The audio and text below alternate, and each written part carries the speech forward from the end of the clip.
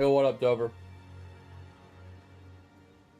I'm just gonna sit here and eat for a little bit, wait for this ad to start and finish, and I'll put my headset on and stuff. I got a new microphone today. I haven't plugged it in yet, but the goal was to plug it in while I was streaming and let you guys tell me which one sounds better to see if there's any difference in the microphones or whatnot.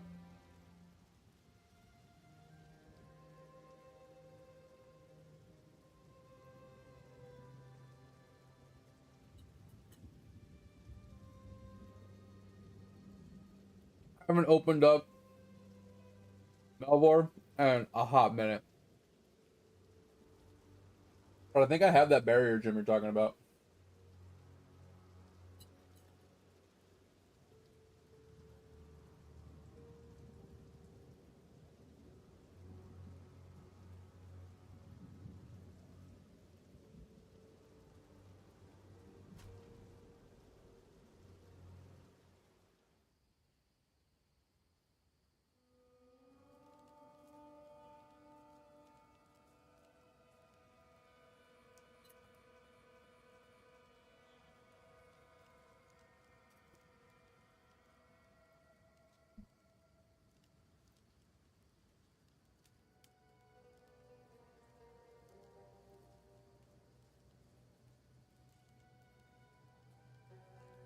Oh, and also, October, I read your message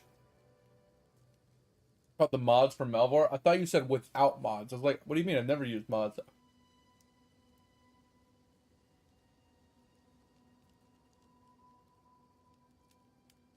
Yeah, I know you did. I put a lot of work in for a few months and then I haven't played it in a while.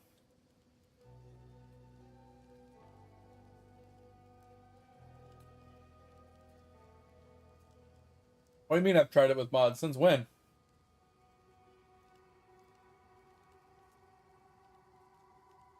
Oh, yeah, sorry. I read that wrong again. My brain is not with it today. My reading skills are at a negative right now.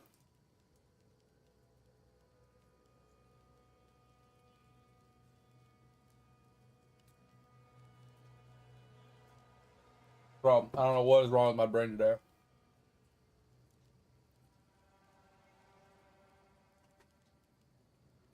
I mean, that's the thing is like, I know there's a lot of cool, simple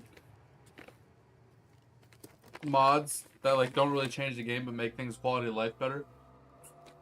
Like the one that allows you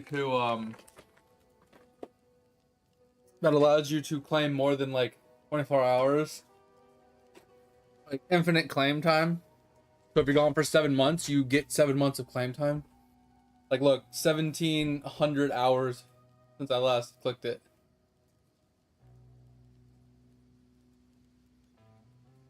I don't know how many days that is, but well,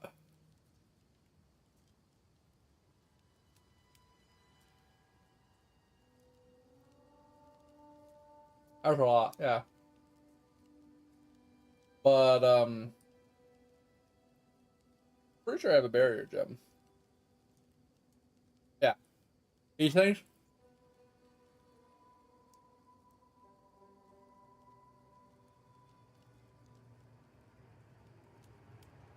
I got a handful of them.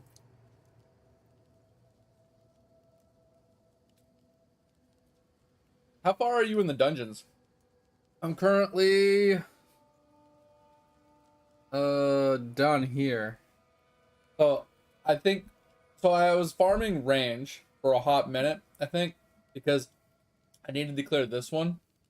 And range was what the way to fix it.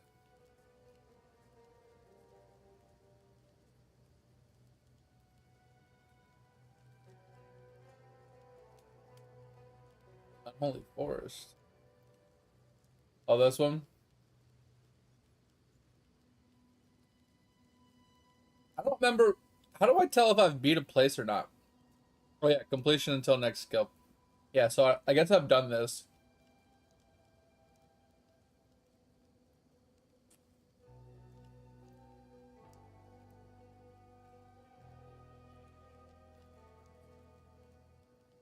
So yeah, I've done all these. I've done all these. I haven't done this one yet. This is the one I was thinking about doing. Because that unlocks this one. But I did this, here, and then I'm stuck here. I haven't tried this one yet. I was gonna try this one, but I was like, you know what? Let me finish this one, because I think this is the next one in the tier to do. Is the Tricky Temple. Before I head down into the bottom part.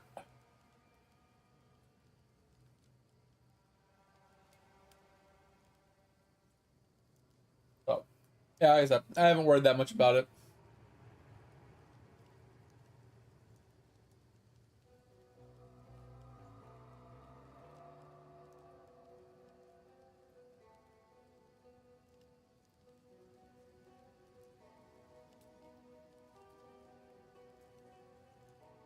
$500K easy? Bro, I haven't even touched prayer, really. Like, literally haven't really touched prayer.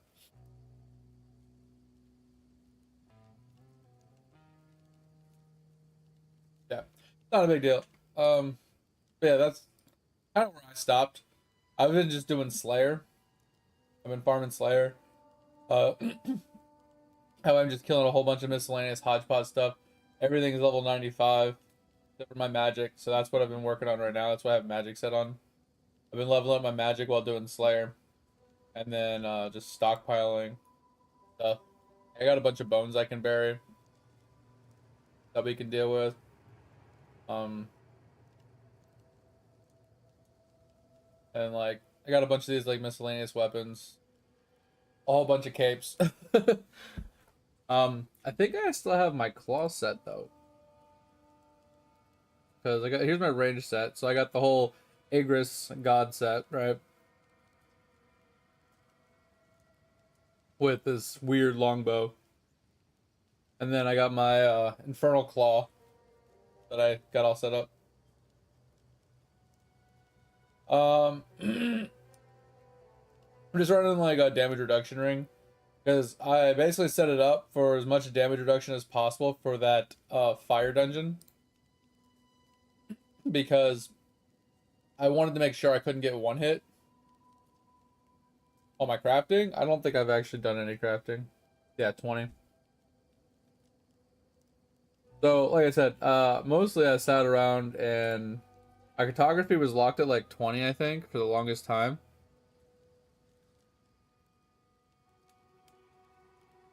But, oh, that was my other character. Never mind. My other playthrough has this whole thing completed.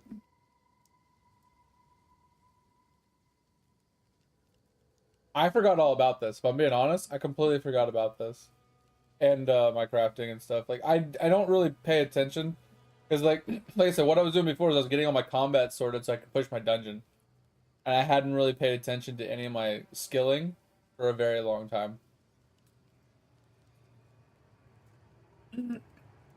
Like I was actually doing a lot of completionist stuff, like skill completionist. That's something I was working towards for a while there. Like I have 99 out of 120 here, but I was like doing mastery stuff. So like 57% mining mastery done, 62%, has 76% in fletching. That's mostly what I was working on. I was making a bunch of arrows. Same thing with smithing. I was doing a bunch of smithing ones. Astrology, I haven't really touched in a long time. But yeah, I've been working. I usually like to work on my masteries, get all my masteries done while doing all my skilling to 120. That's just one thing at a time. I'm not really worried about monsters, pets, or items. Those I could farm whenever. But yeah, you're right. Since I haven't clicked on it in a while, I could definitely jump into here and do something. I just don't know what I need to farm for. Because right now, I guess I'm doing mining. I'm mining rune essence. Because I've been doing rune crafting.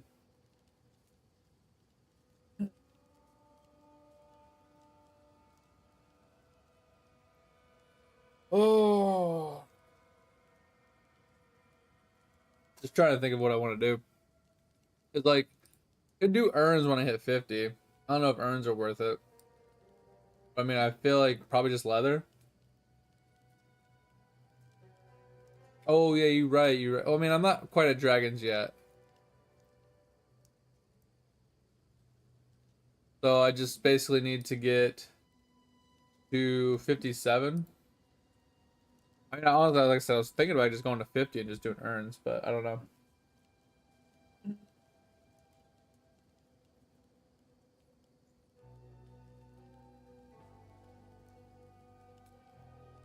20 XP, 40 XP. Like this would be a good, but it's like I need a bunch of gems, so I'd have to I'd have to buy the gem gauntlets to farm gems. What up, Hab? Combs your Combs heart? Hell yeah, okay.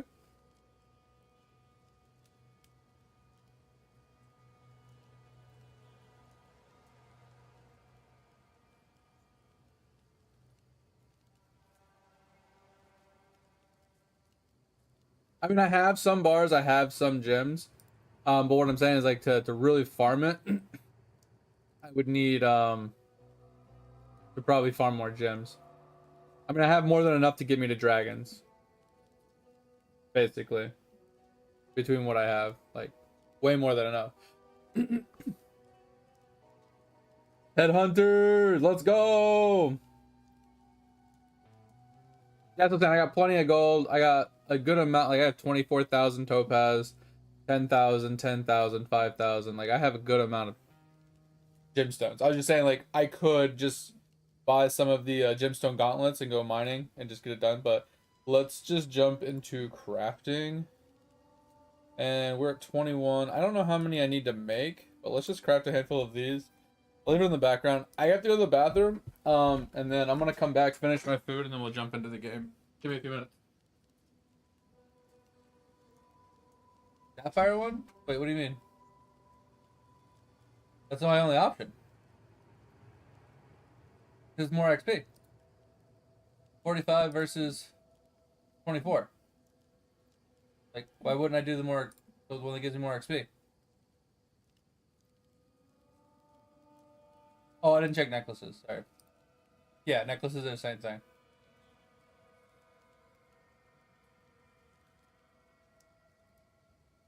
Alright, we're back.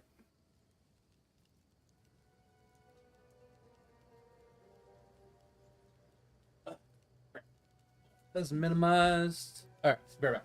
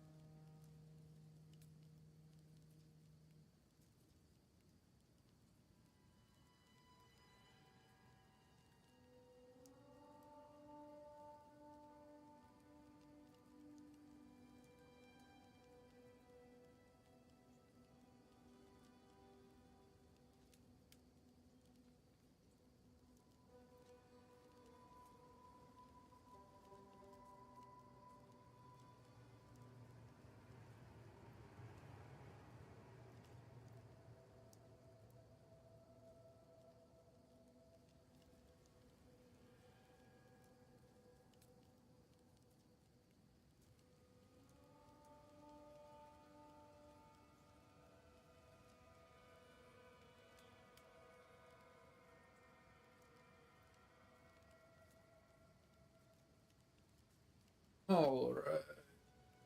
Oh. Yeah, you want to play Molten Blast?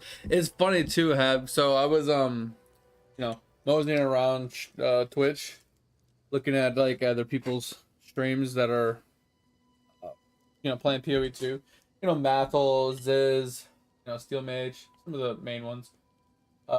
Just to see what they're playing. And I caught Mathel playing the Molten Blast build for a bit. It was pretty hilarious.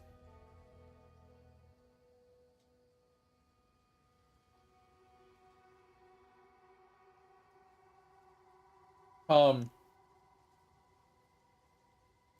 he and then he switched to playing a new character because you know that's how Mathel does it. Plays multiple different kinds of characters every season, just to test things out, right?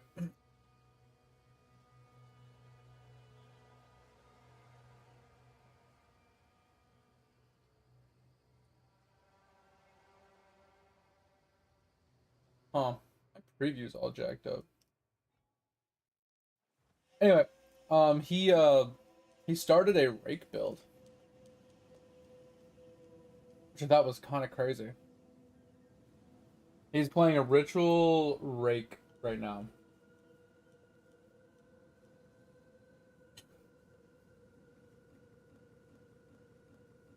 Which is honestly interesting.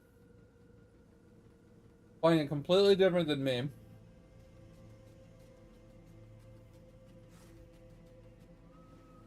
Not really focusing on the bleed specifically or anything.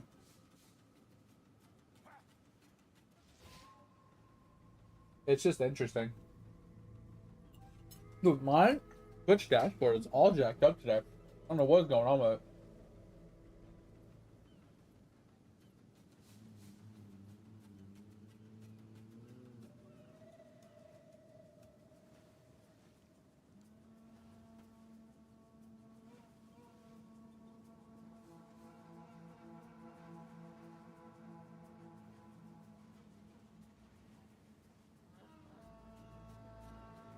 Oh, the Unholy Fortress? Okay.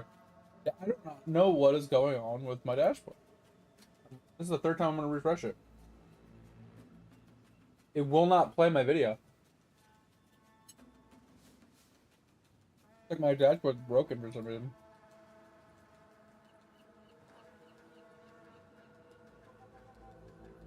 You guys can see my screen, right?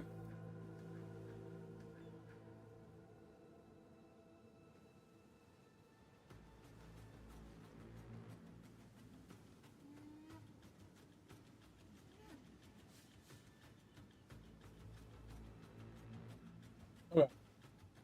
Well, I guess my preview page is just broken.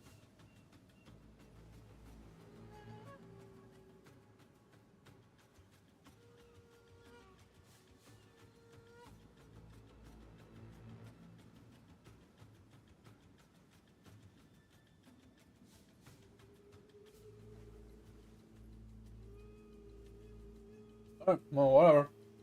Guess I can't see my stream and my preview today. Anyway. In a little while here, guys. I'm gonna plug it. I'm gonna test my new mic. So I'm gonna unplug this one. I'm gonna plug the new one in. And I'd like you guys to tell me better or worse kind of thing.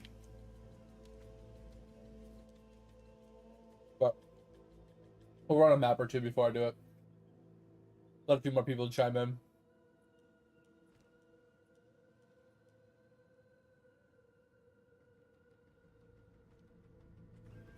Oh yeah, so we officially have a new amulet, which is kind of stock. It's nothing crazy, just +3 to melee, a decent amount of all res, some dex, some life. You know, nothing crazy. We re-anointed it with the other thing, and we picked up the diamond. So now we have the diamond for the unearning impact, which is this, and we anointed this one. So our reach is relatively fine. Look how big our AoE is right now. It's pretty big. Now, we are now working towards all the rest of our levels, going towards AoE. So we have these AoEs done, these AoEs done.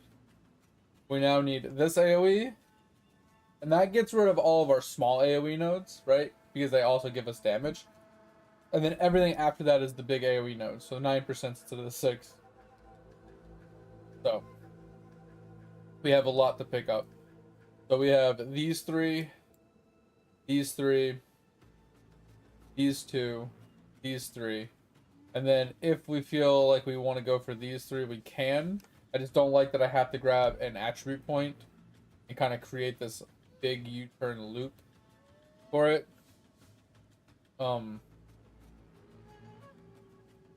But yeah, this is another 18% if we want to go that route. I'll make it even bigger. Yeah, you got some massive AoE. I feel like the AoE on this isn't scaling like I would like it to, though. It feels a little small. Like, for 6 weapon range, right? 6 weapon range plus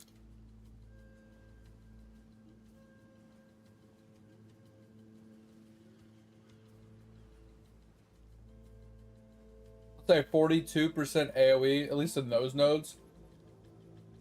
Plus I have the area here. So I have roughly almost 90% increased area of effect on the gym right now, plus 6 melee strike range. And this is as big as it is. Seems a little small.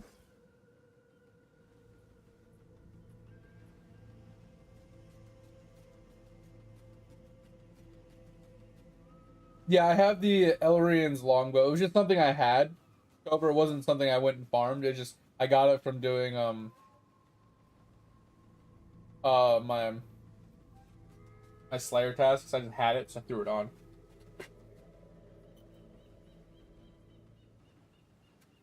I haven't actually sat down to farm any actual specific weapons except for the claw. The claw was the only thing I kind of farmed up, but the only reason I farmed that is because I had all the pieces for high end. I just need to get the smaller ones.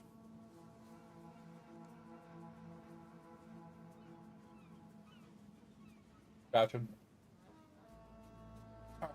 Let us run them out.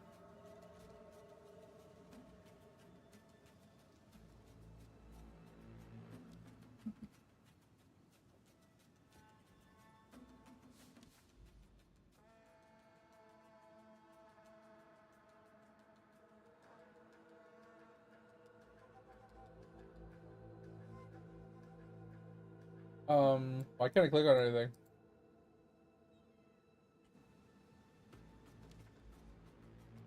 Okay, that was really weird.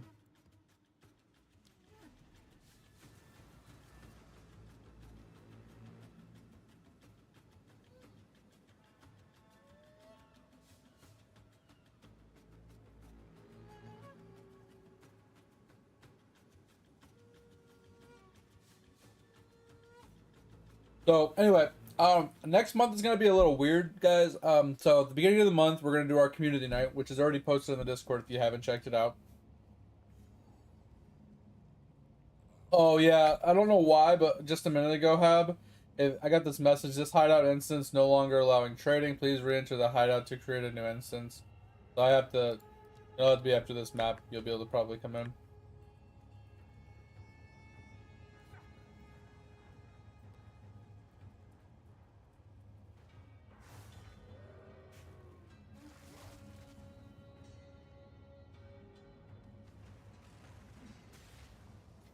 Flag is atrocious. But anyway, yeah. So we're gonna do community night at the beginning of the month, and then on the 9th, we have the Blue Protocol game that I wanted to try coming out. So we're gonna be playing that starting on the 9th. Now, depending on how that game goes and how much we like it or hate it, we'll either continue playing that for a hot minute, or we'll swap off of it and swap to the New World expansion. So I looked into the New World expansion a little bit, not a whole lot. Didn't watch any videos on it or anything. I just read the article post for it. But the bottom line was it's free, which was kind of like my make or break for the expansion for testing purposes at least. But it is free as long as you have New World Eternum version, not the original New World. And it basically it's going to increase the level cap. It's going to add the new zone. It's going to give us better, higher gear score, and basically just pushing the game to the next iteration. But it's free, and that was like kind of my yes or no if I was going to play it or not. But that comes out, so Blue Protocol comes out on the 9th, and then New World comes out on the 13th. So, like I said, depending on how Blue Protocol goes, we'll either stick with it for a little while and then swap to New World after. Because it doesn't matter if I start New World right when it starts, or if I wait a little bit. Since it's not a brand new game, it's just an expansion increasement, basically. So that's kind of like where we're going to be after this coming up month, like plan-wise at least. So, with that said, if anybody wants to join us for either game, you guys are more than welcome.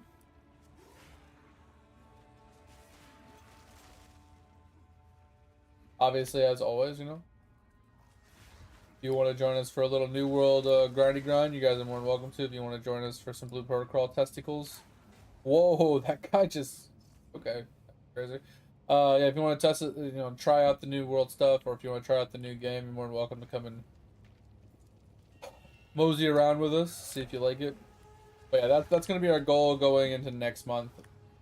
And if we get bored of both, or we want to swap games, we'll probably switch back over to Lotro specifically. I think we'll be done with this game by, like, I wouldn't mind playing it more, but I think we'll put it down temporarily just to jump back into our other games, until next expansion or, League or something. Just so we don't burn ourselves out on it in the stream. The thing is, I feel like if I play one game every week, every day, for like a month or two on end, I feel like I get you guys burnt out on it. And I don't want to like subject you guys like a single game every single day. Like oh, more Minecraft. Oh, more Minecraft. Oh, guess what? More Minecraft. Like I don't mind playing it for like a few weeks to a month. But I feel like after a month, it kind of just gets really repetitive. That it's like, oh, he's playing the same thing every day. He's doing the same thing in the same game every day. Just like what Topher was, annoyed with me about when I played Throne and Liberty. It was like, played Throne and Liberty for like a month, and for a month, all I did was do dungeons. Literally, I'd log in and I'd run dungeons all day long. I'd log in again, I'd do dungeons all day long. And then guess what? I'd log in again and do dungeons all day long. And not only was I just doing dungeons all day long, but I was also complaining about the dungeons all day long. Right, and I don't fault Topher for being annoyed at me about that. I'm glad he's still here. I'm glad he still comes and watches me because of how annoying I can be when I play in certain games. But I get it, and that's kind of why I try to swap games regularly. Is because at least if I swap games, I'm not complaining about the same thing every day, right? I'll complain about something different, a different game, but at least it's not, oh my god, he's playing the same dungeon for 3 weeks and he's complaining about the same thing for 3 weeks. Like, at least it's a little bit of a break, right? And that's kind of why I do try to switch my games relatively regularly. Plus, it keeps me from being burnt out. It keeps me kind of engaged and entertained. Because obviously, like, at the end of the day, what it boils down to is if I'm having fun or if I'm enjoying what I'm playing or, whatever, it's going to be better for you guys if I'm having fun than if I'm not having fun. Because that was the problem with New World. It's like, I mean, not New World, but Dawn of Liberty. Is I actually liked the game. Like, I enjoyed the dungeons were really cool. I liked the mechanics of the fights. I liked the zones and, like, the open world stuff to do, the grinding. Like, I enjoyed it. But I also didn't enjoy it. It was like a very bad double-edged sword. Because like I enjoyed running the dungeons, but I also disliked running the dungeons because the groups were just bad. It wasn't so much the dungeon that was bad; it was the people. The people just sucked, and it was just a very meh feeling when you're like, man, I really want to play this game and I like this game, but the community is like ruining it for me. It's the same thing, the same problem I had with Lost Ark. Like I loved Lost Ark. Lost Ark was a phenomenal game, but with how elitist these people are, the top echelons, and with just like the community in general's like methodology of doing things, it just ruined the game for me completely, and it made me just never want to play it again. Like that's the problem. Is like some of these games are phenomenal, but the community has completely ruined them. That's the biggest problem I have with a lot of my games.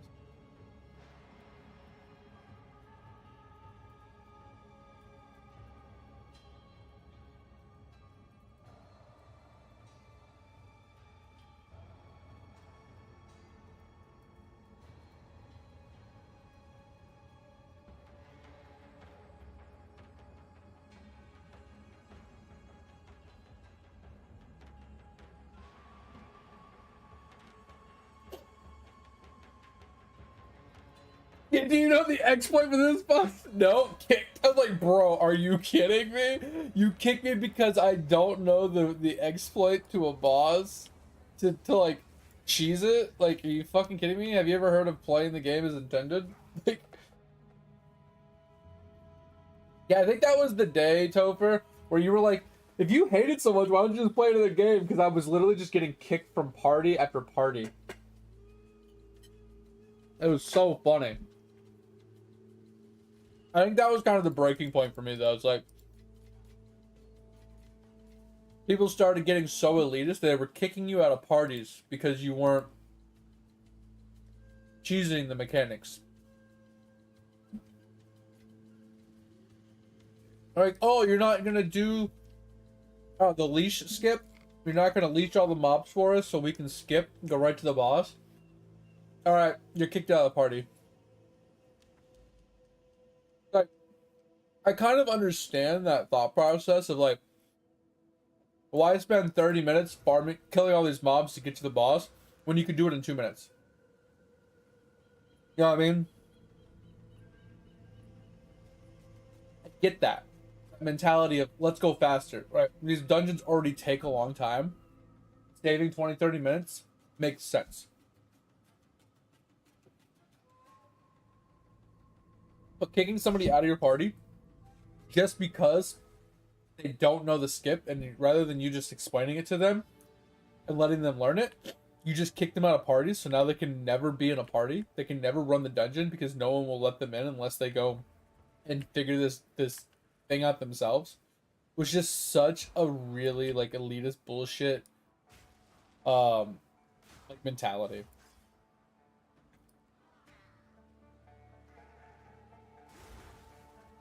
I'm getting really bad lag spikes right now. It's really making me mad.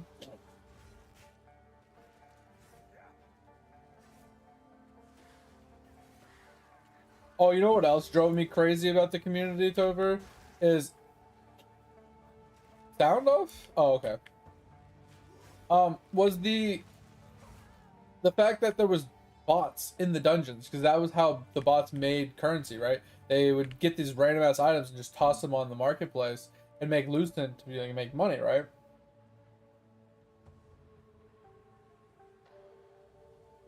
Alright, I think something's going on with my computer, Tover, because the thing you sent me is just a black screen.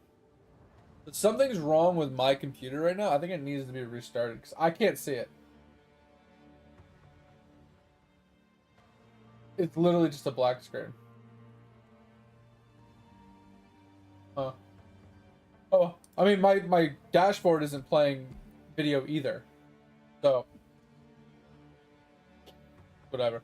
But yeah, it was mostly just like there'd be a bot in there, and like people got so like obviously it is rightfully so to be annoyed with having bots in your party, right? I get that. But people were so quick to vote somebody out for being a quote unquote bot. It was unreal. I got voted out for being a bot so many times. Bro, we would literally zone in. And before I even took like 3 steps, they're like, oh, this guy's a bot, and they would kick me before I even got to get to the first like fight. Before I even attacked a single time, because the amount of time it took my character to load in. Nothing more than, it took me more than like 20 seconds to load into the map. They were like, oh, he's a bot. They probably just saw me standing there waiting for my loading screen. They just kicked me instantly because I was just standing there for a long period of time. It was ridiculous, bro. I got kicked so many times between being called a bot and being called like a pleb, or not knowing like skip mechanics and like niche ass shit for like exploiting. Bro, it was the worst community I've ever been a part of, other than Lost Ark. I don't think anything will ever beat the elitist toxicity of Lost Ark. That shit was overpoweringly terrible. It was so elitist. Bro, it's the one game that I absolutely I want to go back to and play, but every time I look at it, I get this cringing feeling in my stomach, and I click off of it every time. I wholeheartedly want to play Lost Ark. Wholeheartedly. I just can't subject myself to that community. Like, I go and watch some of the like the Lost Ark channels, like the high tier Lost Ark channels, just to see what they're doing, you know, on a regular basis. It's like, oh, are they running some dungeons right now or whatever? And 90%, I'm not even exaggerating when I say this, Topher and Hab. I'm not exaggerating anyway. 95% of the time I click on one of those guys' streams, they're either A, in a dungeon, B, not a dungeon, but like a raid, right? B, they're watching somebody in a raid. Or C, they are on a spreadsheet investigating the min-max methods of how to put out as much DPS as possible on every character. People are like testing things on a regular basis, trying to find a way to pump out more DPS on every character, trying to find the min-max, like, alright, if we get an 8 in this, and a 7 in this, and a 6 in this, and we do the ability rotation just like this, with these runes at this level, we'll get this much stuff, but if we do it in like this order instead, like, it, bro, the amount of math and like trial and error and like spreadsheets they have for min-maxing their DPS for every raid and every dungeon is absolutely astronomical. And that's the crux of the problem with the community, is if you're not running one of these min-max meta builds that they have designed and cultivated from fucking hundreds of thousands of hours of accumulated like testing between the community, you don't get invited to any of the raids. You are not allowed to play in the raids. You are not allowed to be invited to the raids. You even if you apply, they're just gonna like instantly like block you because you don't have the min-max metas that they want you to have. And that's the just absolute problem at the core of what's wrong with Lost Ark. It's absolutely absurd that you can have a community that toxic, that elitist, and you don't put something into place to like curb that toxicity and elitist like gameplay. And it's nothing wrong with being elitist. There's nothing wrong with wanting to have like the best of the best and have a great progression group, blah blah blah. But there still needs to be some sort of casual way to play. Now they did somewhat add something, right? I'm not gonna say they haven't tried. I'm not gonna say they haven't fixed some of the problems. They did give us solo playthrough, right? So now you can do it solo. Oh, bro, it's fucking terrible. I still can't watch it. No, this is the Lost Ark. Throne of Liberty is almost as bad, but no, nothing beats Lost Ark. Exactly. There's so most if not all MMORPGs have that aspect, right? But at the end of the day, there's you could go in with a less than optimal meta character with less than optimal best in slot gear and still be allowed into playing the game, right? Because there's other things you can do in the game. You could like WoW, for example. You have uh looking for groups, right? Which obviously, those guys are sometimes pretty elitist if they're pushing like mythic runs and stuff like that. They can be a little elitist with what your build is and stuff. Um, but they have progression groups, that they put together. They have carry groups that they put together that allow people to come in and learn the fights and the mechanics and things like that. They don't allow that in Lost Ark, right? People don't allow people to join for progression learning because it cuts into their profits. It cuts into their, you know, equipment and their grinding and things like that. In almost every other game, there are progression groups that are intentionally designed and put together to let people come in, experience the raids, experience the dungeons, learn them, understand why, their build isn't optimal, and like they do some sort of learning and teaching. I'm not saying that they don't have that in Lost Ark. Okay, this guy's pissing me off. I hate the fucking the shielders, dude. They just block everything. And like I said, you're not wrong, Hab. 1000% you are correct that every game has it. Every game has the problem with the elitist people kind of taking over the community and blocking people from content and not allowing you in if you don't have the meta builds or whatever.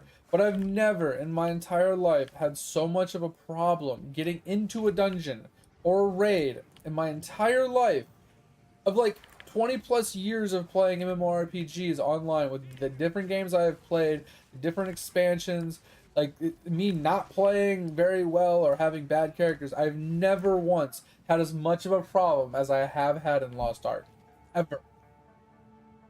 Like even in like Throne and Liberty, yeah, I got kicked for not knowing exploits. Yeah, I got kicked for being called a bot, or we fail on a boss and they want to blame me for it or something like that. Like not to say that sometimes it wasn't my fault because I messed up or whatever, but not every single time was my fault, right? But I still got to play the game. I would say like 70% of the time I still got to clear the dungeon. I still got to get in there and do the content. I still got to have fun. But Lost Ark, it was a 100% I could not play the game. I couldn't get into a single raid. The dungeons, same thing. Because there were like at a certain point there wasn't like regular dungeons anymore. It was all raids, right?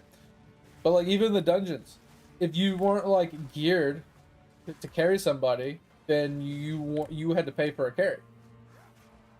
It was so dumb. Like that, like I said, that was the problem I had with Lost Ark. Now that they have solo based raids, like all raids have a solo version of them pretty much now.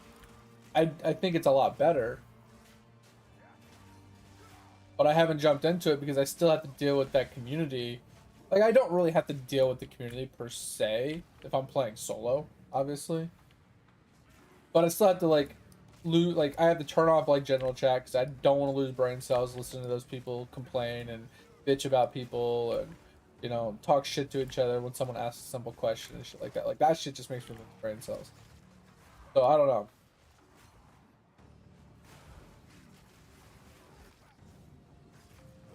And like I said, you're not wrong. That's why I was saying, like, but even in World of Warcraft, like, you can run dungeons.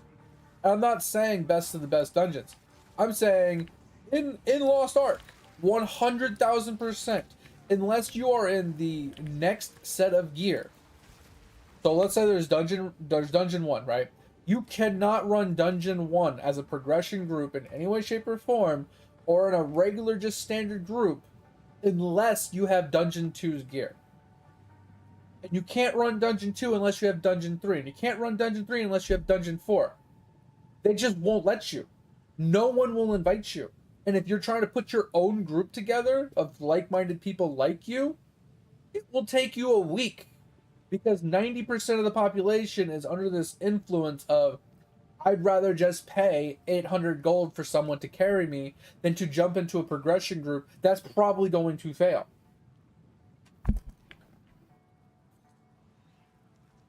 That's the difference, though. Like in WoW, you can still run the dungeons. You can still run the raids. You're not pushing like high-end raids.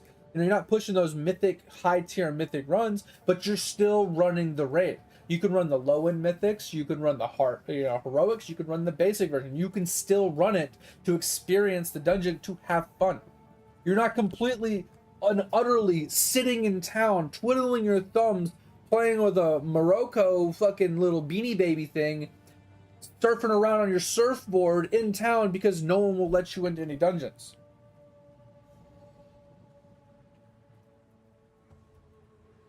It's literally a completely different atmosphere. And like you said, there is that aspect in every single MMORPG. There are those groups, there are those guilds, is that community core-esque elitism at the very top echelon of every single one of them. The biggest difference is when I'm talking about Lost Ark, I'm not talking about just the top tier. I'm talking from the ground up. It is fundamentally that way from start to finish. No matter what tier of content you're trying to run. That's the problem.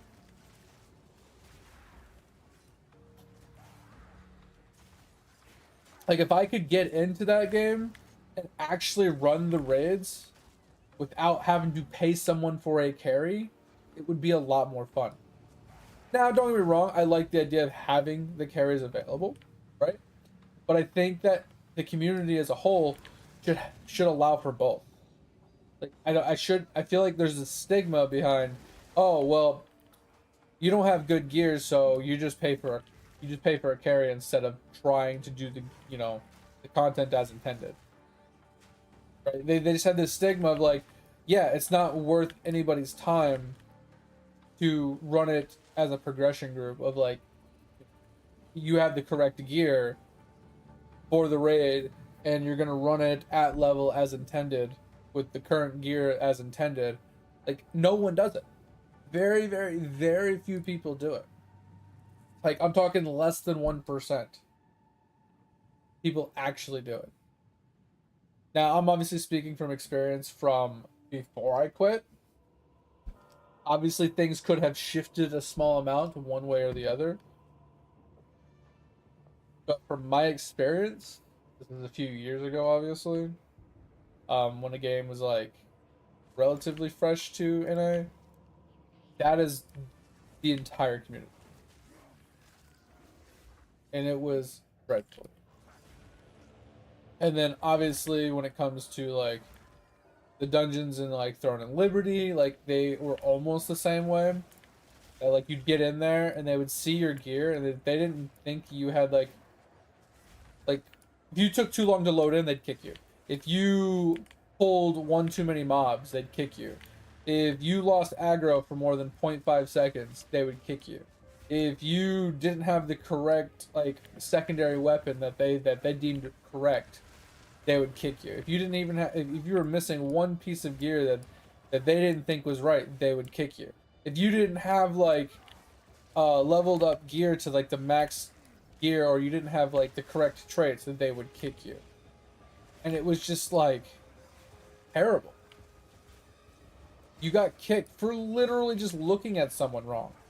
I remember this one time, they're like, hey, this guy's a bot. I'm like, how do you know he's a bot? He hasn't even like loaded in yet.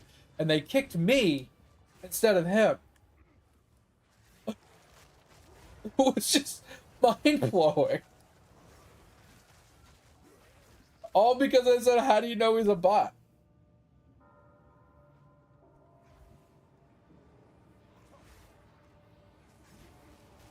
Like I said, devil's advocate, I do agree with you though. Have like, in general, like, it exists everywhere. It's not like a specific game that has the problem. It's every game. Every game has it. Like shit. Even as games as irrelevant as like Pokemon has it, right? Games is like minuscule and who gives a fuck as you know Hypixel, right? Oh, you're trying to go into a Kudra fight? Okay, well, sucks to suck, bitch. You're not allowed in because you don't have like this gear, or you're trying to get into like dungeon runs, like to do like the highest dungeon floors or whatever. Oh, you haven't cheated and gotten a floor speed of like less than 3 minutes? Yeah, you're not allowed in our dungeon. It's like an only way to get a subpar 3 minute dungeon run is to literally cheat.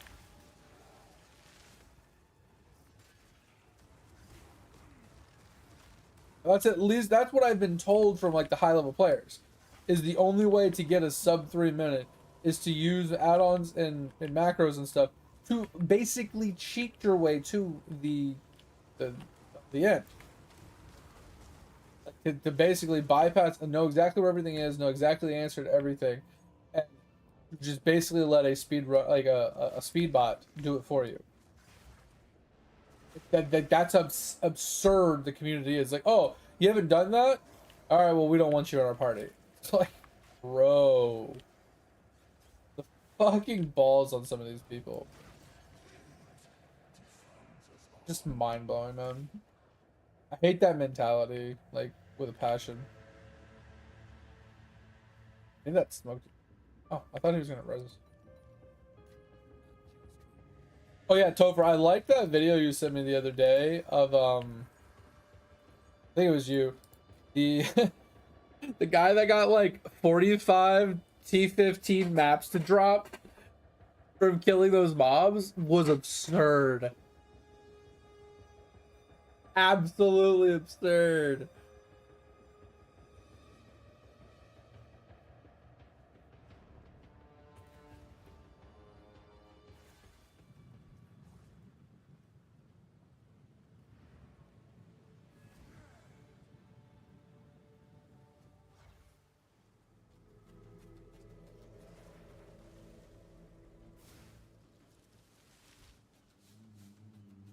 Well, my thing with Lost Ark, Topher, was I agree. It wasn't amazing, but it was really fun. Like the combat and like the graphics and stuff, it was just aesthetically pleasing to like see the big explosions, to see the bodies flying everywhere, just having that. Oh my god, Ab, you're fucking breaking my game. Can you not? Jesus Christ, that's actually absurd. How much movement speed do you have? That's crazy. Yeah, that build nuts. That build's kind of cracked, yeah. Look at this fucking worker ant you got. That thing is kind of sick. That ant's pretty cool. I haven't seen one of those before. Oh.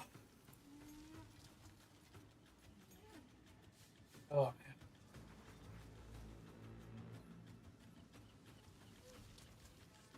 Yeah, that's an absurd build. Like, I feel like getting it to that point could take you a little bit, but once you're there, it's pretty insane. And I feel like the slow progression to getting it there isn't gonna be bad either. I feel like it's probably pretty smooth. I think the one caveat change to that skill that makes it viable is the Nova skill with plus projectiles. You have negative move speed, but since you have so much attack speed, it makes up for it. That's crazy. Oh, it gives haze? Oh, that's huge. Okay.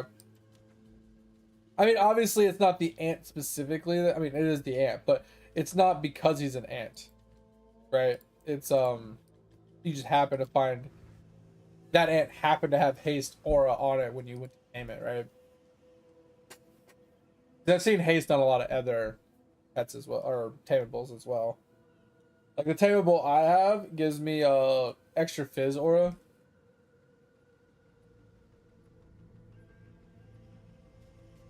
I told her I go back and forth so much it's not even funny.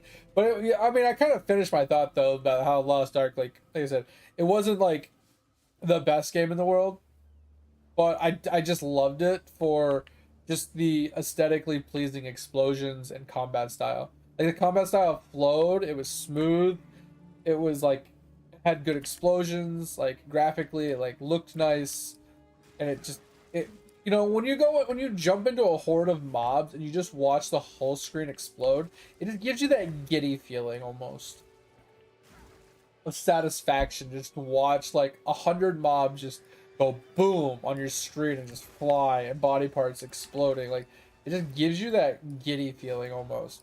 It's kind of like playing Dynasty Warriors back in the day where you would just jump into like an entire military and just wreck everything. Just gives you that sense of satisfaction.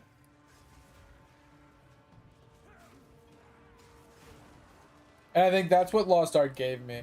It gave me that feeling of like, okay, because you did like the rifts kind of thing where you go in and they spawn like waves of mobs and you have to kill them all.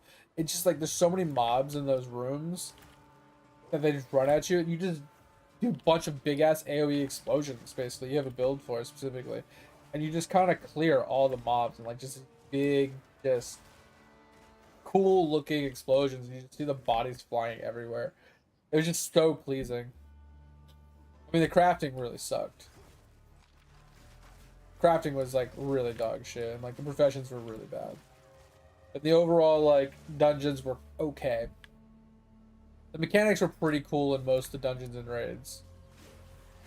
Because they actually put a little bit of thought into like, okay, team A has to do this, team B has to do this. They have to coordinate conversations.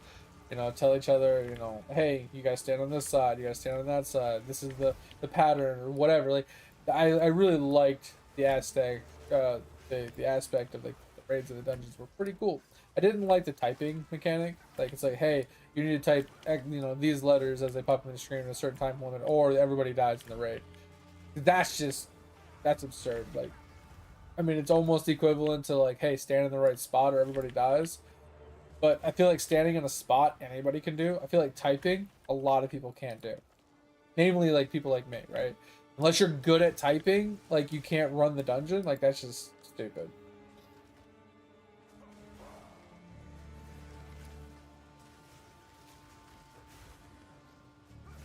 And it might not even be like you're bad at typing. It's just like if you fat finger a letter, you wipe the group. If you are a little too slow at typing out the letters, you wipe the group. You know, it's just like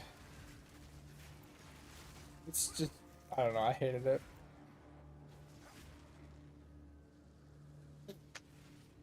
So it was mostly just the graphics. The combat was fluid and it just looked pleasing with all the explosions. I really liked.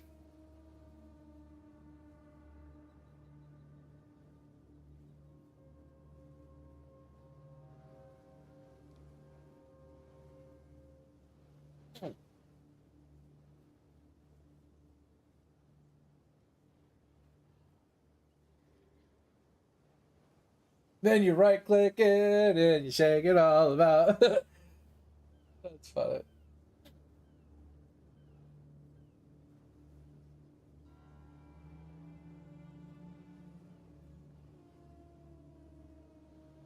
But that's the thing, Have it's not a guarantee what the letters are. It's a typing test. They give you a hodgepodge of letters and you have to type them in.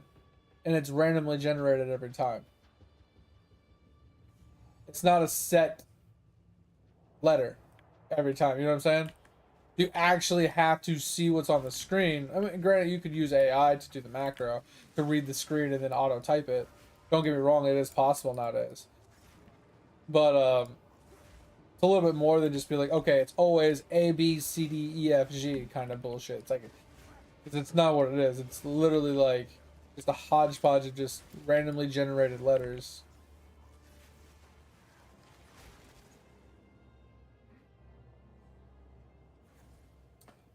I don't know. That's a good question. I don't know if it is or isn't. But like I said, if there is, yes, there's a way to pull the information.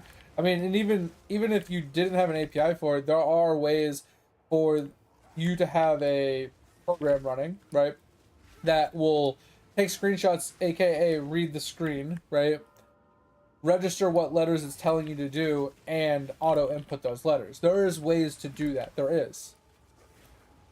But that's ridiculous, once again, if the community is going to force you to run a program, to read the screen, to auto type letters for you in order for you to run a dungeon / raid. Once again, the elitism in that game is by far much higher and much more of a problem than any other game, if that's what it's going to take for you to actually be able to run a dungeon. Which is almost equivalent to the Minecraft thing I was talking about before with the dungeons in Hypixel. Like, they literally will refuse to let you into the dungeons to run with them unless you're running add-ons to, like, give you the answers. Why can't I do damage to this thing? Do they have, like, dodge or something? Like that, you'll never be able to convince me, unless you have a very logical, like, argument. You'll never be able to convince me that every game is as bad as Lost Ark when it comes to the elitism. I guarantee you cannot come up with enough of a logical explanation to logically lay it out for me from start to finish that every game has the same rampant problem and as rampant as Lost Ark. I just don't think it's possible.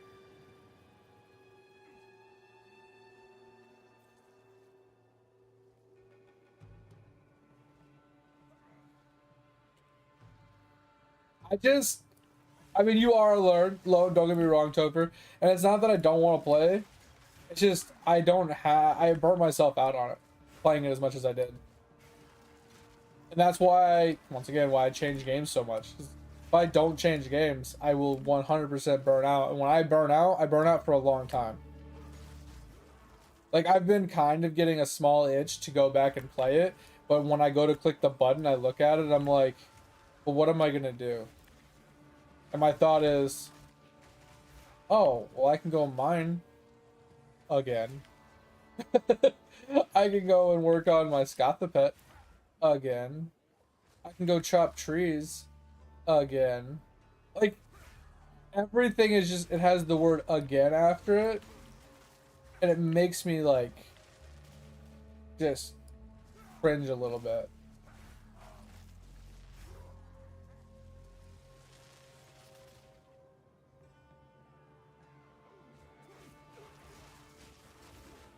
It's one of those, I would love to max my character out and be like all juiced out of my mind, but then I look at it in terms of like, well, I've already learned most of the game that I wanted to learn. I've learned, I would say 60 to 70% of the game.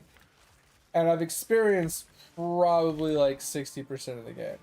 So I'm thinking to myself, is like, what's the point of experience in the last portion of it that is full of nothing but elitist fuckers that is gonna like ruin the game for me? And to continuously do the same exact thing for the last 30% of the game that I've been doing for the first 60% of the game. Like, there's nothing in it for me, progressionally speaking. Like, yes, I'll get better gear, but getting the better gear doesn't per se change the game for me. Doesn't add anything to the game for me. So, between being burnt out and having no goal, I'm kind of just at this loss of wanting to go back but not wanting to go back.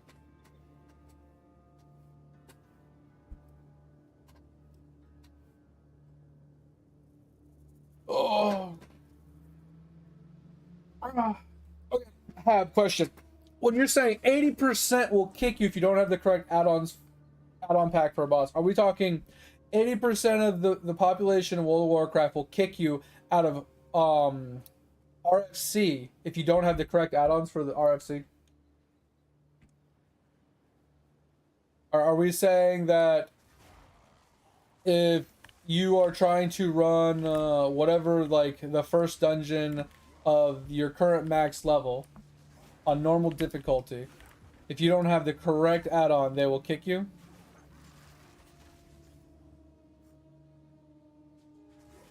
I can tell you from experience, Hab, when the game first came out in 2004, and I jumped into the game, I jumped into RFC, I didn't even know what add-ons were, and I never got kicked.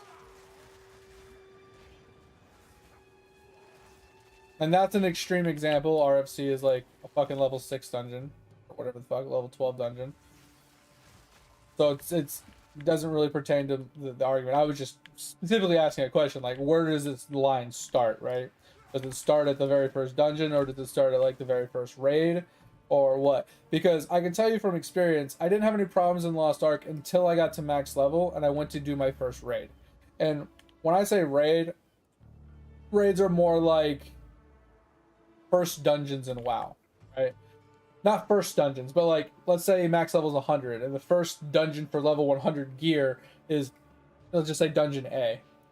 Right? Going into that dungeon, if you don't have, I'm talking normal difficulty too. I'm not talking heroic, I'm not talking mythic, I'm talking the bare bones basic dungeon. For the simplest entry level that you're supposed to run it to get your gear to start gearing up at level 100. If you're telling me if I don't have Deadly Boss mod in my add-on pack, I get kicked out of the dungeon? Because if you're trying to tell me that, I'm gonna call bullshit. Because unless it's changed in the last 4 years, I have never been kicked from an entry-level dungeon. In 15 years of playing that game, because I didn't have a specific add-on. Never in 15 years have I ever been kicked out of a dungeon for that. Now, going into a mythic, yes. Going into a mythic, I have. Going into like really hardcore heroics that we've wiped on a boss a few times and then they start digging and find out I'm missing something, yes, been kicked for that. But I've never been kicked or declined an invite to a dungeon specifically because I'm missing an add-on for a normal entry-level dungeon. Never.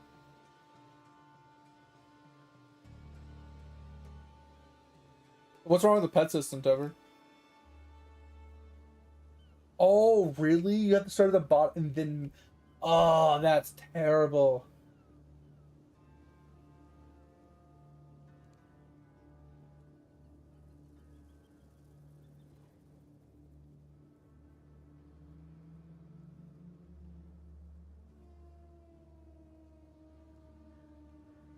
And that's the thing, Tover. You're talking mythics, though.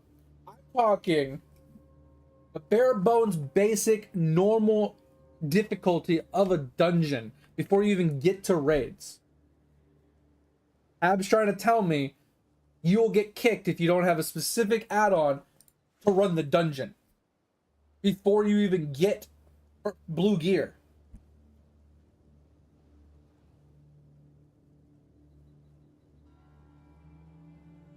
Never in 15 years of playing the game from 2004 to 2019 ever been kicked out of a party because, oh, you don't have this mod. Boom. Ever.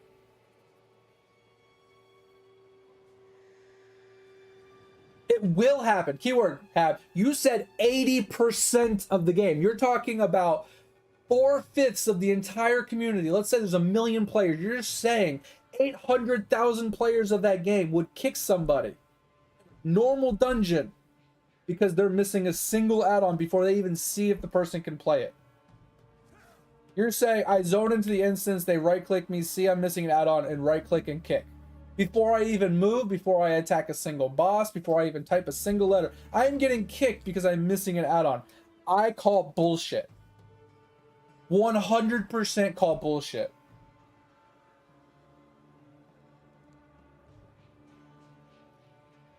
I call 100% bullshit. I will never, ever agree with that unless you show me some legit proof. That just is... It literally doesn't make any sense. From my personal experience of 15 years of playing the game and never once having that happen, I don't believe you. Like, even though I haven't played the game in the last 5 years, right? Yes, the game could have changed in the last 5 years. Don't get me wrong. It could have. Easily could have. Probably has. I mean, obviously the game has changed, but talking community-wise, right? 100%. Could have, probably has, probably will. But I don't see it being possible that there's that much of the population that is so jaded against new players or people that don't run add-ons that they refuse to let one or 1 in 5 players, sorry, 4 out of every 5 players will kick someone for missing a single add-on from a basic dungeon when they just hit max level. Everybody's just hit max level, and you're just trying to get your blue gear. It's such a basic bitch dungeon that you can literally run it almost completely with no gear on, that they're like, nah, you don't have an add-on, we're kicking you. Like, bro, I've gone into heroic raids not knowing the fight, and they've kept me in dungeon in raids. Literally, I have run legit raids from start to finish in a progression run, clear the entire thing, and I didn't know a single fight. Purely because I told them up front. They said, oh, okay, cool, we'll explain each fight to you as we run through. I said, okay, cool. And we just ran it. Like, I don't know. I'll never see eye to eye on that one. I just don't believe you.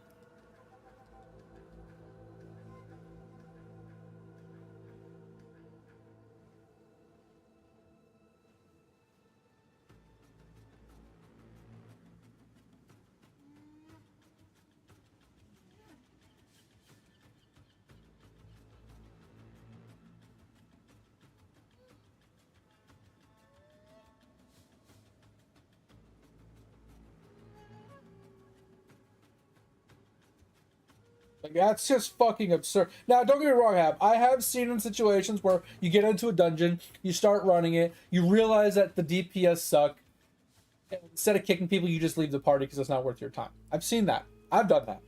Right? I've been in situations where, you know, we get into a dungeon run and it's going poorly because the group is just not prioritizing, the tank's not doing what he wants, the healer's behind, whatever. I've seen a lot of that happen. And people leave the party or get kicked, or, and you know, like I said, you're sitting there waiting for fills and stuff like that. I've seen all of that happen. But you're trying to tell me that 80% of the time you play the game, that is what you're running into. Oh, I'm going to join into this dungeon. Oh, well, now I got to sit here for 5 hours waiting for it to fill. Oh, I joined another dungeon. Oh, now I got to wait for 5 hours for it to fill. Oh, I joined another dungeon. Oh, I got to wait for 5 hours for it to fill. Oh, I joined another dungeon. Oh, now I got to wait 5 hours for it to fill. Oh, I joined. Oh, I can finally run a dungeon.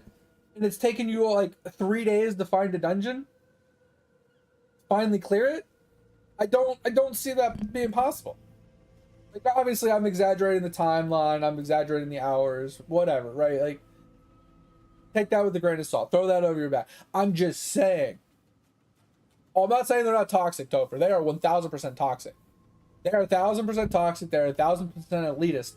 But I'm talking, Topher, we're talking apples and oranges. You're bringing up mythics, and Hab's talking about just the game itself.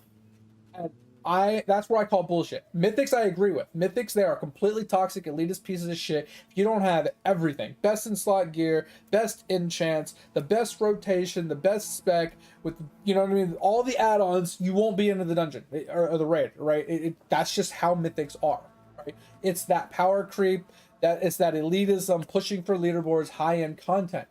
I'm talking normals. And then Hab's reaction to that is like, well, no one runs normals anymore. Well, that's not the argument.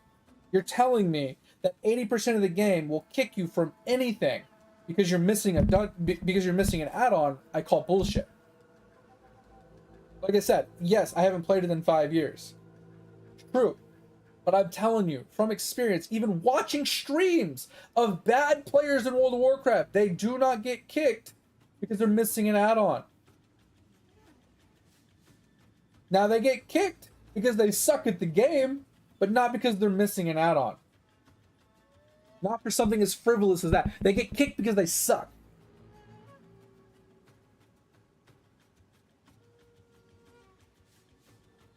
Wait, when you say you used to solo dungeons rather than run with people, what do you mean by solo dungeons? Are we talking like you're level 60 soloing like a low-level dungeon? Or are you talking... For example, in vanilla WoW, you hit level 60 and you go and run Skolomance by yourself. You go to bed, all right, Edge, I appreciate you, man. Have a good night. Thanks for being here. How was that even possible to solo a mythic dungeon by yourself. I mean, I could see maybe a druid doing it, or like a monk.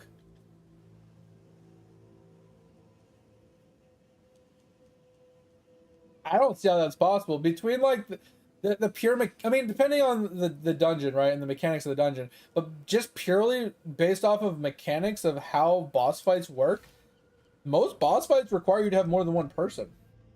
Blood DK. Okay, I forgot about Blood DK. Blood DK is another really good one. Not wrong there. But like, I'm talking like, I mean, I'm not saying you didn't do it because I know it's possible. I'm just saying like that's pretty crazy because I know a lot of fights require you to have more than one person for specific. Obviously, not the newest content because, like I said, it's been a while.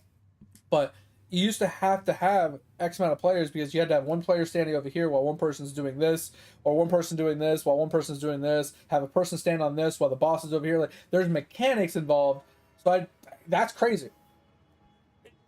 That's what I'm saying. Not all of them because there's certain mechanics. I'm just saying like that's crazy. Like I do know there's some boss fights that are just tank and spanks. They're like, you know, hey, you moved to point A to point B, but you didn't have to spread out. You didn't have to have multiple players. It just everybody had to be in like a specific location in general. That makes sense. Blood DK is busted, right? Absolutely busted, or at least it used to be. I don't know how busted it is anymore compared to other classes. But like I said, I'm not saying. I think what you're saying is true to an extent that majority of the population would kick players if they didn't have the correct, you know, add-ons and so on and so forth, best in slot gear, whatever. But I don't think it's as rampant as basic dungeons. I don't think it's as rampant as no matter what the content is, right? And like that's why I'm like drawing that line of like there's a difference between the high-end content and just the basic entry level content, which in Lost Ark there is no distinguishing difference. They treat it all the same, right? And WoW, the basic entry stuff, majority of the elitist people aren't playing it.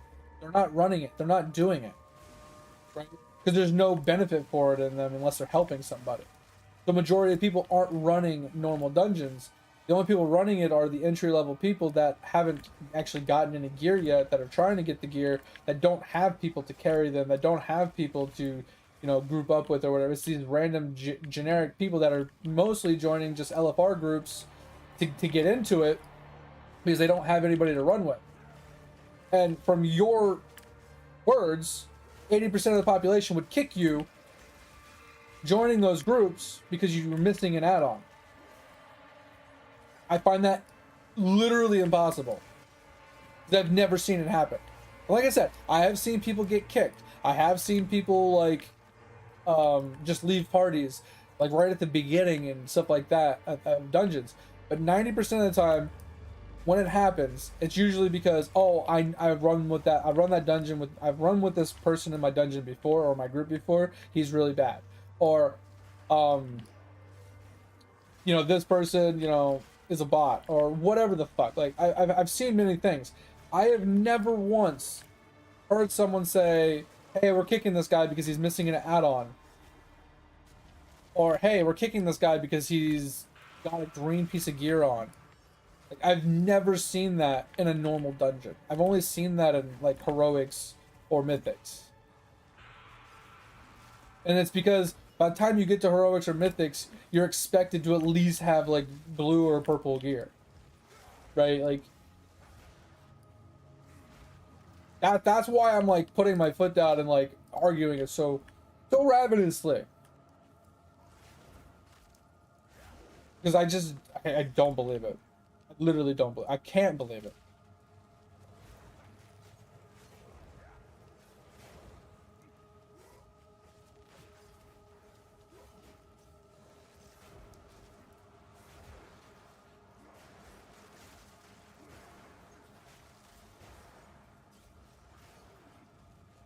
I'm doing pretty good, mate. I got a good night's sleep.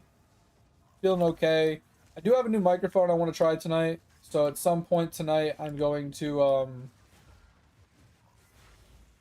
unplug my mic I'm using right now, plug the new one in, and let you guys tell me if it sounds better or worse. Just haven't got around to it yet. I'm currently in a conversation with Hab. But that's crazy how you did a key 7 solo for the Blood DK. It's pretty crazy. That is actually cool. I remember back in BC, um, one of the first BC dungeons in Hellfire Peninsula. I don't remember the name of it. Um, I just remember like the dungeon boss had like a dragon that the guy was flying on some whatnot. But anyway, I remember me and my cousin went in and duoed that dungeon as a rogue and a mage, and a frost mage. It was actually kind of interesting to duo that dungeon back then. Like we weren't even level 70. Right, we were like level 62, 63, and we had quests to do the dungeon, but this was before LFR was really a thing. Like I think they were either it hadn't come out yet in BC, because I don't remember when LFR came out. I don't remember if LFR was out or if we just couldn't find a party for it. Because I don't know if LFR was server or game wide or if it was just server specific if it was out.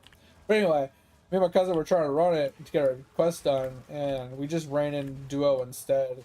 We just cleared it out and did the quest for it. It was really interesting because we were CCing everything. Like I would sap something, he would sheep something, and then we would like pull two, and I would like blinding powder. He would like frost nova, and then I'd like blinding powder it, and then I would like CC it while he was like killing the other mob or whatever. Like it was a lot of CCing, a lot of kiting, where we would like do all the CC and we would kite and kill like one mob on the way out of the dungeon, and then once one was dead, we would like zone out, zone back in, rinse and repeat. We'd re-CC everything and have one less mob to deal with. And it was just like a really slow, methodical like clear all the way to the bosses. And then once we got to the bosses, like it took us a handful of tries to actually clear the bosses. But yeah, it was crazy. That was some fun.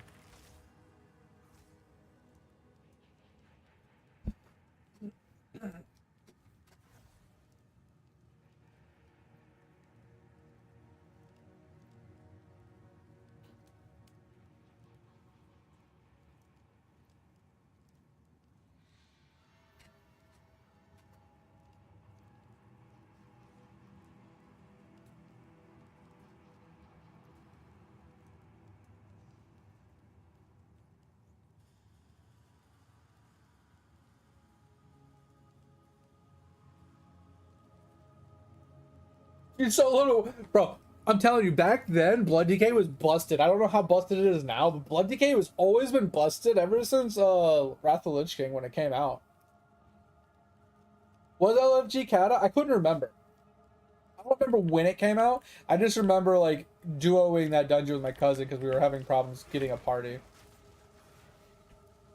It's so funny.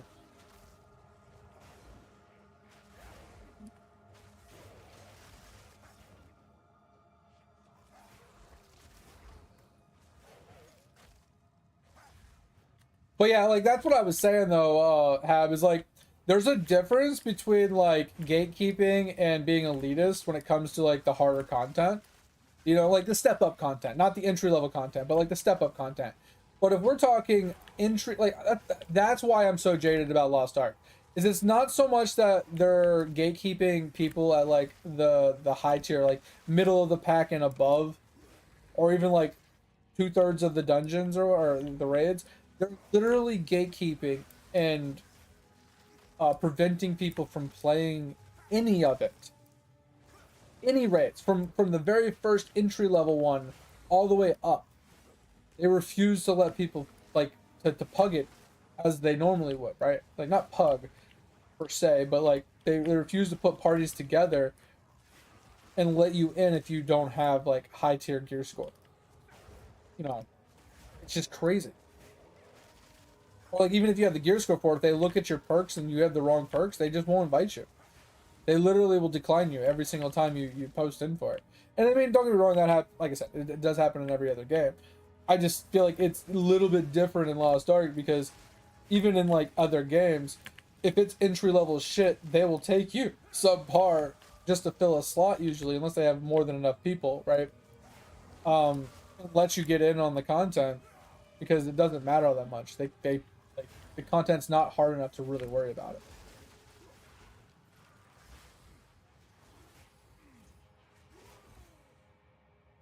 But since in Lost Ark, you can make so much money from carrying people and forcing people to have to be carried.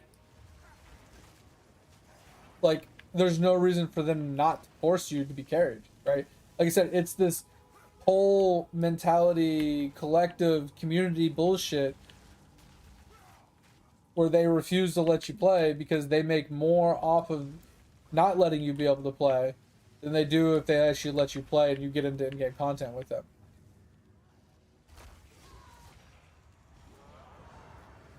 They make so much gold every single day from their 30 characters, forcing the newer players to pay them gold because they need to catch up.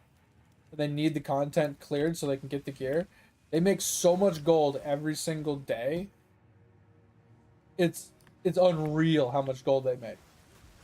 And all that gold, all it does is fuel their characters to have even more top tier characters above the entry level players, and it forces the entry level players to stay at the bottom almost indefinitely because they don't have gold to actually do upgrades.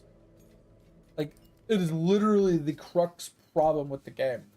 Because in order to level up your gear score, you need gold, right? You need the gear, you need the crafting materials, and you need gold. So you only get the gold, you only get the crafting materials, you only get the gear from running the raid. The raid gives you, let's say, 1,000 gold, and they're charging you 800 to 1,000 gold for the carry. So let's just say you charge 800, you get 1,000, so you get 200 gold at the end of the dungeon. You have 200 gold for upgrades plus the materials and the gear. That 200 gold is like 2 upgrades. So you get 2 attempts at an upgrade, but they get 8 attempts at their upgrade. See the problem? It's like you're getting no attempts, they're getting a lot of attempts, and not only that, is that's 800 gold per person. They're carrying 7 people, so they get 8 attempts times 7 per dungeon they run for people, per character they have. They have 30 characters. 30 times 7.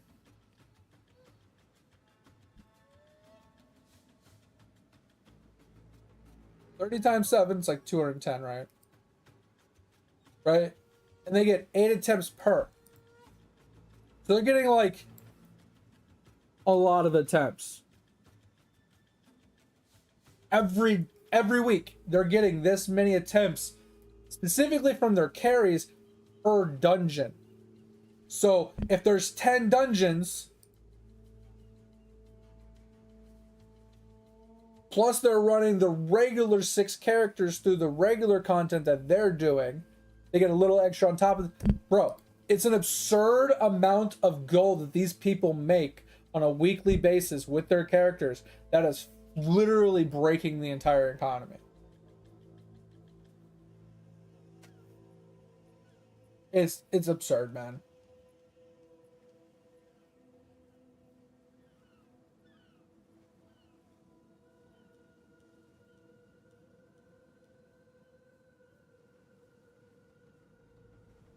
Yeah, and item level is so that's the thing too, Hab, is like that's what I'm talking about with Lost Ark, is they have an item level requirement, right? It requires you to have at least an item level of this to run it, right? But the problem is that the community doesn't care about that requirement because they set their own requirement. And like I said, not saying WoW doesn't do the same thing, right? If you're gonna go into like a dungeon, right, and they're in LFR, and they see a guy with a 1,300 gear score, and you're sitting at a 1,200 gear score, they're gonna take the 1,300 gear score over you almost every time because he's got better gear, right? That has nothing to do with add-ons. That has nothing to do with anything else. It's just he has better gear. So that's the thing with the LFRs. It's not so much they're like looking at you in depth.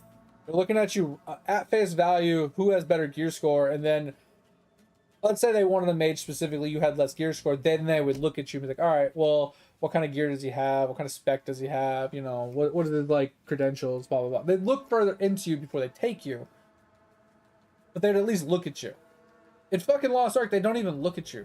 Like, you could literally you could have like 30 characters maxed, like super maxed, right? Absolutely, just you're running the in-game content with the best guilds, and you have best in slot gear. You make a brand new character, and you're trying to start it from scratch. People will literally look at that and be like, oh, this guy's dog shit. He doesn't have like, you know, raid 3 set, so he has to pay me gold for me to run him. Like, that's how bad people are about it. It has nothing to do with the guy knows exactly what he's doing and he does his own carries. It's they just look at his gear and they say, well, no, I'm not gonna, no, you're not running this for free. Kind of shit. It's just so stupid.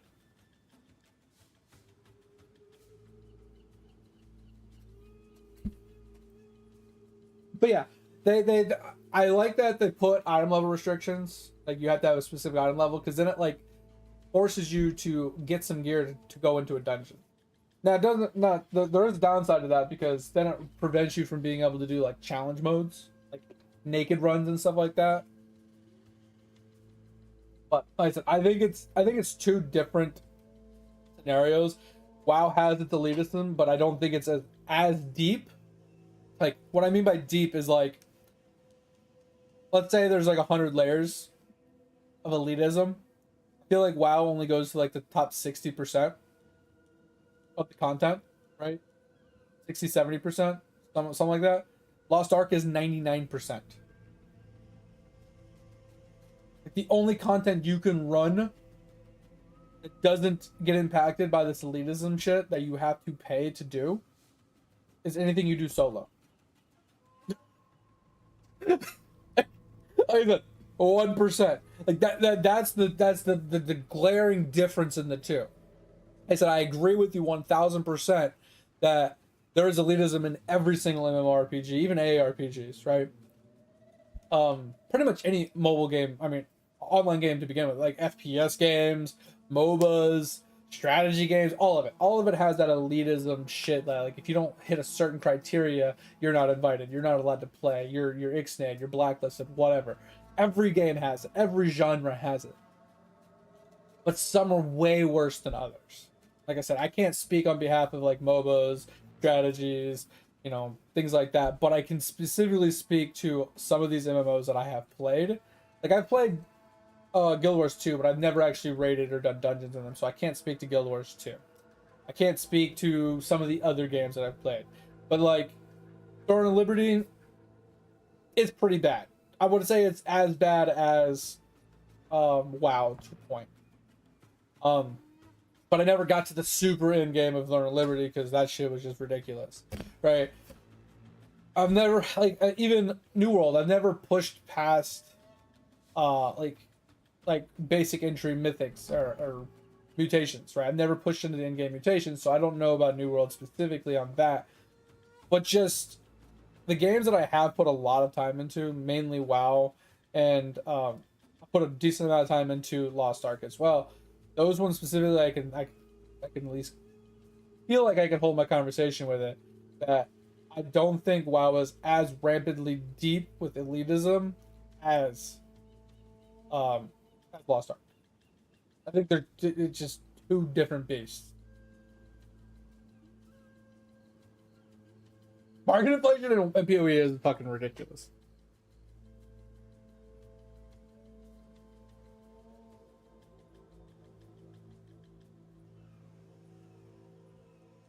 Yeah, and that's what I'm saying. Like, it's, at some point, they do look at your gear, they do look at your achievements, they do look at your spec and your gear, and you know what I mean. They do look at that stuff at a certain point.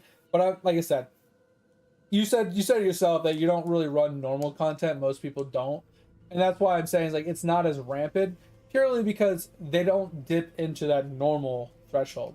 Most people skip it and go right to heroic, or they do it solo or whatever. It's like it's content you can still do without being forced to pay somebody.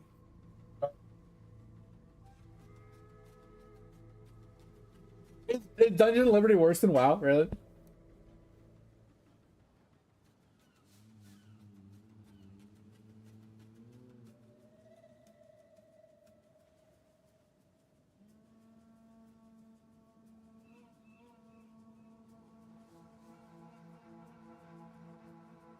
Yeah, that was my biggest gripe about it. Is there was specific gear that you can only get from specific bosses that only spawn periodically at specific times slash days that were RNG, and it was almost always, like I would say 95% of the time, it was PvP oriented, like guild PvP oriented, group PvP oriented.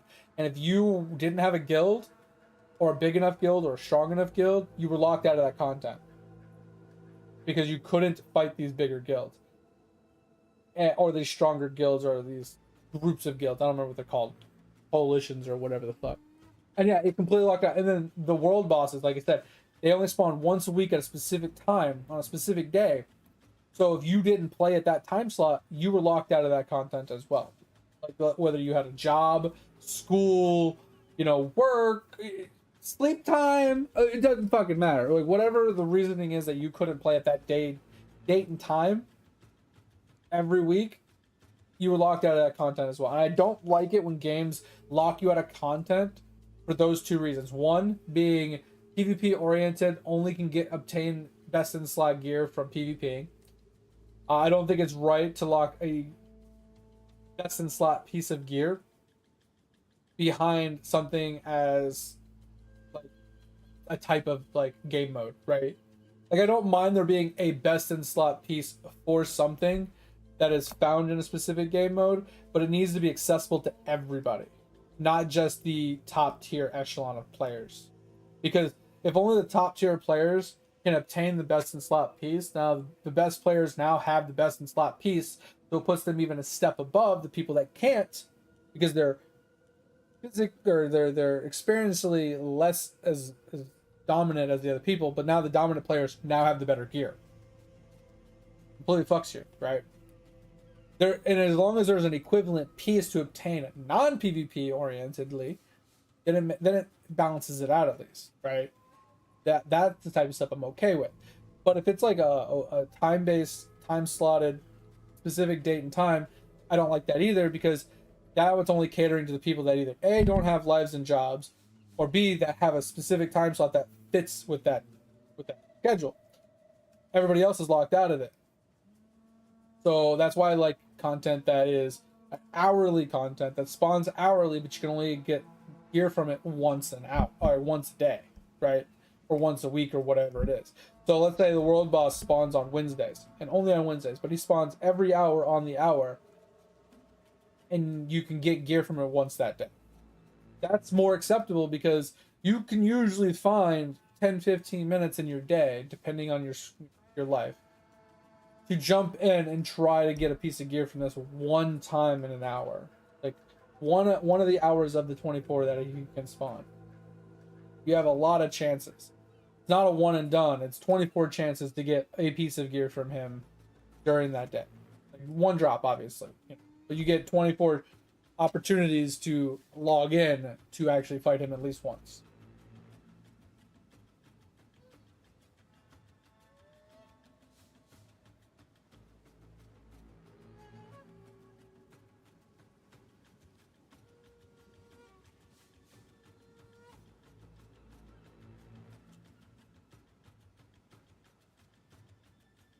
And yeah, that's what I'm saying, Have, is like, I think the community in WoW has kind of just gotten to an experience part where most of the experienced players don't even do normals anymore.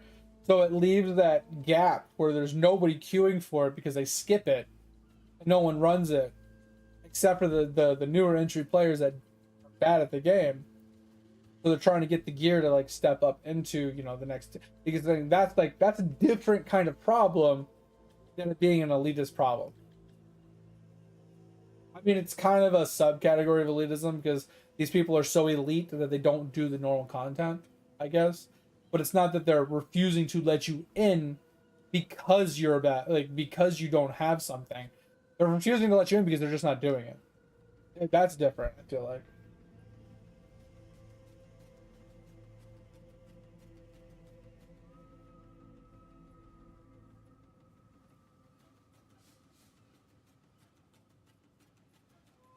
Yeah, I agree, Tover. It was a really the gearing of obtaining the gear was already enough of a problem. Then obtaining the upgrades was even more of a problem. And then leveling it up was even more of a problem. I feel like if it wasn't all of it comboed together, that it would have been tolerable. I feel like one of the cruxes for the gear progression needed to go.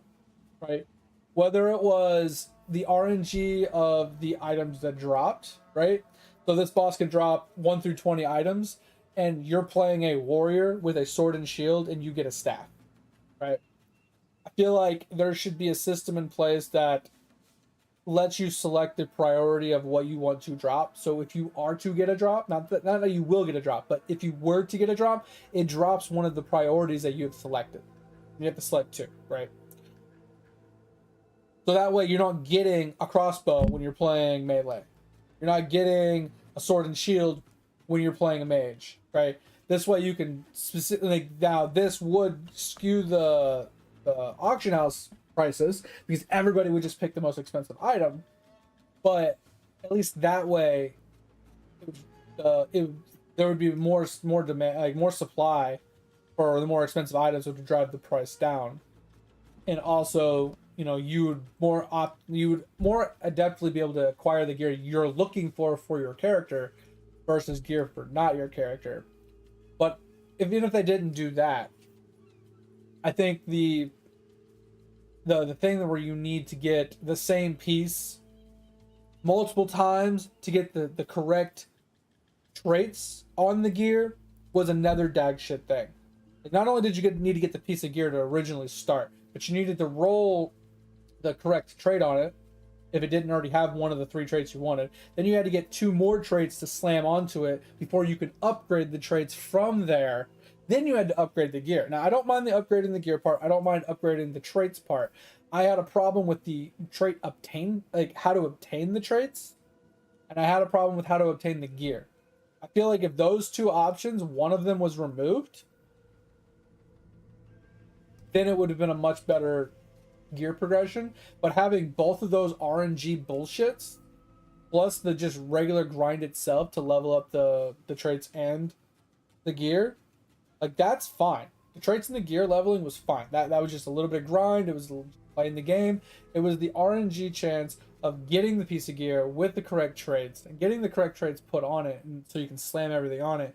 That was the most annoying part about it, because not only was the gear a complete RNG of what it would drop, whether if it finally dropped the item you wanted, did it drop the right trait? Oh, now I have to do that 2 more times, and then on top of that, it's RNG when that boss spawns. And then it doesn't spawn 24/7. It spawns every 3 hours from like 6 a.m. to midnight. So there's a 6-hour window when it doesn't even spawn. So there's 2 extra spawns you're missing every single day because they don't spawn in the middle of the night for some apparent reason. So night players get fucked. So you only get so many chances for bosses to spawn, and there's only so many bosses that spawn. And if your boss doesn't spawn, you just missed another option. You missed another option. So you had RNG on if the boss would spawn. You had RNG on what type of content it would be, whether it was PvP, PvE, right? There was way too much RNG in the gear progression. Way too much. And then to add another layer on top of that, the elitism bullshit, where you were more likely to get a drop the more damage you dealt. So healers and DPS were completely, healers and tanks were completely fucked when it came to gear progression. And if you weren't in a guild that was running guild portals, you were even more cucked than other people that, you know, were on smaller guilds or whatever. Bro, it was too much. And like Topher said, I don't understand how the game is still doing so well. It's not that it's doing well, right? But it's not doing bad. I think it's doing better than New World, if I'm being honest.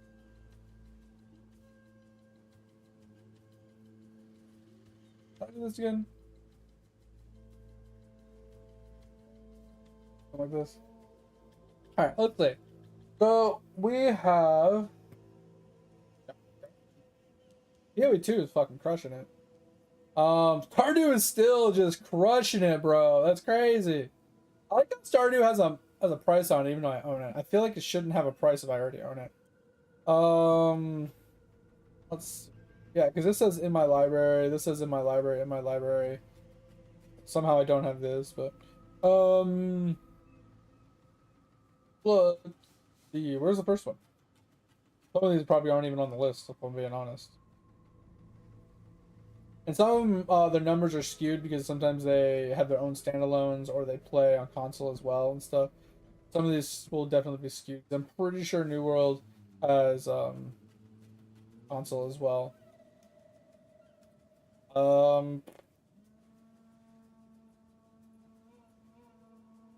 One of these days. Okay. Throne of Liberty, according to this, has 11,000 people playing it.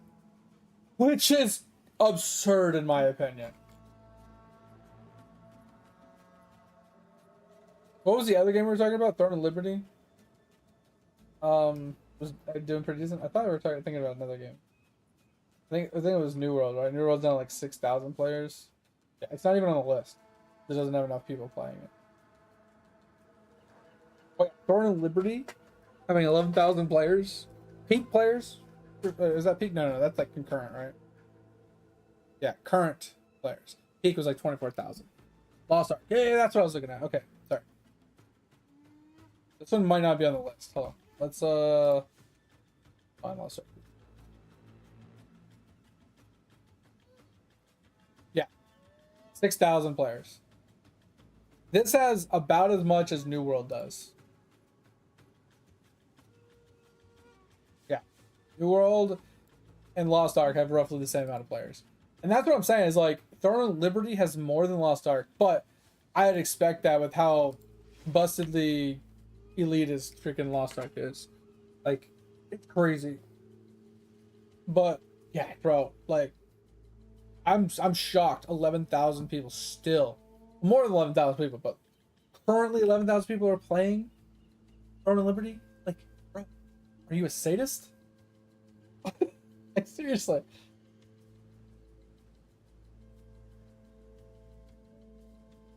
And yeah, like I said, the dungeons were cool.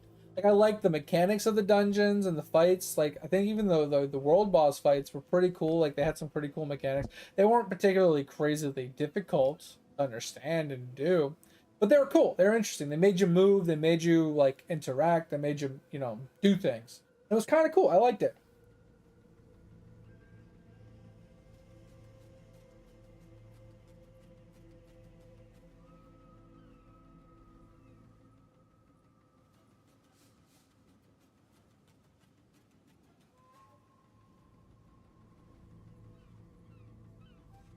That's funny, Have.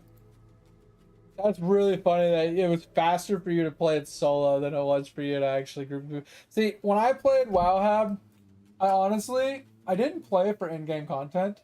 I played it just to hang out and just chill, and I helped low-level players. Right? I would go into, I would look at the queues, like the LFR queues, and if like I would look at like heroic, and it's like, oh well, we'd give a satchel to anybody that's tanking or healing. I'm like, all right, cool. So I just LFR one of those, right? Cool. And I'd occasionally look at like normals as well. Right? I'd go back and forth between the two, and I'd help people in normals. I'd chain pull, and I'd just overly gearedly just like tank or heal, and just like crush the content for them, just to help them gear. Right? Like I didn't really give a shit that they were bad or they were missing gear or they had the wrong add-ons or whatever. I just helped people. That was all I ever did. Never really enjoyed doing the in-game hardest mode progressions shit. I never really cared about that. I never cared about having best in slot gear. I never really did a whole lot of PvP. Well, I mean, other than like Arathi Basin and like Outtrack Valley and stuff, those were always really fun, just base race or something.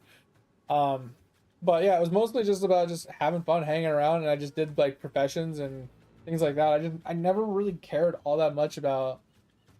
Oh my god, what add-on do you have? Oh my god, you don't have purple gear? Oh, what kind of fucking stupid enchant is that? Oh, your stat parties are fucked up. That's not a best in slot back. Why are you wearing that back? Like, who the fuck cares, bro? Stay in your lane. Are you having fun? If the answer is yes, shut the fuck up. If you're not having fun, go play another goddamn game. Just like Topher tells me all the time. Oh, you're bitching about fucking Throne of Liberty for 8 hours straight? Go play another game. Jesus Christ. Like, I agree, though. Like, that's why, like, when Topher made the comment, I was like, you know what? He's right. I've been bitching about this game all, like, for 3 weeks straight. And it's not like some streams were worse than others. Some streams were actually tolerable, right? I didn't have too bad of a time on some streams. I had a good time hanging out and chatting with people in game and stuff. But at the end of the day, it was just like, why subject myself to the insanity of the same thing, hoping for a different result every day, all day, when I can just play another game and just have more enjoyment? At the end of the day, Topher opened my eyes, made me realize I was being an idiot, and we moved on. It was fun. It was great. I enjoyed it. Did I not join? Okay, I was gonna say, did I do this? Did I not do this? But yeah, I've been really torn if I want to go back to WoW or not. Like I really have been. It's like it's not that I don't like WoW. It's just I don't know what I would do. Like, oh, I could run dungeons. Oh, I could I don't fucking know. Like I could go and grind gold. I can level up professions. I can level up characters. I can run dungeons. Like I could do some PvP. Like it's just, do I really want to? I mean, doing it for 15 years, and that was the thing that I had a really hard time grasping at the beginning. But once it's like fucking doing drugs, right? When you're doing drugs, it's like, damn, these drugs are good, okay, right? Like you're enjoying it, you're having a good time. You can't see yourself not doing drugs.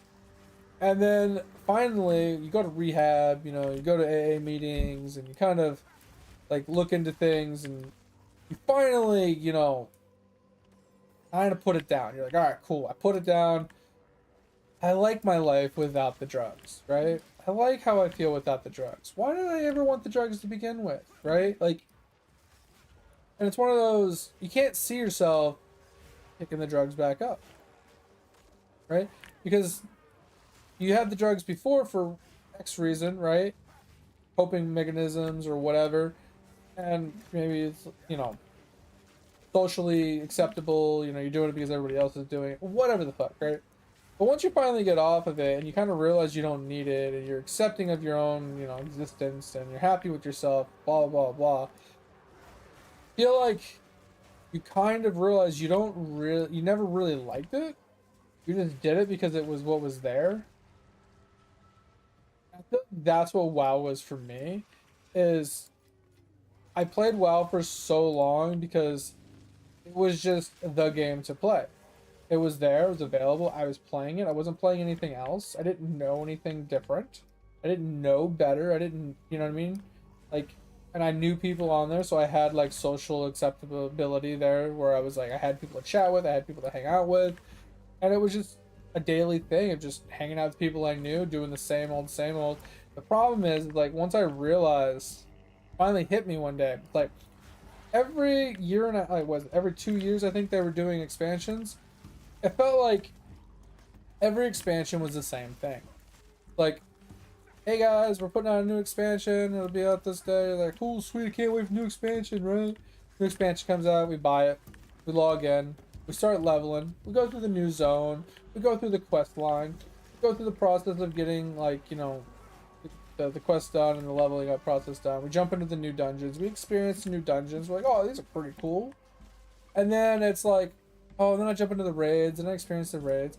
But then it's like, you kind of finally get this like glimpse of like, wait, didn't I just do this for the last 2 years on the other expansion? Isn't this the exact same thing I just did?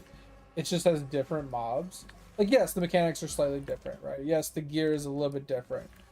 Sometimes there's a few extra additive mechanics to the game, like, I don't know, I want to call them bastions for some reason. But like you had like, what were those things called? Garrisons. Like you had like a garrison where you had people you could send out, and you can bring like loot back or something. You had another one where it's like you were like in the god realm or whatever, and you had like these like things that you could level up or some shit. I don't remember what it was called, but like there was like a little like crux to each expansion. But at the end of the day, it's like no expansion really added anything new. It was okay, you had the same professions, you had the same classes. Very rarely we got a new class, but we did get new classes, and that was a real change up, and that's one thing I really liked about it. When we would get a new class, it was pretty nice because it's like, oh, I get to play something new. That's pretty sick. But like the classes were always the same, the specs were always the same, the gear was basically always the same. It was just higher gear stats, right? Um, and then the dungeons were a little bit different of a layout, and the mechanics were a little bit different, but it was basically the same thing. You zoned in, you face rolled everything, you got to the end, you killed the boss, rinse and repeat until you just started doing that with raids. And there was no changes to like professions. Like professions were always like the same exact way professions have always been. It's just I felt like it was a reskin of every expansion before it. It's like I played Call of Duty 3 and then I played Call of Duty 3 remastered. Then I played Call of Duty 3 remastered 2, remastered 3, remastered 4. It's like that's what I felt like each expansion was. It was just a remaster of the previous, and I never really got anything new out of it. And when I finally got to that point where that's how I was feeling with the game, I finally put it down. And I'm telling you, I've never been happier than when I put down World of Warcraft. Now, don't get me wrong, there is that nostalgic behind it where I'm just like, man, I kind of miss playing it. It was like I'd log in, I'd grind some ores, I'd do some dungeons, I'd hang out with some friends, like, because you had those memories of like doing some fun things with your friends back in the day. Mind controlling people off of ledges, tidal waving people off of cliffs, scaring people out of portals and PvP, like just the fun stuff, things that you did with friends or in general, just and had fun. Makes sense. But those moments were so far and few between. It just wasn't, like I said, it wasn't worth my monthly subscription. It wasn't worth my biannually, fucking DLC, currency. It wasn't worth any of the other currencies or monetizations that they forced you to pay for. Like, it's a good game, but it's not worth the amount of money they forced you to spend on it. That's my biggest problem with it, is Blizzard has gotten to a point where everything costs money. Everything. They refuse to do anything for less than max price. Right? Oh, here's your biannually deals, expansion pack for another $70. Oh, plus we still have $15 monthly memberships unless you buy like the year at a time. Bullshit. Or, someone swipes their credit card and sells you like a WoW token for in-game gold or some shit. Like, it's like, what the fuck? So if you take that into consideration, right? $70 biannually DLC, not counting any of the other monetizations they throw at you.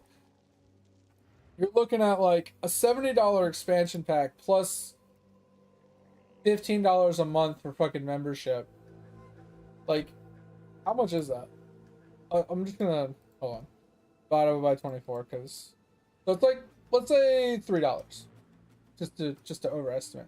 You're looking at $18 a month times 24 months. You're spending over $430 every 2 years. So let's just divide it. So $200 a year just to play WoW. At the bare minimum.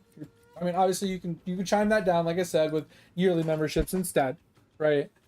And whatnot. But let's just organic, like just face value, $200 a year you're spending just to play WoW. When you could play something like Path of Exiles and spend nothing. You could play something like Stardew Valley and pay nothing. Obviously, other than the upfront cost. Like, what are the games we got? Let's just scroll through some games. Black Desert Online. Don't have to pay anything. EVE Online. You have to pay.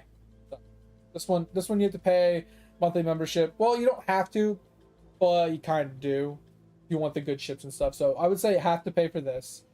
I don't remember what the math is on this one. It's been a long time. Grim Dawn, don't have to pay for, other than the expansions, right? But that's fine. There's no monthly fee on top of that. So the price per year is much lower. Eidolon, you don't really have to pay, but you kind of do. Lost Epoch, don't have to pay. Lord of the Rings, don't have to pay. Lost Ark, alright, fuck Lost Ark. Technically, you don't have to pay, but fuck Lost Ark. New World, have to pay for the base game.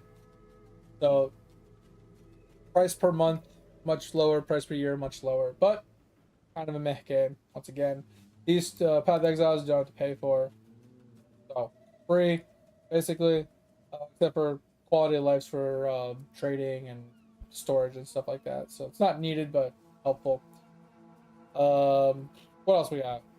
Stardew Valley, pay for it up front, you're good. Burn Liberty, dog shit game, but don't have to really pay for it. So, like I said, like just in those alone, right? Or like if we take it a step further and we like Guild Wars 2, you buy the expansion and stuff, you play the game. There's no monthly membership.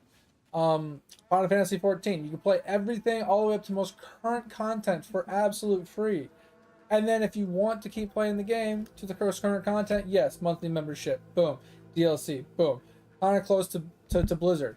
But I feel like if they move to the next expansion, you don't have to buy the next expansion to keep playing the game. You can still continue to play the base game all the way up to the, like right before the newest content for free. So you're not completely locked out of the game, other than unlike WoW. You know what I'm saying? Like RuneScape. Monthly membership, yes. But you don't have to pay for DLCs, you don't do anything like that. And I think monthly membership is roughly around $8 to $10. Let's just say $10. You're spending $120 a year to play RuneScape. Still lower than WoW. And you can get that lower by buying the year subscription, stuff like that. Minecraft, buy the base game. You're Gucci. Like, I just cannot for the life of me justify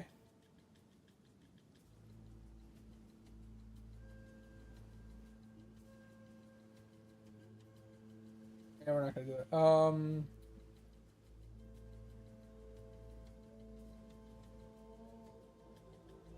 right.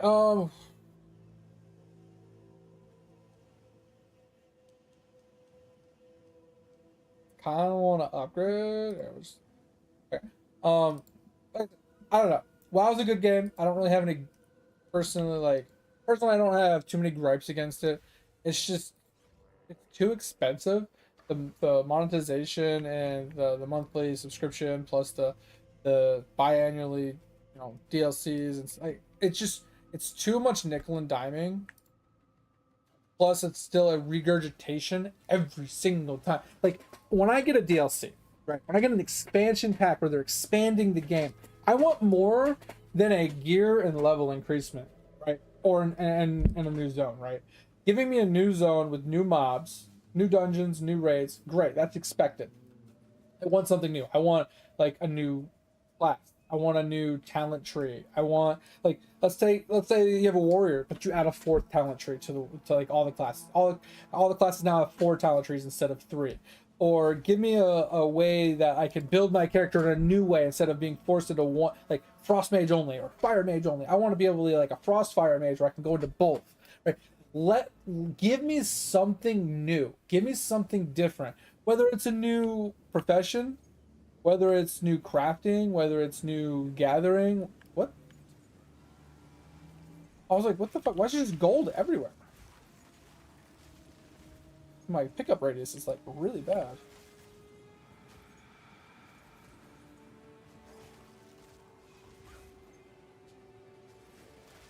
Hey, Ab, do you need gold? If you need gold, you're more than welcome to come in here and grab this. I don't know what the fuck this is.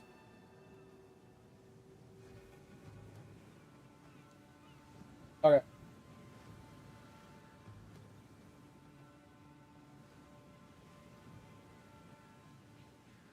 That's what I'm saying, Have. Like, it's not that I personally dislike WoW.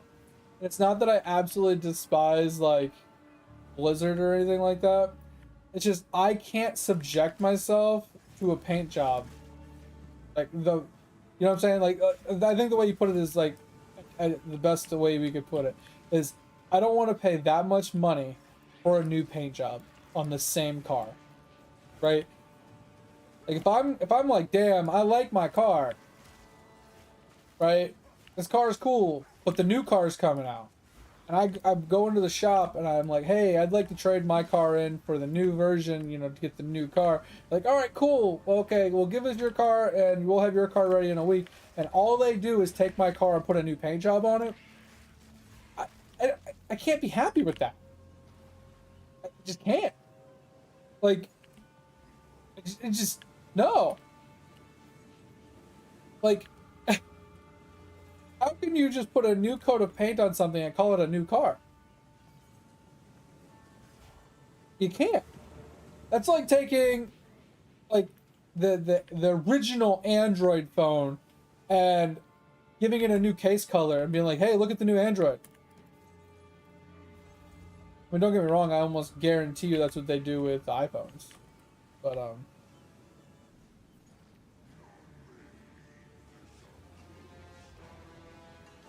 you know what I mean? Like, how can how can you be okay and how can you accept that like mentality of, you know, I don't even know what to call it.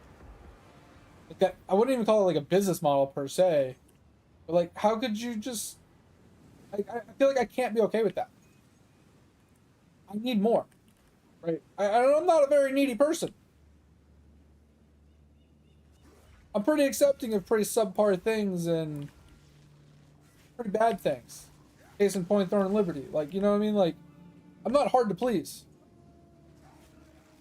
But if I'm gonna spend $70 fucking dollars, which is the price of a brand new game, not a DLC, not an expansion pack, a full price for a full game. If I'm gonna spend that much money plus a membership on your game, I want more than a paint job, right? Except I want stats. I want something that hasn't been in the game before. Hey, you gave us flying mounts? Cool. Hey, you added looking for group? Cool. Oh, you added water mounts? Cool. Hey, you gave us a monk. Kinda cool. Okay, accepting. You gave us Death Knights. Kinda cool. Accepting. So there's a few DLCs that I've been actually, or, you know, X-Packs that I've been pretty happy with. You know, like, mainly Wrath of the Lich King, right? Giving us Death Knights. That was a sick expansion. I like that expansion a lot. Mop. It was a bad expansion overall, but I liked it because it gave us monks. Even though I hate monks, it gave us monks. It was something, right? And then, you know, I think we got Demon Hunter later on down the list. I don't know, Warlords of Draenor or some shit. I don't remember which one it was. And then I guess they've given us a Invoker, you said the other day? Someone said something like that. I don't remember what that one is. But yeah, they've given us so what have they given us? Like 4 new classes or whatever in 20 years? It just feels really slow. Have they even given us even any new professions in those 20 years? I mean, other than I think there's been a couple of like changes to professions, like from the basic ones to what we have now. Because we didn't have jewel crafting in the beginning, right? So they gave us jewel crafting at some point. I think they gave us inscription at another point. I don't remember if there's anything else when it comes to professions. And they gave us a couple classes because we got blood elves, and with the Sunwell bullshit. But like, I feel like a new race isn't much of a change unless it comes with the added benefit of a new class. But the race itself isn't a change to the game. It's just another character to play all your other characters from, another racial to play with. New mounts don't give a shit. Like, that's the same old, just different ways to get around. You know, fast traveling systems like flight paths and stuff. Okay, cool, whatever. Teleporters, whatever. It just, they haven't truly added a new system. Like I said, they did give us garrisons in one. They gave us the I don't remember what it was called, but it was one that you, like I said, you went to like this godly realm in the clouds, and that was like this well thing you talked to, and you could level the thing up. I do not remember what the fuck it was called. Oh, we need to find something here, actually. Rotten Sagittal Charge. What are we looking for? I have no fucking idea what we're looking for. I think it's right here.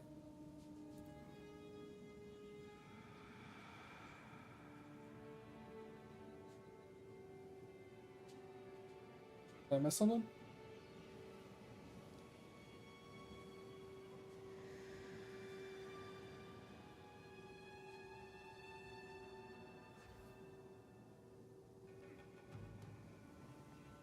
Alright, so we have that.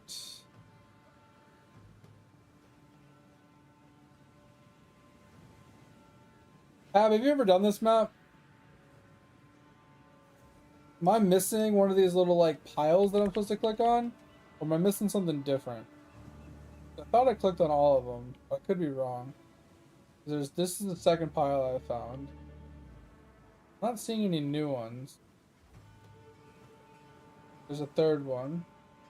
I see a swirly thing over here, but I couldn't click on anything or...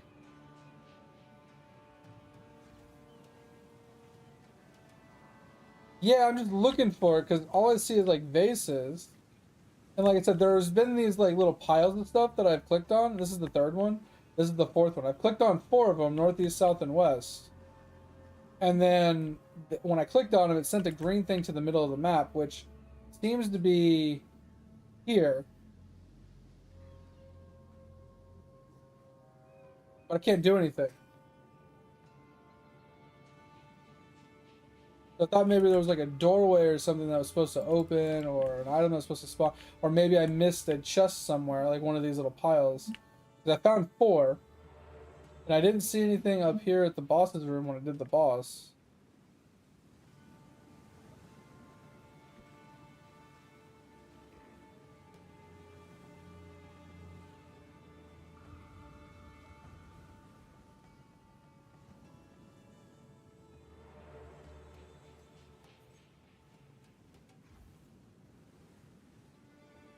But yeah, I feel like if WoW did add like new professions or expanded the profession significantly, I think I'd go back to WoW. Maybe not full time, but at least temporarily. I think I could tolerate it. There was a chest there, but that was a regular chest. There's a chest here that I saw earlier. Another regular chest.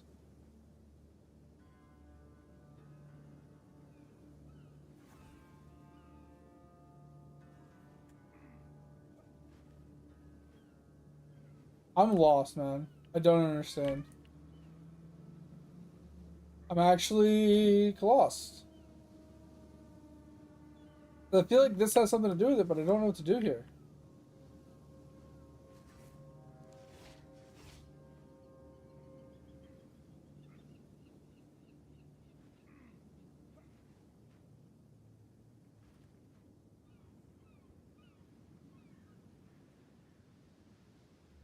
I feel like the satchel would show up as green, wouldn't it? After I found it? There's nothing here.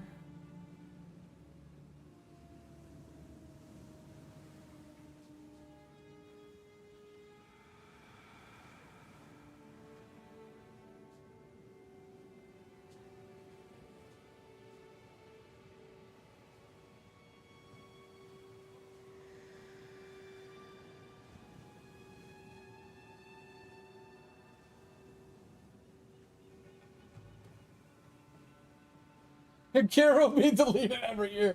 You're not wrong. That's funny, him. Like I'm saying, it's not that like WoW is like the worst option, right? Like, or Blizzard's doing the worst option available, right? It's just I feel like there could be for the price we could get more. I feel like they do the bare minimum and expect the maximum.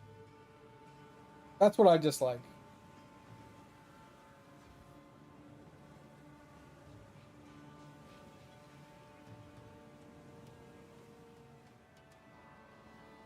Wait, what item? Oh shit, when did I get that? I don't remember ever getting that. Okay. I don't know when I got that. You right? I didn't realize I had this in my inventory. Thank you.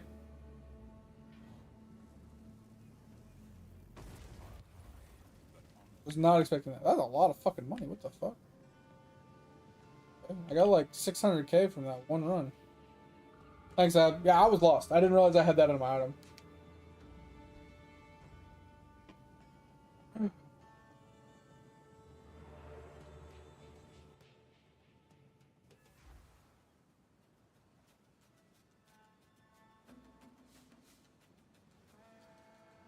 He wasn't hacking, but that was insane. That's what I was talking about earlier, Topher.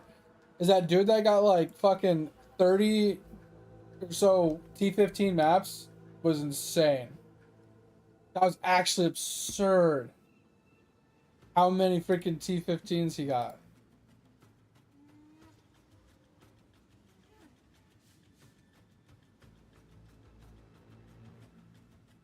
I mean, it wasn't on the map, Topher, per se. It was a mob that had a specific mod that doubled currency or doubled items that were dropped from it. And I'm assuming he had another mod that guaranteed dropped maps. But if you noticed, he was fighting an abyss. And the abyss mobs, once you kill them, they respawn after you killed so many of them from the same hole. So there was a couple of the mobs that had those mods that he killed multiple times. It was wild. Absolutely wild.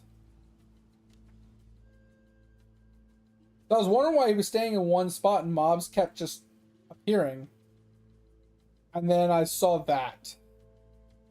I saw the abyss on the map that he was standing on. I saw the abyss line. I was like, oh, the abyss is respawning them. That's crazy. You want to get another level? What level are you now right now, Hab? Yeah, because I was like, okay, he killed a mob, cool. He killed another mob, cool. And I was like, he killed a third mob, interesting. And I was like, but he's still in one spot. Where are these mobs coming from? And like I said, that's when I noticed the abyss. Because you'll notice, like, so you see this abyss, see how all these mobs are green? Right, that's the abyss. But there's these little crater holes. What you'll notice is, as I kill these mobs off, these little, like, green lines on the map start disappearing. Going closer and closer to the crater. Right? And there's usually, like, rare mobs in these packs, right? But at a certain point, you see how... Oh, shit. You'll see that they'll spawn out of the crater. Like, all these mobs that I've downright destroyed will respawn out of the crater as, like, a second respawn that they get.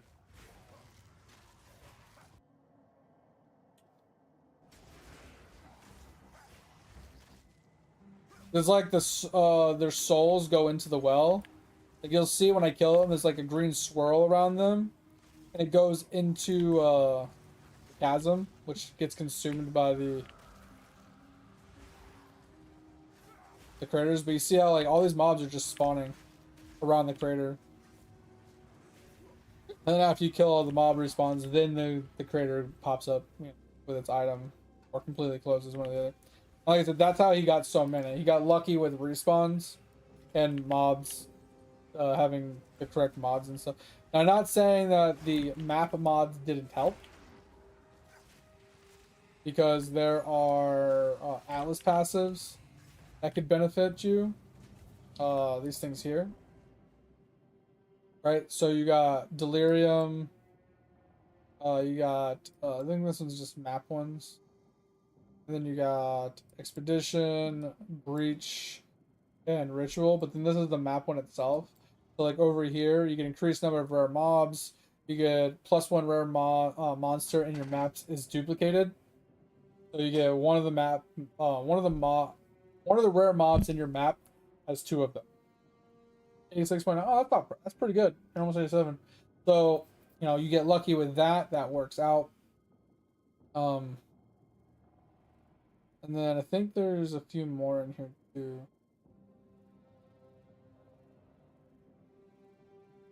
This is all like shrines. More shrines. This is strong boxes. And then you can get like extra content, which can be good.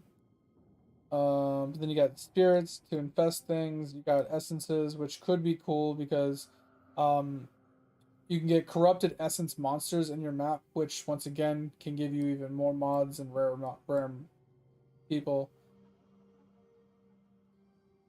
So it's like there's ways to juice your maps out in specific ways to increase the opportunity of the mobs spawning with more mods and stuff. So it gets really in depth at a certain point.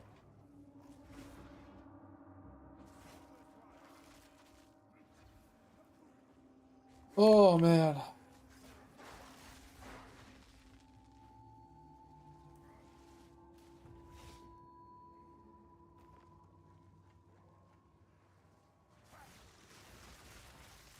Oh, have you thought about doing a Thorns build?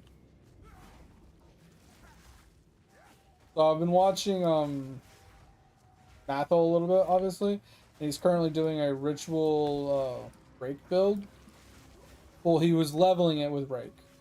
I think he's finally made the swap to Thorns, and it is interesting.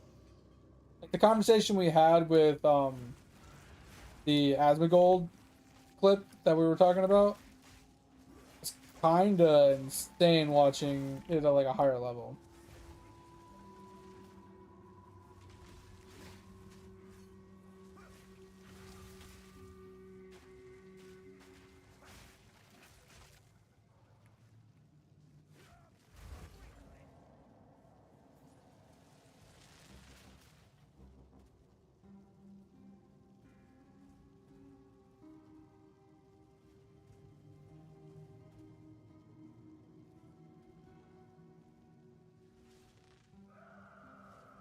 Oh, you're leveling for pseudo thorns? Interesting. Yeah, that's what I said. Like he played his with Rake to level it, and then once he leveled it, he switched over to thorns, and it's crazy. Like he walks up, so he's doing the same thing Asmongold did. So he literally goes up to a boss, and like I said, he has like a lot of block chance and stuff like that. But he basically walks in front of the boss, and he just shield slams, whatever you want to call it, where he's like slamming his weapon into his shield over and over again to cause armor break, right? Once the armor is broken, you know, and he's built up some thorns from being hit, right, while he's just sitting there doing that, because uh, the thorns, even if you block the hit, you still gain thorns from it, right? So, well, that's what it appears, right? So he's sitting there just doing that, and since his shield is up, he automatically blocks. He's not taking any damage while he's breaking the armor. And then he just can turn around and rapid assault right after that. And he gets 6 auto attacks with full thorns attack. And then he gets hit again and he rapid assaults. Literally it. He literally two-shot a boss. It's crazy. Like, don't get me wrong, my build is a little slower than that, but it's relatively just as easy. But it was crazy. He just literally stood there, whack, whack, whack, whack, whack. One shot. Just like, the fuck?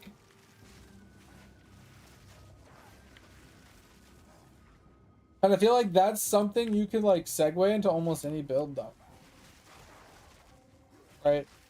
The not so much the thorns per se. I mean, yes, the thorns, but I feel like you could add thorns to just about any attack while using that shield block ability to block the damage and build up the thorns.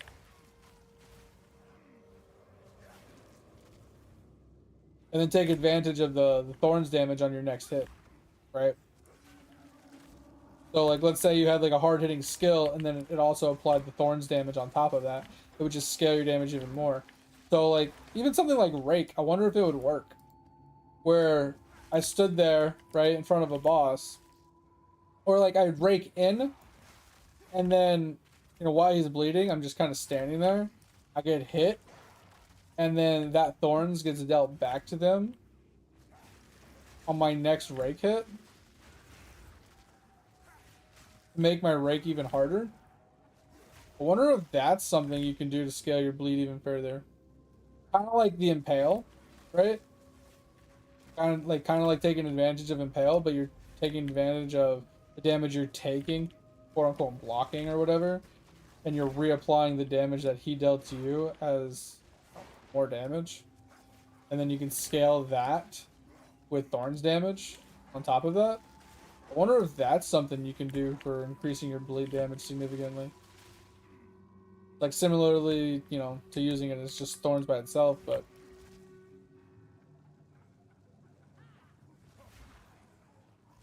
because wasn't there that support that like the supported skill will deal, you know, accumulated thorns damage for the next 6 attacks or something like that.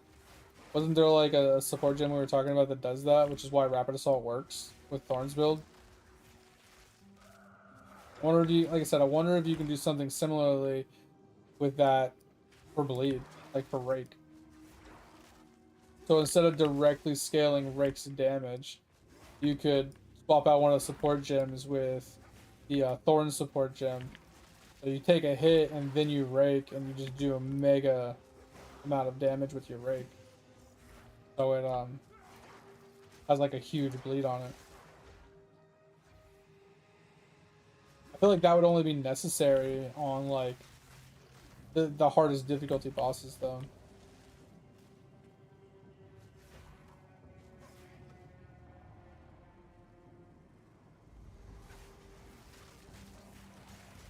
Corrupted Blood AFK Sim Milagro? Wait, how are you doing Corrupted Blood AFK? Are you playing Warbringer or something?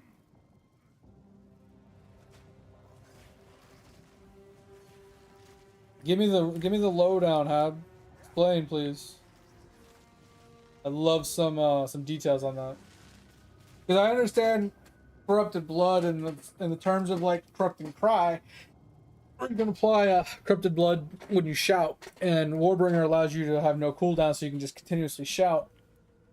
I don't know if that's the way you're going about doing it, or not.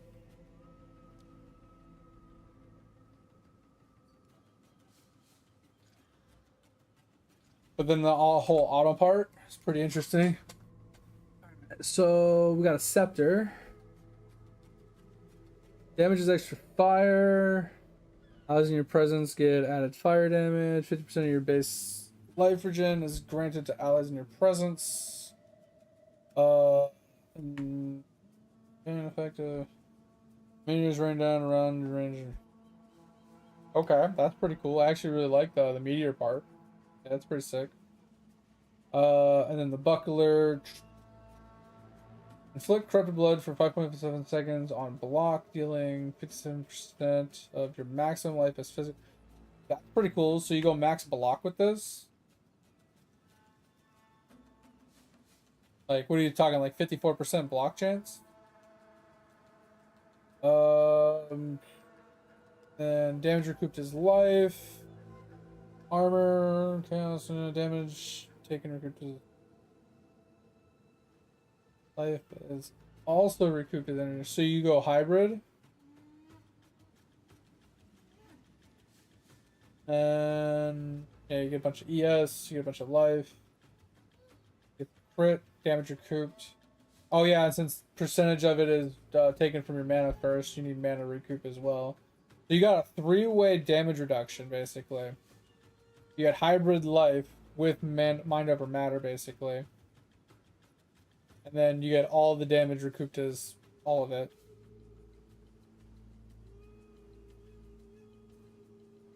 Yeah, well, the meteor is probably all that you would really need, right? Damage is extra fire is helpful, but it's mostly the meteors doing the extra damage while you're AFK, which is pretty sick. And then, like you said, just standing there with all the block chance to apply the Corrupted Blood back to them. It's pretty cool. I'm assuming you're having thorns on top of this, though.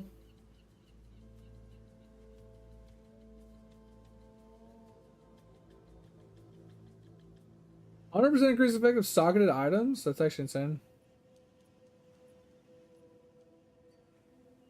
No thorns? Okay. Yeah, I was just wondering because, like, this is kind of like thorns, but it's literally just maximum life. Basically done back to them. And it can stack as many times as you want. I just wasn't sure if you were adding, like, thorns to it to add more damage or not. But yeah, that's pretty good. Recoup speed in the boots. Oh shit. Okay. Yeah, with double effect. That's pretty insane. Okay. Yeah, it's nuts. Yeah, what's your block chance gonna be roughly?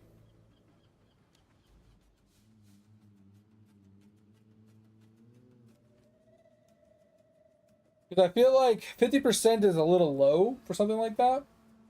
Because like if you don't block, you're not doing damage, right? So if you don't have a high block chance, your damage is going to be relatively sporadic.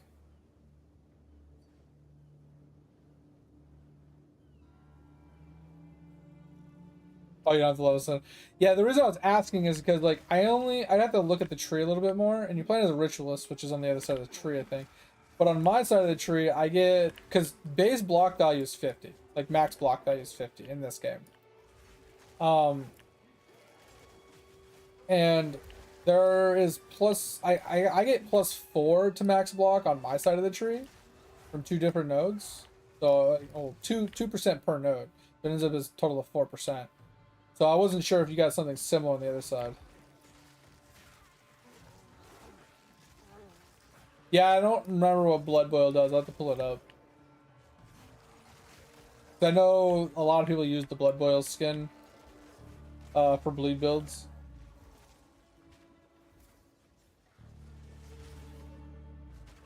Pretty sure it's for bleed builds.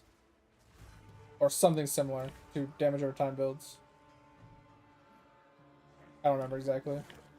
I just remember seeing people using that skill a lot and a couple other things I was looking at.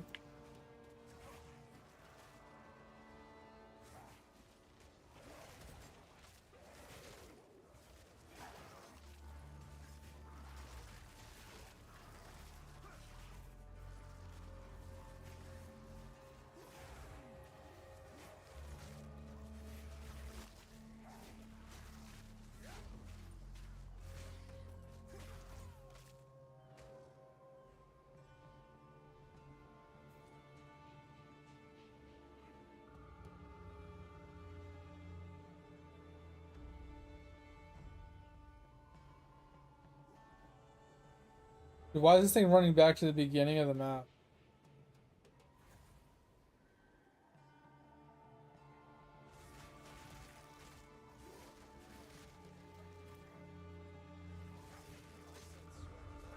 Oh shit, there's a boss here.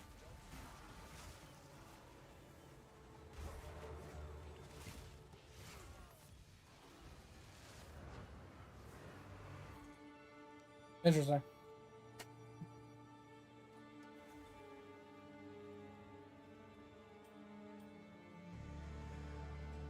Didn't realize there was gonna be a rogue exile right at the beginning of the map.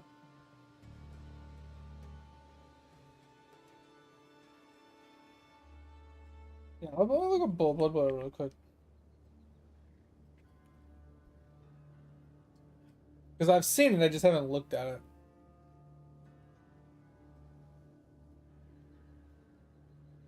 I think it's up here.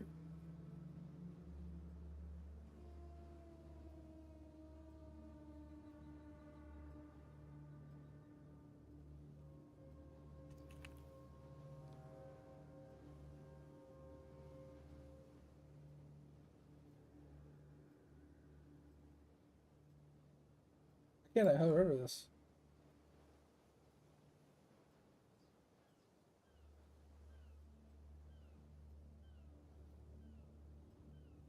The fuck's Blood Boil?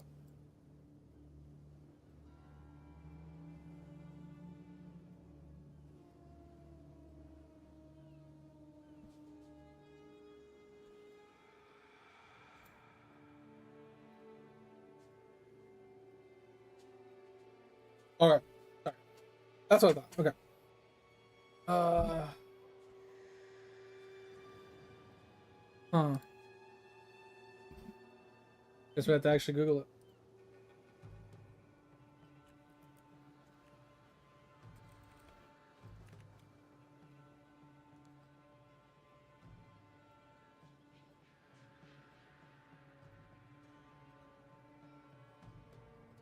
It says enemies in your presence automatically blood boil periodically when they die.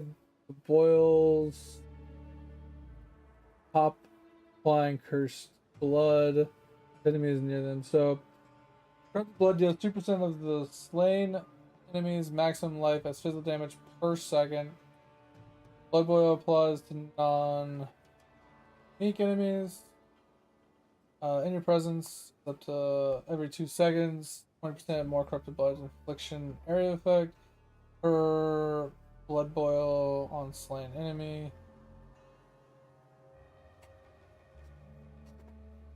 Inflicts a stack of corrupted blood target within per blood boil on slain enemy. Blood duration.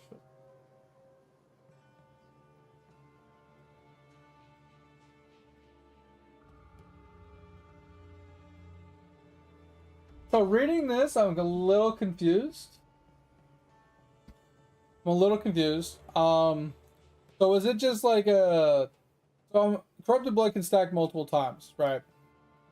Does physical damage over time, stacking up to 10 times. Corrupted Blood is not a bleed, but it's not affected by any stats related to bleed. But it says deal percent 2% of slain. Everything has to do with slain. Slain enemies max life as physical damage or whatever. And then it says more Corrupted Blood infliction area per blood boil on slain enemy. So everything here just basically says slain, slain, slain. Can it actually inflict this before killing them?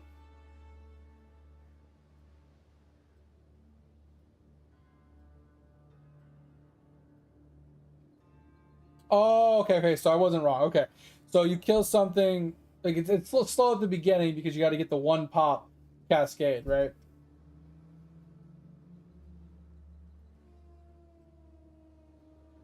Gotcha. Okay. That's why I was confused because like this said slain, this one said slain, and this one said slain. So I'm like, huh, how is this killing anything if it only procs off of slain mobs? But that makes more sense. Yeah. That's fine. I wanted to make sure I was reading that right. So yeah, like that's what the shield and the meteor is for, like you were saying. You use those to get you get like the first small kill, and that small kill kills like a bunch of things around it, which kills even more things around it. And as long as things are speed spawning, like spawning fast enough, and the area is large enough, it'll just continuously chain pop everything, and it won't stop. Even when a big boss mob spawns or something, there'll be enough damage on it where it'll die pretty quickly.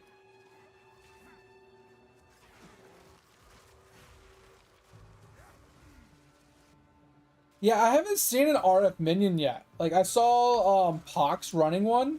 He had like a big dinosaur thing, like a Triceratops, that every time it spawned it had RF on him, and I don't know how he does that. Is that Infernal Legion or something? Like a support gem that makes the mob do like take damage or something? But like do RF around it? Or is that an actual mod that he captured a beast with a mod on it?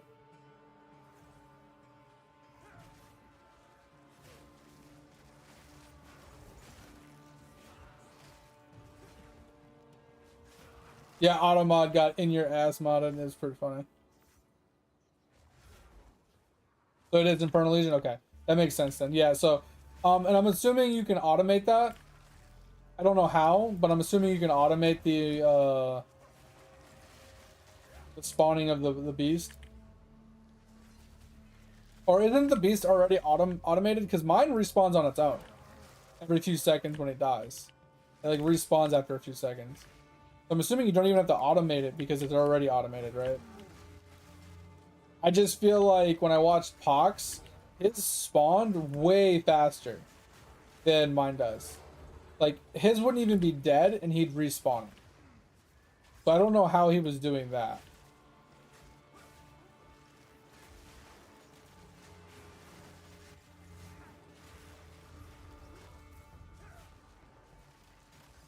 Like I would watch Poxes spawn like 5 times in a second sometimes, and I'm just like, how? The thing is still alive and it just keeps respawning.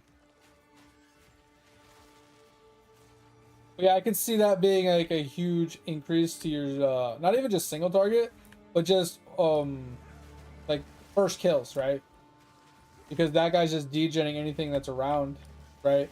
Doing a lot of damage, and then once one thing dies, it just starts cascading. Like that. I can see that being a really huge help for the AFK, portion of it. Yeah, it's a pretty cool build. That's definitely something I would play. But like you said, specifically for simulacrums, like map clear, it would kind of be annoying. Like clearing map with it would suck. Because you have to literally walk up to all your mobs and let either the minion kill everything, the meteors kill everything, or your block. Because like, yeah, once you killed one thing, it would start to cascade or whatever. But it's like, you're running from like small group to small group.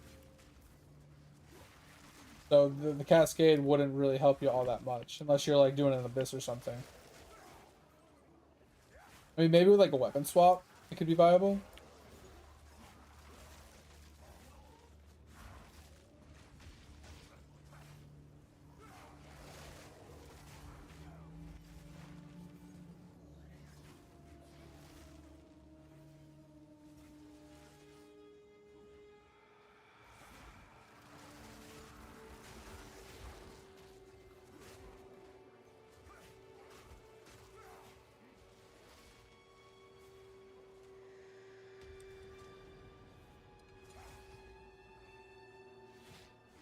Dude, I still think they need to change the chest system.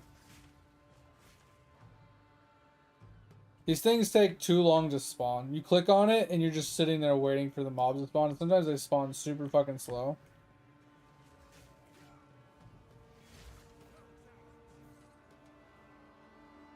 So it's just like really stupid. I hate the chests in this game. That's why I don't mess with chests all that much. Like I clicked this thing 10 minutes ago. I didn't even see a single mob spawn. That's fucking weird.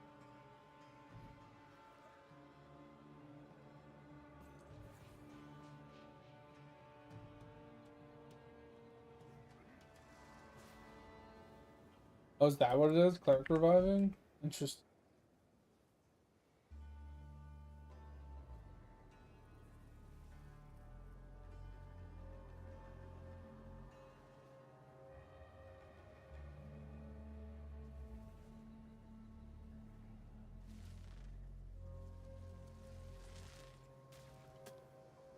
Oh, okay, got you. You get all the attack speed to apply to them.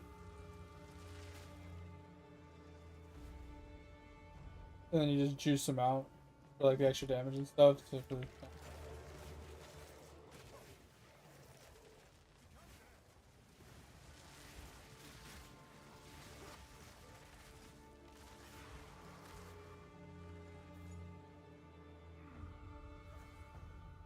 At least this map actually I could complete because last time I ran this map, I had to use the jump build the jumps to jump up here because it didn't have a connection point.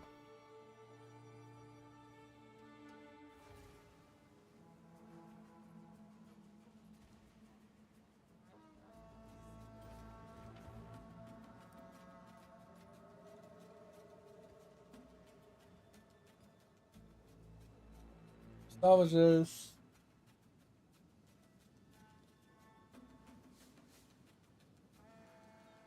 Get rid of that. Only 25 lightning, which was a little bit higher to roll.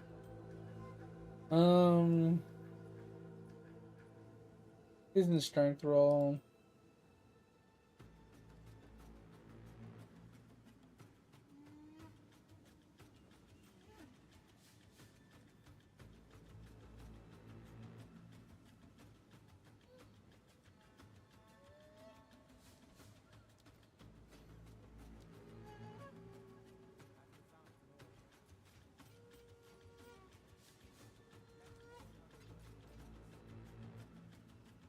Alright guys, I'm gonna take a minute here. Oh, I'm gonna go pee. When I come back, I want to change out this microphone and tinker with it a little bit. And I want you guys to tell me if you think it sounds any better than what I sound like usually. And then we'll either swap back or we'll leave it in place. But I want to give it a shot when I get back. Give me just a second. I'll be right back.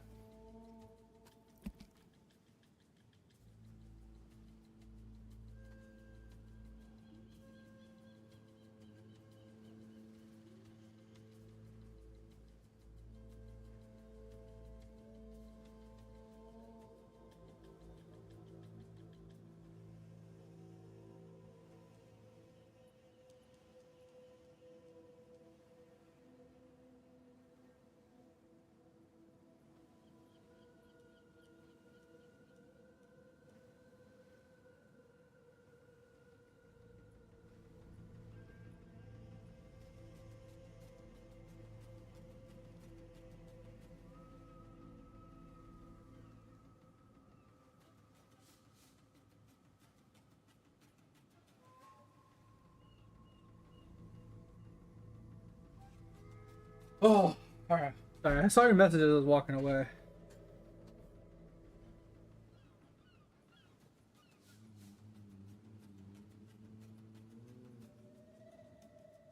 I fall asleep. It's all good. Yeah, I'm back already. Yeah, I don't know why they like. Honestly, like looking at these two, like I get the scepter for the 46% damage increase. But if I'm being honest, I don't understand why you need the spiked club because it says an increases and reductions to minion attack speed also affect you. What does the attack speed have anything to do with for you to boost your minions? Because it says increases and reductions to minion attack speed affect you. What does your attack speed have anything to do with this Spectre doing more? Right? I mean, obviously the +2 to all minion skills is cool, and the added fizz damage gets added to them as well. But does you having more attack speed from the minions or whatever give the minions more attack speed? Because I feel like that would just be a weird revolving door. It doesn't really work that way. Let's take this thing out of the box. See how we're gonna hook it up.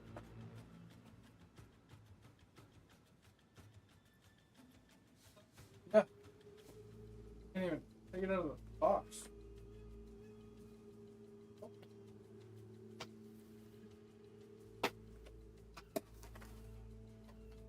Actually, like really stuck. I have no idea what that thing's for.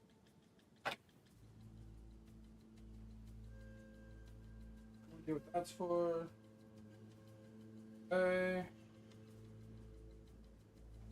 Question.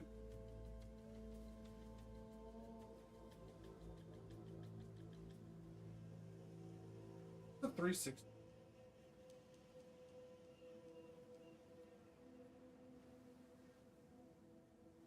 This is the 360. No.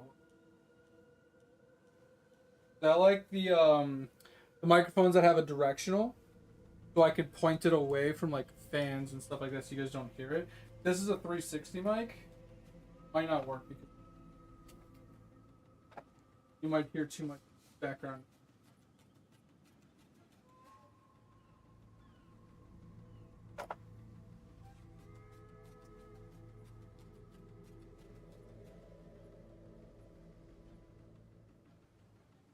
Okay, that's problem. All right, so there are okay. Oh, okay, cool. Cool. So it can do 360. Can also do okay. So it has stereo, which is basically 290 degrees sound. It has omnidirectional, which is 360. It has cardioid. I don't know how to pronounce that, which is like just in front, which is what I want. Then they have bidirectional, which is a little weird because it does front and back, but not left and right. A little odd. And then they have the microphone gain on the bottom. I do like how this microphone does have a mute button on it versus the one I have does not.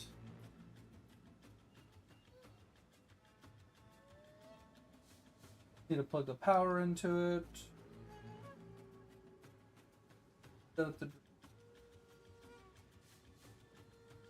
I think that's about it. I think it's literally just plug it in, set the direction and the gain, and call it a day. Okay, so I do like that it does have its own thing. So that's front and back. That is direct front. There. I don't know how much of a gain to put on it yet.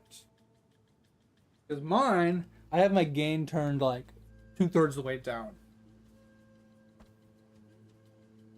I've not changed it yet. I'm still messing with this one. I haven't even plugged it in yet, Trevor. I'm going to unplug my mic to plug that one in so I don't accidentally have two mics plugged in and then not know which one's which. Yeah, the front and back could be cool, like you said, for like interviews, so it doesn't get like side noise. So if you're sitting at a table across from each other, it picks up the both people, but it doesn't pick up like the production people. I like that. But anyway, let me plug this in. I'm gonna lose microphone for a few minutes, hopefully not too much longer.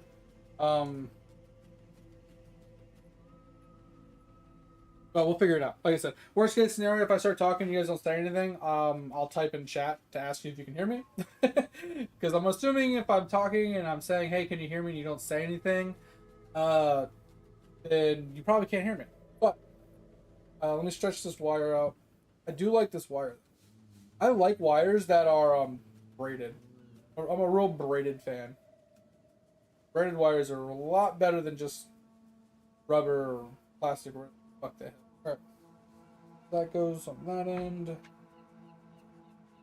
This end. Alright. Microphone is about to get unplugged once I figure out which cable it is. This one, which goes here. Here. Okay. Be right back, guys. Just a second.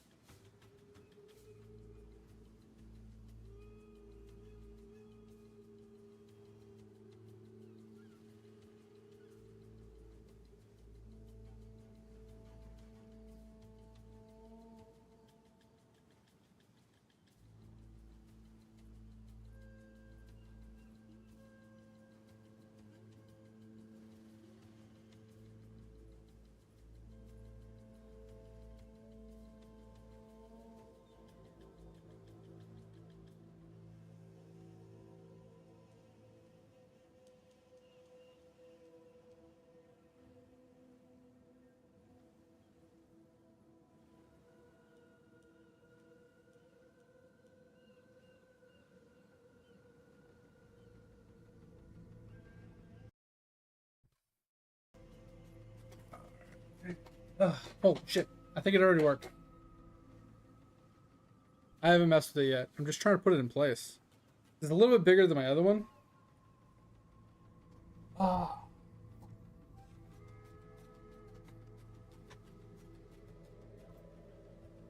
I haven't messed with any of the settings yet. I literally haven't touched it. Probably gonna sound really weird. And what I don't like so far is I'm literally all the way over here on the side of the microphone, and you guys can still hear me. I don't like that. What if I do this? Oh, hello. Still kind of hear it. I don't know. It's really weird. Maybe I have to turn down the gain a little bit. Get it to do what I want. Like I said, I don't want you hearing background noise, you know? Like the wife's over on the side talking to me or whatever. But let's turn... What if I did this? Hello? Hello? A little low. It's a little low. Over here. He's still here. See, I don't like that. Because, like, I'm literally... Like, behind the monitor, and I can still see OBS picking it up. You know what I'm saying? Like... That's not like a bitch. Well, you're a bitch. You're a bitch. Bitch. Alright, I don't know. Is there any difference in the two? Yay, nay? Possibly. Because like I said, I don't know if there's any way to get it more frontal. Like, I want it to be more like directionally at me.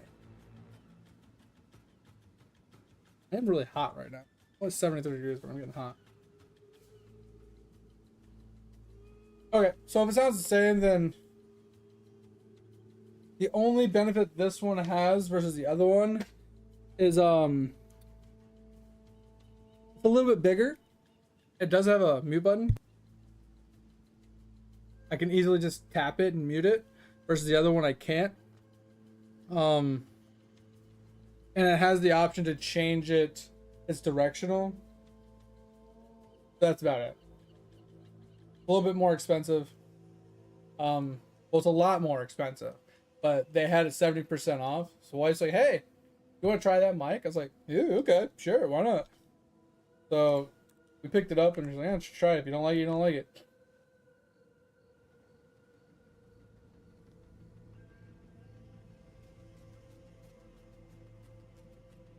Ooh, sorry. Did not try it in maps. I mean, I think with that build, it won't be a good mapper per se. I think the main clear you're gonna see is the the Spectre, right? The Spectre's gonna get the original kill or the meteor, and then that's gonna pop, causing a chain reaction in that group. But you're gonna have to do that for each group. Also, mate, thanks for that. I need to move this microphone because, like I said, it is bigger, and I don't really have a good place for it. I think that's the biggest problem with this. The other one was shorter and smaller, and it fit perfectly between my two monitors. This one's 3 times bigger, and I don't know where to put it.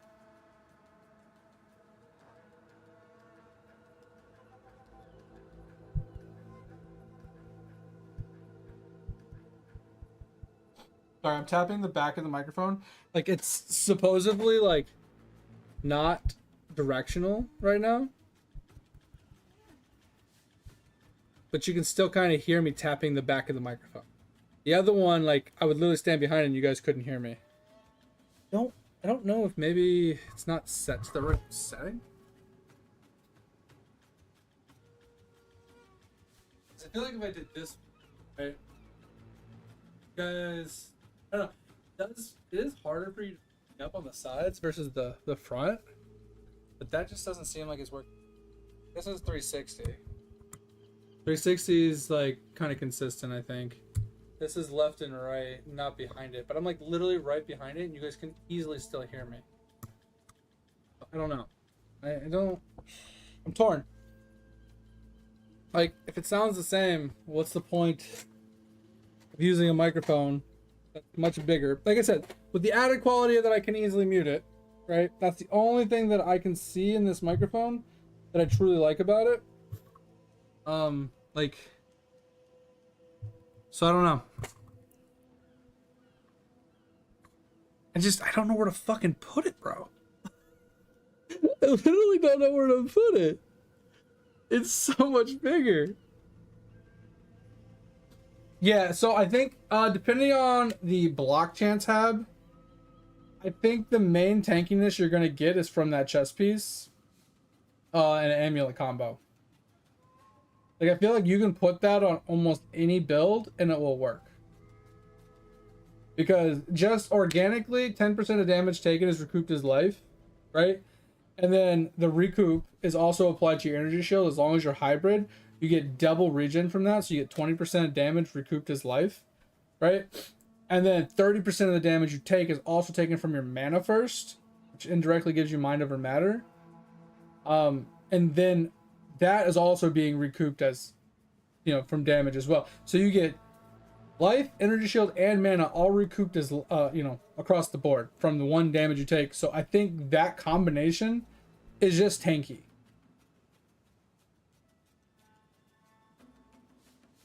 Like, regardless if you put on these two items here, like, I would at least put the scepter on for the meteors, but it's not necessary. Like, shit, even if you just ran the scepter with like the block shield, it would be fine. Because you can literally just run the Spectre. The Spectre would get most of the kills, and the Blood Boil would just proc and clear any of the packs, basically. You don't even need the Buckler at that point, like, at that time. Like you said, just run this for mapping, or maybe a different shield. For, like you were saying before, the, like you said, you weren't sure, like, why they don't use, like, the Spectre shield or whatever. Like, why don't you just try the Spectre shield with, like, a regular damage increasement one and just run it with, like, a Infernal Legion with Blood Boil and just see how it feels. Like I said, it won't be fast, but with the chest amulet combo, you should be relatively tanky, as long as you have decent block chance. Because you're going to block a lot of the damage, and then whatever you don't block is going to be recouped to you on top of, things just exploding with Blood Boil. Molten Berry for block? What does that do again? I've seen it, I just don't recall it off the top of my head.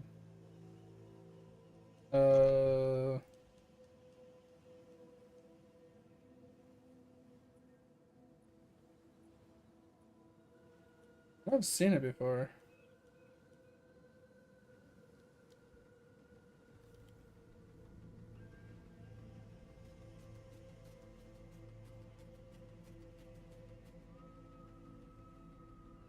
Is it a support?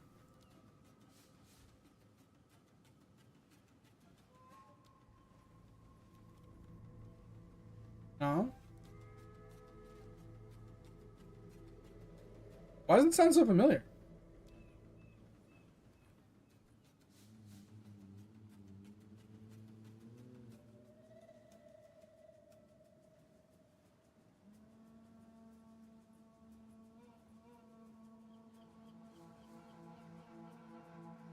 Yeah, it's fine.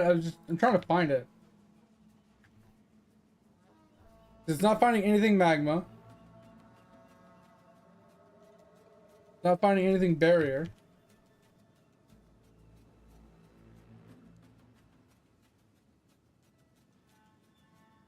I know I've seen it. I just don't recall what it does.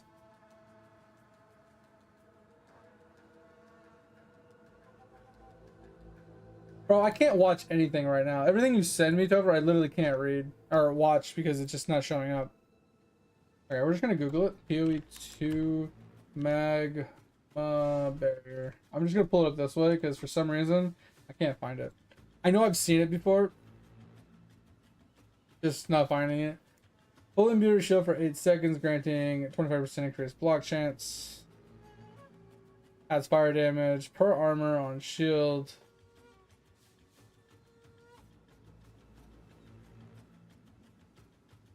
So while active, increases your block chance passively and imbues your shield with lava over time. When fully imbued, your next block on your shield raised will expend the lava. Okay. Oh, and it integrates your endurance charge. That's pretty cool. So are you basically just casting that on cooldown?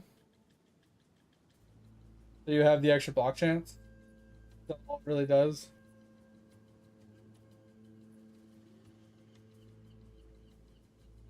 Just so it's always up. I don't know why I'm not seeing it here. It's kind of weird. I'm pretty sure I've seen it in a mace, in the mace tree.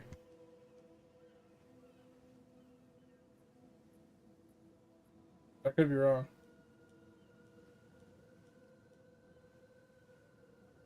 Nah, no idea where it is. Interesting.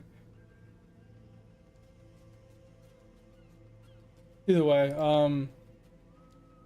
yeah, 25% block chance is pretty cool. The problem with raising your shield the whole time is it's really slow. Like, this is what it looks like, right? So in order for this to work, right? Because it's directional as well. I'm pretty sure, unless they fixed that. That might have been fixed. I don't remember. The only way to fix that is to get the support that it's like channeling skills, or hold on, like movement speed is not hindered as much. Can't remember what it is. I think it's mobility. Yeah, less movement penalty while using supported skill.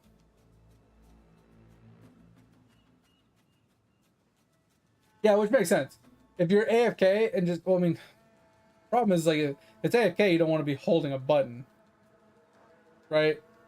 That's the only problem. Like, but if you have to just hold one button while you're just like holding right click the whole time you're in there, that's not that big a deal. It's just I would almost not want to be holding right click. If I just want to walk away from my computer and be fine, I'd rather do that. But you shouldn't need the 25% block chance. I mean, the endurance charge is really nice. Y'all want to bandit? Like the extra endurance charge when it blows up is like really useful and beneficial. So I mean, I could see that. With a macro for it, bro, I don't want to have to use a macro for it. You know what I mean? Like, I don't want to have to use a macro for that shit. But yeah, I mean, I could see you taking like a marble and putting it on like the key that you want to like keep like held down the whole time and walk away. I mean, sure, I could see that being a thing. That's kind of scummy. It just, that feels scummy. But yeah, if you want to use it on mapping, I was specifically talking about mapping. You don't want to walk around the map with shield block on the whole time because it's just so slow, even unless you use mobility, and even then it's still relatively slow. But I do agree. Oh, interesting. Like it would be helpful, like the extra block chance, but I don't think you need the extra block chance if I'm being 100% honest. Because like the shield itself that will have like 20 something percent block chance, right? Um what I don't get is my shield has 26% block chance, right? And I have 7%, 7%, 7%, 7%, 7%. Right. So I have 21, 28, what, 35% block chance, increased block chance on my tree, and I only have 35%. I know, I get it. It's like 26 base is being increased by like 30 something percent, which is what putting me to 35%. I get that. That just feels bad. It just feels bad with all the investment I put into it, and I still only have 35%. Oh, that feels bad. Yeah, it's same thing with crit and stuff like that. I get that. I mean, same thing with weapon damage as well. Your weapon damage is scaled based off of the percentage damages and stuff in the tree. I get how the math work. It's just, uh, you know what I mean? That's why I think getting a shield that has increased block chance on it locally to increase the base block chance of the shield is god tier. Because if you can get like a 30 or a 35% block shield, then scale it off the tree, it's much better, right?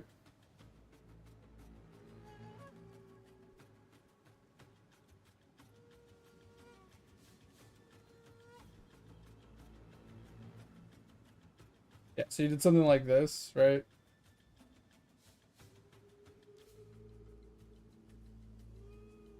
So it has like a really higher, like a much higher block chance. What's the highest block chance?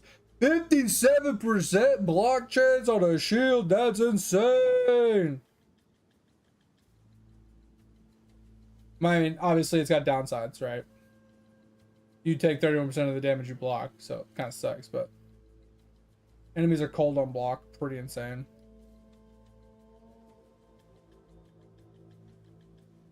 20% block chance. Like, why do you need 20% increased block chance on a 57%? Oh my god, that's insane.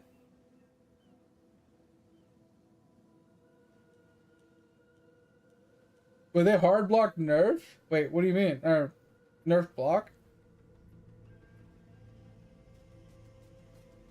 Yeah, the locals on the weapons and the shields are insane. But the second best is on amulets, right? So if you get crit chance on an amulet or a ring or something like that, um, it's really good, right? Because it's not as good as locally, to be fair, but it's still really good. It's like having it's like having increased armor on an amulet, right? Because increased armor applies to everything, not just the local item itself. It's pretty nice.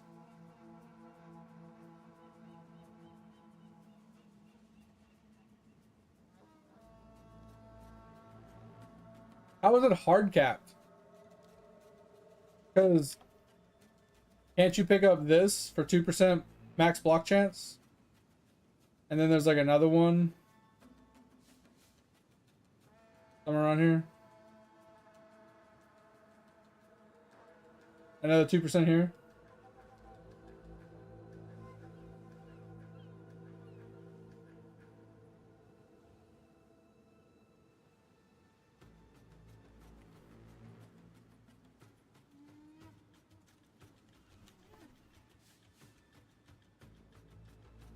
Yeah, and then technically here, if you really wanted to dip even further into it. So technically that's 5%. Here's another 4. So you'd have to anoint that. So the max I can see on the tree is 59% total. That's all I can see. Between 2, 2, 1, and 4. You can get to 59% block chance. Not counting any unique items or Oh yeah, base block. Gotcha. Okay, I was like, so you can't get above 50 even if you grab those nodes. That's what I was thinking you were saying. Okay, my bad. So anyway, so you guys don't really notice too much of a difference with this microphone versus the other microphone, is what you're saying. And I definitely turned my gain all the way up by mistake. So let's turn that down so it's not so damn loud. So the gain is really easy to accidentally move. Oh, I'm not a huge fan of the directional on it. I feel like if I was to use this mic, I'd have to get a mic arm for it and put it above my monitor. I feel like that's the only way it would work. Bandit, you being back today and hanging out, I don't know if you remember what I sounded like last time, but do you think this microphone is any better than it was the other day when I was using the other microphone? I just swapped it on today. Brand new mic right out of the box. Just giving it a testorino to see if anybody thinks it's better or not. Most people say I sound about the same, so.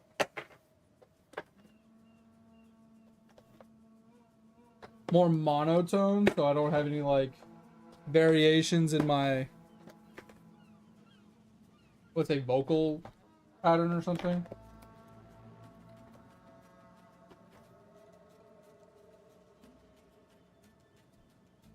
Trying to close up the box. Oh.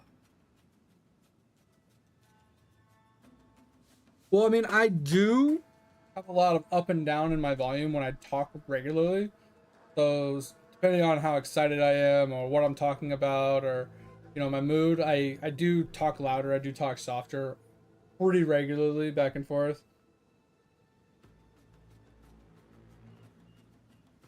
Veg time, sounds good, sounds good. Thanks, Ab, I appreciate it.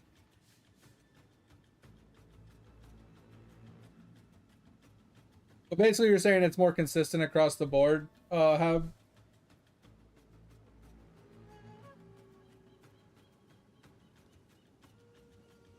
Well, so the other one, Bandit, I could turn up. I had the gain. I just turned this gain down when I asked you. Had the gain on the other one turned really far down. And it's a directional mic, which I really liked. So it only picked up, not only, but it 95% only picked up what was in front of it. So you guys didn't hear a lot of background noise and stuff. This one, it technically has that. But when I'm standing behind it, you can easily still hear me. And that kind of annoyed me so far with this mic. And for being much more expensive and it not having, like, the directional not being very directional is kind of irritating. But I mean, if it's clearer and it sounds like a better quality and there's less like peaking problems or whatever, then it might be worth keeping. And I do like the fact that it has a little easy mute button right on the top. I can just go bloop and I can just mute it whenever I want, rather than having to go over to OBS, click the mute button, remember to go and click the mute button again to unmute it, and vice versa. Like, I don't have to do that. I can literally just tap the top of the mic and call it a day. But I really dislike how easy it is to mess with the gain by accident, just by touching the bottom of it. I can easily just spin the gain to max, which might have been why it was so loud when I first asked you.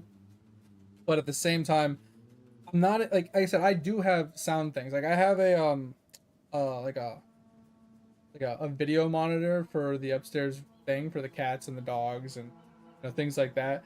So occasionally there's sound going on that. There's toys being messed with, and there's like, you know what I mean? I don't need you guys to be subjected to all that obnoxious noise and stuff from the monitor while I'm streaming and talking to you guys.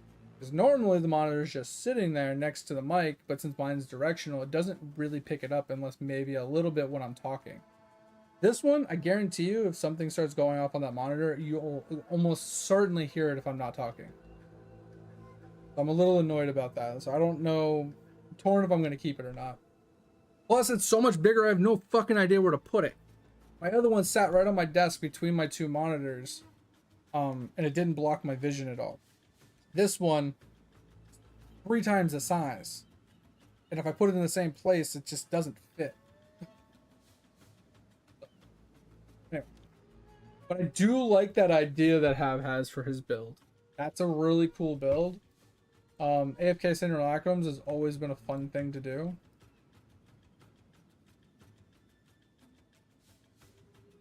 That's kind of what my Blood Notch build is meant for in PoE 1.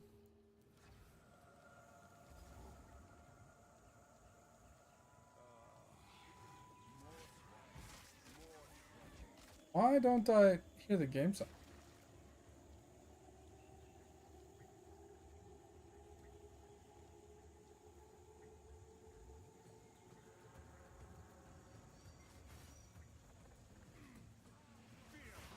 I literally don't hear the game sound. Do you guys hear the game sound?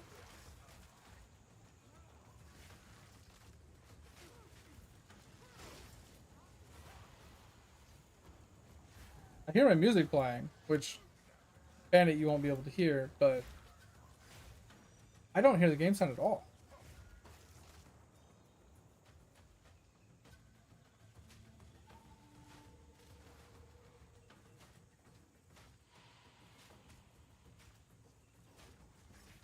Oh, it is better for you now? Okay. I mean, I could try to mess with the other mic too. If we go back to the other mic, I can probably increase it a little bit so it's a little easier for you to hear me.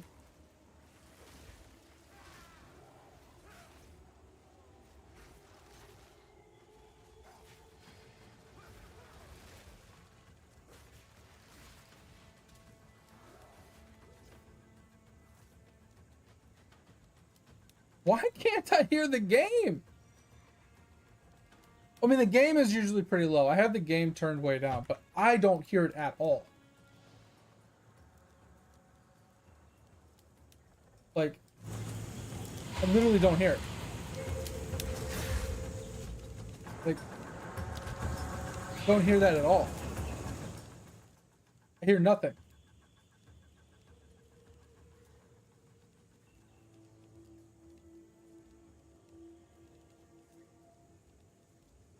Oh, I think it's playing to this for some reason. Which is really stupid.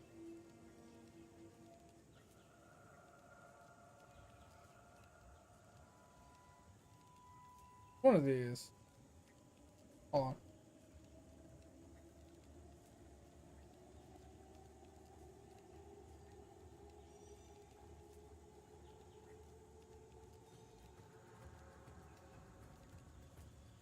Yeah, it's set to that speaker. Now that I just plugged that in. Let's disable this.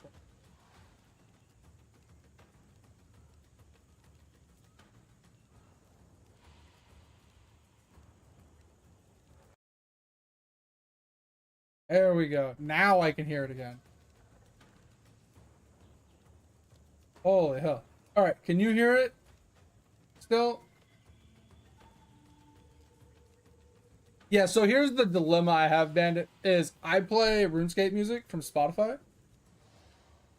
That I mostly listen to and everybody on Twitch listens to. And since I don't share that with you, because I don't want to get in trouble, which I wouldn't, but you know, rather than deal with the possibility of getting in trouble, I just don't put music over to the VOD channel. You guys only get sound from me talking and the game. So if I turn the game louder, it's going to impede with the, you know, the music I'm playing and everything else. So it would be better for the VODs, but it would be more annoying for the live viewing, right?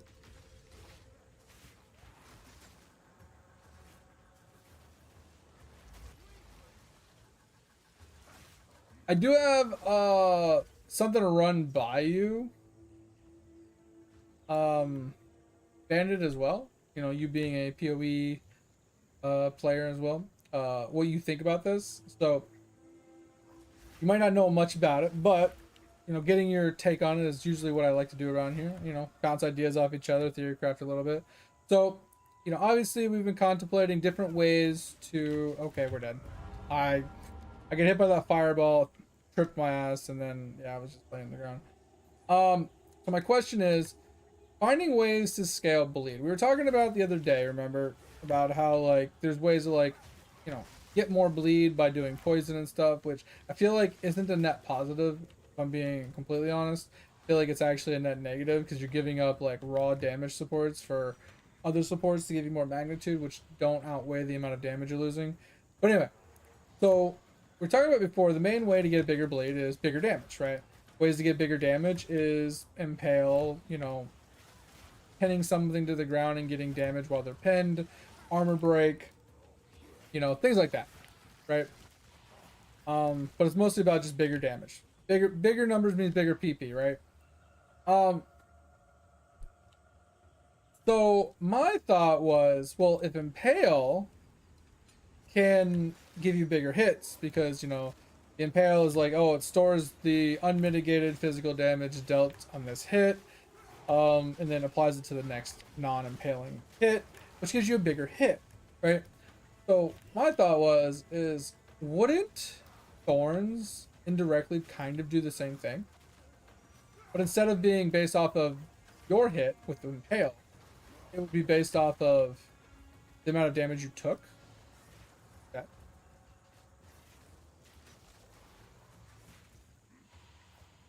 Does that make sense?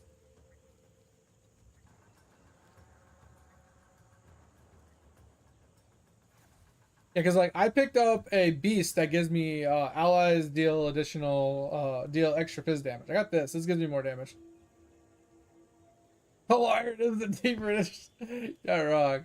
But the reason I bring this up is because there are support gem that basically, you know, you juice out thorns a little bit on your gear and like your gems and stuff, right? You get a shield with some thorn percent or some shit. I don't know how it really works. But you know, with the thorn builds, you know, you juice out your thorns quite a bit, right? And then you shield block to basically block the damage so you don't take the hit, but it gives you that thorn because of that the damage you mitigated with the block is still applied via thorns, right? Or applies to the thorns, and then you have the support gem that says for the next 6 attacks, apply the thorn damage on the skill or some shit, or however it's worded. Basically, if you take a hit, even if you block it, I'm assuming, even if you block it, that applies to the next 6 hits of that skill, as extra damage. Right? That's how people are like giga chatting bosses with thorns, right? They'll sit there with like giga chat thorns and they'll use rapid assault, which attacks 6 times, one cast, right? And they literally sit there and resonance slam their shield, which is guaranteed shield block. Not guaranteed, but while the shield is up, you have shield raise, which is basically guaranteed block almost. Which reduces the damage you take, if not completely block it altogether. And then you break their armor while you're doing it. Once the armor is broken, you've had this thorns built up already. And you just rapid assault with 6 attacks with all that thorns build up, and you basically insta-give a boss. So yeah, it wouldn't work the same for Rake because Rake only hits once. But wouldn't you in theory take advantage of that to get a bigger bleed? Right? So you walk up to a boss, you kind of do the same thing, you resonance slam them over and over again to break their armor. Once the armor is broken, you roll back, right? You hit them with Rake, let that big bleed tick down, and then you blood hunt, which also you'd probably want to put the same support gem on that, so you can take advantage of the thorns hit still. So you get the thorn hit from that on the blood hunt, plus it applies an impale, so your next Rake still has the thorns hit plus the impale from the blood hunt. Wouldn't that technically work? And then after you rotate like 3 iterations of the Rake blood hunt, so all of your 6 hits from your thorns is kind of used up, wouldn't you in theory just re-break the armor? Or like maybe when the armor like comes back, you just re-break the armor and then just rinse and repeat that. You know, you blood hunt Rake, blood hunt Rake, blood hunt Rake, and then you break the armor, blood hunt Rake, depending on how long it takes to kill the boss. Couldn't you do that to like scale your bleed pretty significantly? Just by using thorns instead of impale? Or additively with impale?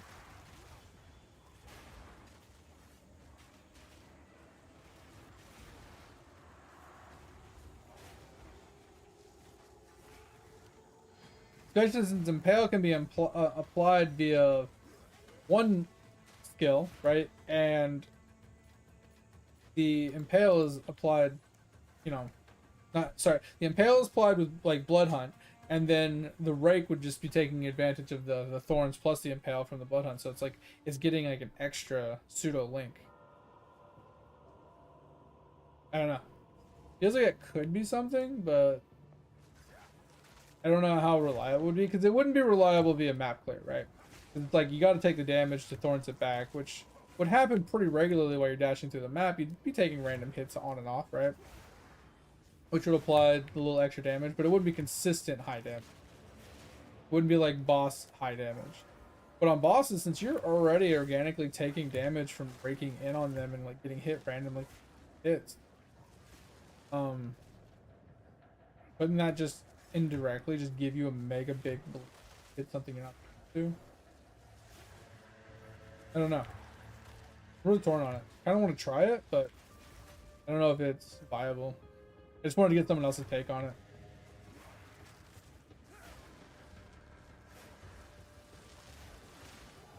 I just don't know if the bleed will scale off of the extra damage from thorns or not.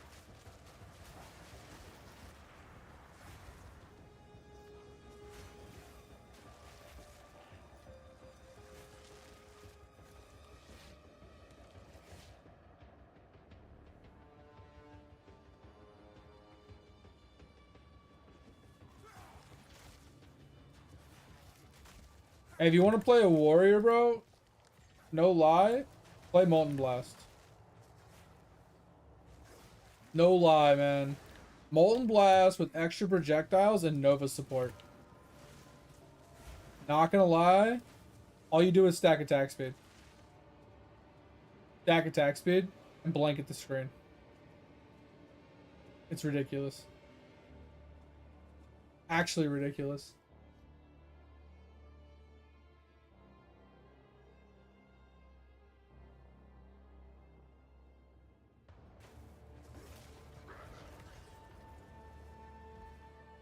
Have you seen it yet?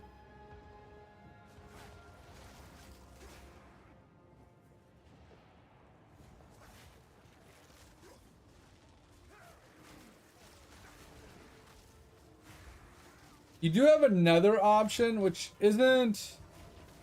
I wouldn't say is the best option, but it is really easy. With the caveat, I don't know off the top of my head if you can change ascendancy. Like, can you change ascendancies like you can in PoE 1? Where, like, you know, you have no ascendancies, you go in, you run an ascendancy with no ascendancies attached, and then you can change from, like, Titan to Warbringer, or vice versa. I'm assuming you can, because I think I read somewhere where you could, just like PoE 1, but I don't remember exactly. The reason I bring it up is because I don't know what warrior type you want to play, but I would say if you wanted something really easy and relatively fast for campaigning, specifically in like low tier mapping, right? Something with very little effort, really good survivability. I feel like because of the organic like way that the skill is used. Just a corrupted cry, seismic cry, corrupted blood is actually insane.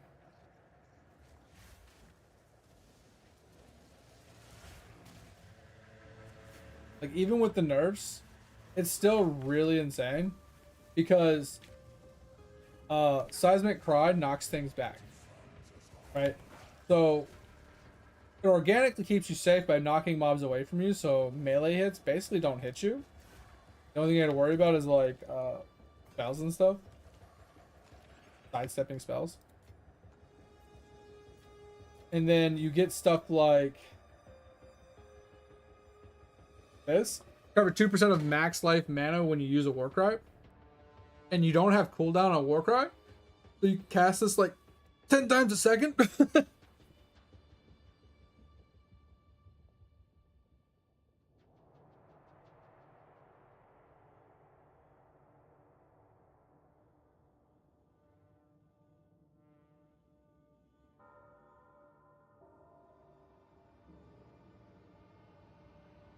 I don't know what gym that is, Bandit. For weak points? I've never heard of that.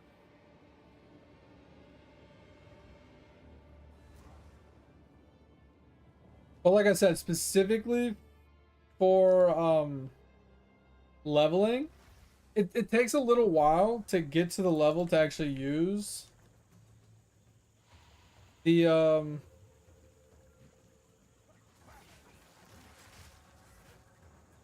shout, because I think the shout's level 41. I'll tell you right now, from level 41 to like 70, it is such an easy leveling process. It's crazy. Actually crazy. That's what I wanted to play, to level the character and then swap into a slam build originally. But they changed it because now in order to do it, you have to be playing a Titan. You used to be able to do it, I mean not Titan, but Warbringer. You used to be able to do it as a Titan by using a pin support instead of because it used to not go on cooldown unless it heavy stunned something. And pin prevented you from heavy stunning. Completely different. So it was like a workaround, but then they fixed it to where that's no longer a thing. So I couldn't level it that way, but that was some of the most enjoyable leveling process I've had in a warrior. I literally just shout, shout, shout, shout, shout, shout, shout, shout, shout, shout. Like, and you would walk really fast as long as you were just like spam clicking and not holding it down. You would shout so much per second. Everything just died around you and get pushed. You could literally push things through the map while killing it because it had knockback. Like,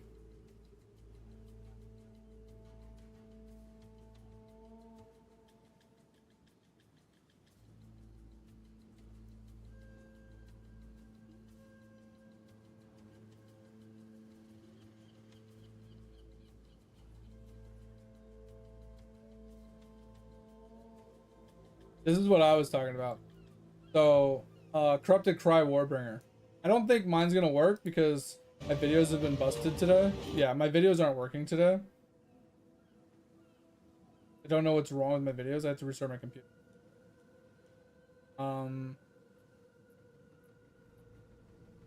But if you want to watch this, I'll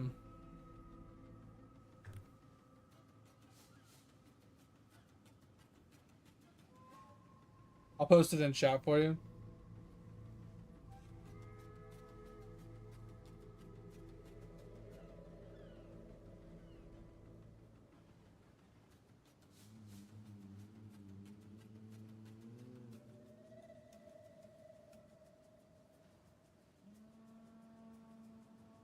But yeah, that build, so easy, man. Wish my videos were working then I could just show too, but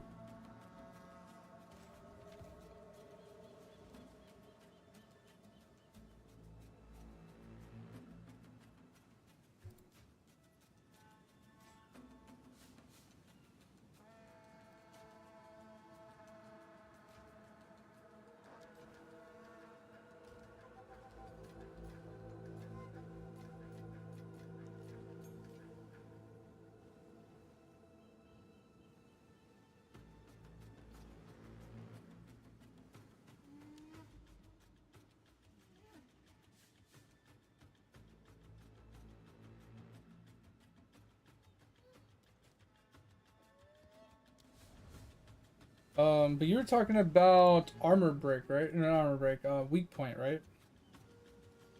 See if we can find it.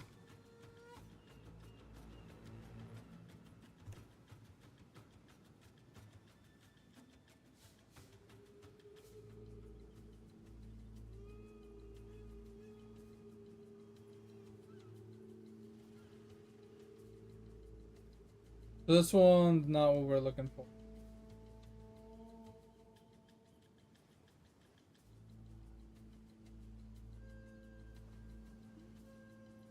Huh. Your message is showing up in my Twitch VOD, but not on my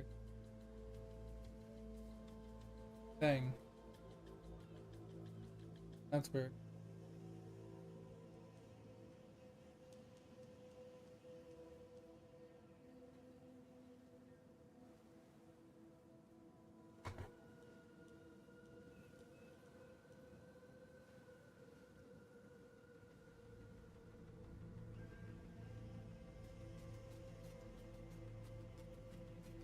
that actually send this time? Well, I guess it's not sending. Okay, that message went through, but the other message did not. Okay. Yeah, I'm using Herald of Blood right now. Alright, Herald of Blood is giving me explosions whenever I bloodlet people. Give me AoE explosions. But I'm not seeing weak point.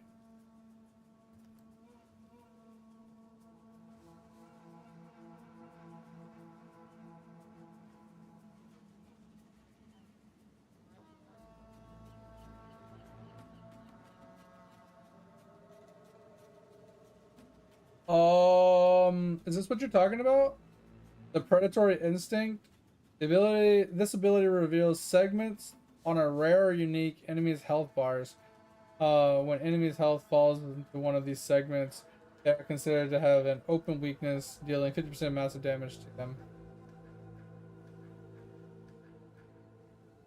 We're talking about. So this is the one I found. Exploit weakness, which basically they take more damage when they have broken armor, but it prevents them from being able to break armor themselves. Okay, so this is for a huntress specifically, so I can't take advantage of that. But right now I am currently using heavy swing for 35% more melee phys damage. I'm using brutality for 30% more physical damage. I'm using momentum for 30% or 40% more damage. And then I'm using deep cuts for 100% magnitude. And then I'm currently using magnify for map clear.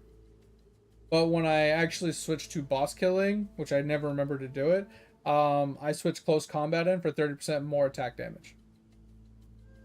So both of these work since I am traveling distance to apply my rake, and I am point blank when I land. Both of these work. And this is 100% magnitude, which is a no-brainer. And then 30% more damage and 35% more damage is also a no-brainer. So there's not really any other good ones, because either the other ones are very situational where it's not 100% uptime, or I feel like it's a net loss and flat upfront damage, which flat upfront damage translates to bigger bleed versus getting a bigger bleed from a less of a hit kind of thing. Like they kind of even out, but percentage speaking,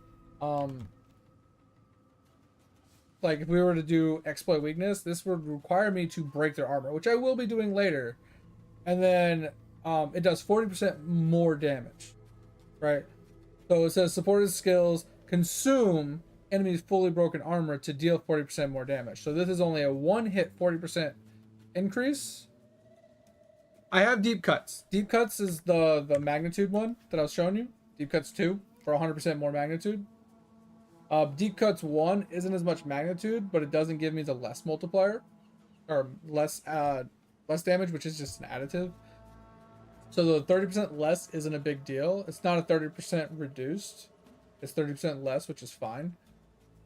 So it's not a big deal. And heft, see, I have an argument against heft. Everybody uses it. And the argument I have is heft is 30% more melee max hit, right? It's only the maximum goes up. That's the problem I have with it, right? So it's 30% more maximum phys hit. So the maximum number goes up by 30%, but the minimum still stays the same. So your range now becomes, let's say, instead of 100 to 1,000, it's now 100 to 1,300, right? So it gives you a bigger range, but wouldn't 30% more damage be the same as 30% more maximum phys hit? But with the added benefit that your minimum goes up by 30% as well. So instead of 100 to 1,300, you have a 130 to 1,300. Wouldn't it be the same thing? But now we have less of a range, and the minimum is now increased by more. Now, if this was more than 30%, or the other ones were less than 30%, it makes sense, because brutality is 30%, right? Close combat's 30%. Momentum is 40%. Heavy swing is 35%. These are all 30+%. So I feel like having 30% to just maximum isn't as good. I mean, it could be. It could be. I don't know. I don't know what is going on with my actual feed. There it goes.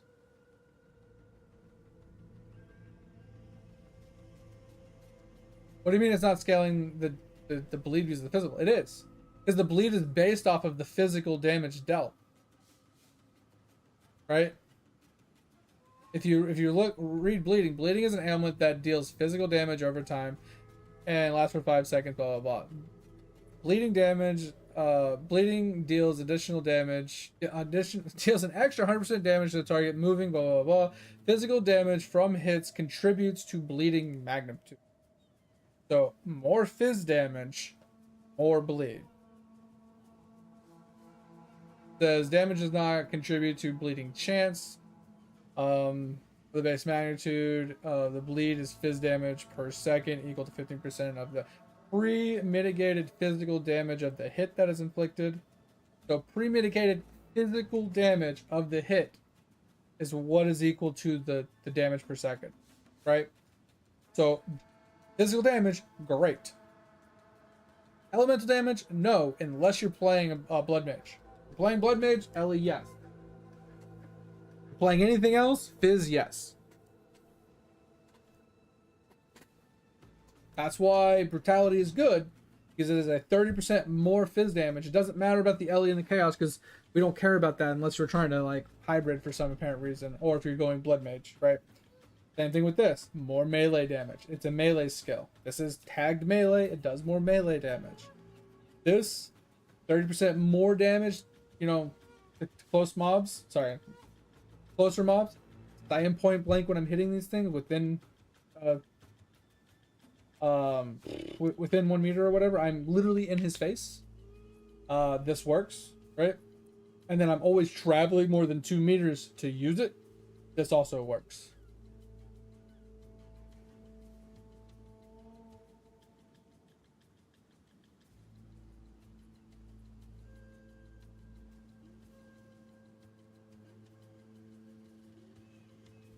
That doesn't make sense of why it would scale more than 30% flat damage. Because bleeds aren't hits. Bleeds are damage over time.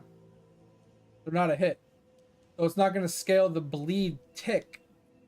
Because the bleed tick is not a hit.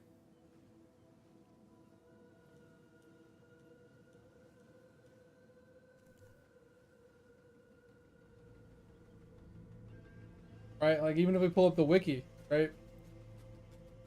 Bleeding deals 75% of a hit's physical damage dealt.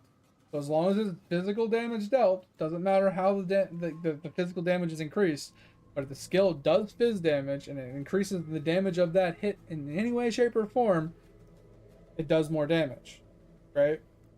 And then it does more damage to things that are moving, or if it's aggravated, percentage of this percentage is affected multiplicatively by ailment magnitude, which is what we're scaling. However, it cannot be indirectly scaled by modifiers by modifying the hit damage. Okay. It can be indirectly scaled by modifying the hit damage, which is basically this portion up here. So the bigger the hit, the bigger the bleed. The bigger the bleed, the bigger the magnitude, the bigger the bleed again. But since bleed doesn't hit, bleed is a damage over time, it can't be scaled secondarily unless you're using magnitude. That's what this is basically saying right here. The percentage is affected multiplicatively by ailment magnitude.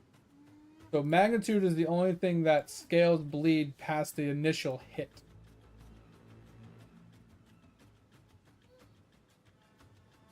No, I see what you're saying.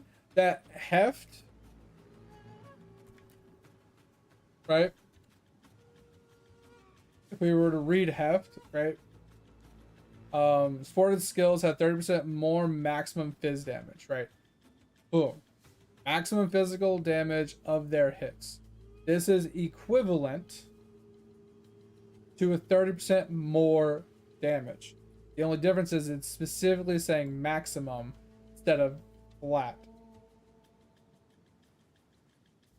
The only difference is I don't know if this 30% more maximum increases the maximum by more than 30 than what a flat 30% increase would do. You know what I'm saying? Like, does this 30% more multiplier, more maximum, do more than this 30% more, right? 35% more?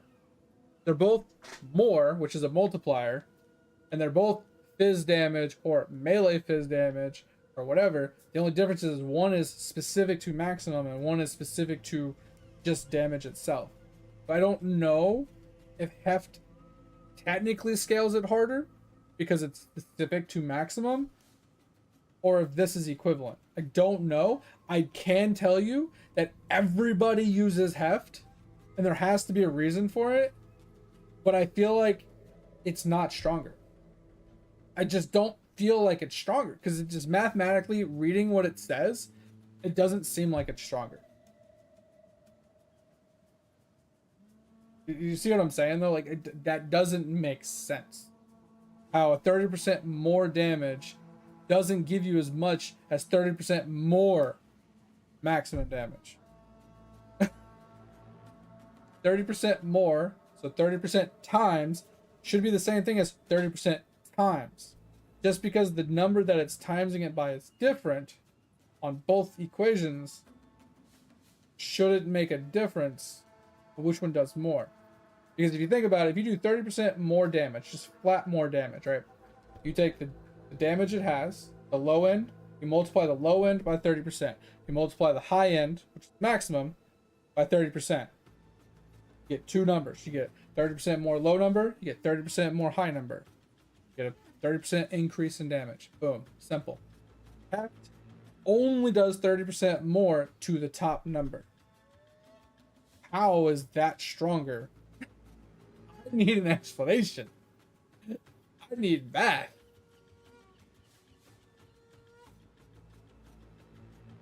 That's what I'm saying, Bandit. They use it for a reason. I just don't know what the reason is. Right? I don't know if it's because maybe they're not using the other 30% multipliers because there's a negative downside to them, or because it doesn't apply 24/7 like heft does, right? So if we do PoE2 builds, right?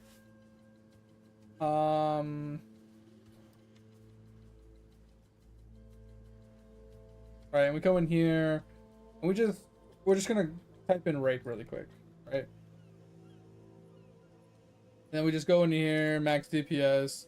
Let's see what I mean, right? This is a blood mage. It doesn't quite hold the same value. Because they take more advantage of crits and stuff, so let's not do a blood mage, I guess. Here's a huntress. Huntress should. They're slightly different still. Obviously, mine's generic because I'm playing another one. But once again, they're taking advantage of momentum, which is 40% more. They're taking advantage of brutality, which is 30% more. They're taking advantage of 100% magnitude, 30% heft. Once again, don't agree with this when you can just do heavy swing. And overextended. Oh, it's crit. So yeah, they're focusing on crit, which just makes sense. I just don't understand the heft. I just don't. Like, here it makes more sense.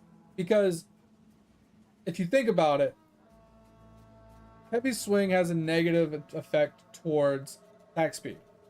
Spear field needs to attack fast, right? You don't want the negative attack speed on spear field. Makes sense. But having negative attack speed on, say, Blood Hunt or on Rake doesn't matter all that much because you're not Rake spamming. You are literally raking and letting the bleed just go. You're not bleed over and over and over again, right? Unless you're shooting for a crit. You're not just spamming it. I know. I mean, I should just try it. I just feel like it's not that big of a difference. I think where people might be getting misconstrued here is like maybe they're just relying upon something as simple as sorry, I was trying to see supported gems. It's like, these are the supported gems. So you got, this one's really good.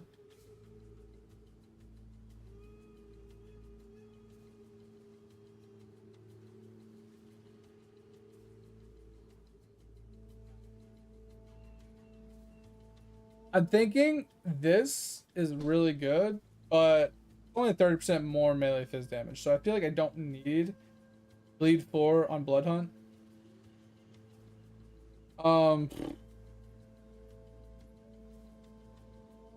But yeah, I can't find anything particular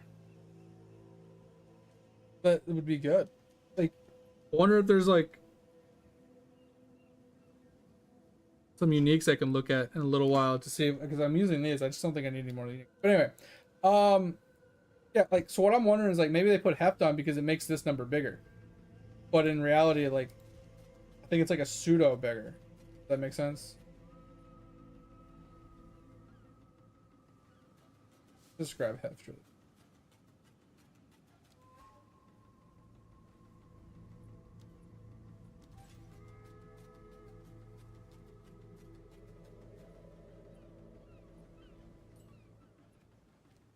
Yeah, like, so if we put heft on instead of fucking, I don't know, heavy swing, because that's what they always do, like, it's less damage. Like, even on the sheet damage, like, it's clear as day. It's just so, just 59.90, 67.80. Okay, brutality, lose damage. Once again, lose damage. 30% more only does the top end, not the low end. So if you look at this, so main hand total damage, 82.29 with heft, right? Now, in theory, I don't get quite as high of a high end, right? Because you see 82.29, boom, 81.93. So 30 damage difference on the high end. So it does scale slightly differently. But overall, my average damage is higher because I have a higher low end, right? 45.82 versus, it's 1,000 damage difference for the low end. So you have a much bigger range to deal with. So your average damage is lower. For getting 30 more, like, obviously with a bigger weapon and bigger damage, the number will be slightly skewed higher or lower. But for right now, it's only a 30 damage difference, roughly. A little bit more. Like 37 damage difference for the high end damage. But you get over 1,000 damage, min damage increase. Like, that's, I can't justify that. Yeah, and then we look at this. Estimated bleeding damage per second is 7,038. We'll just say that. Or to 12.5, right? Yeah, so lower low end bleed to roughly the same high end bleed. Actually, literally the same high end bleed. Look at this. So with brutality, 25 or 12,582. 12,582. Even the same 0.9 across the board. So there's no difference in running heft other than the average base damage of the hit would be lower.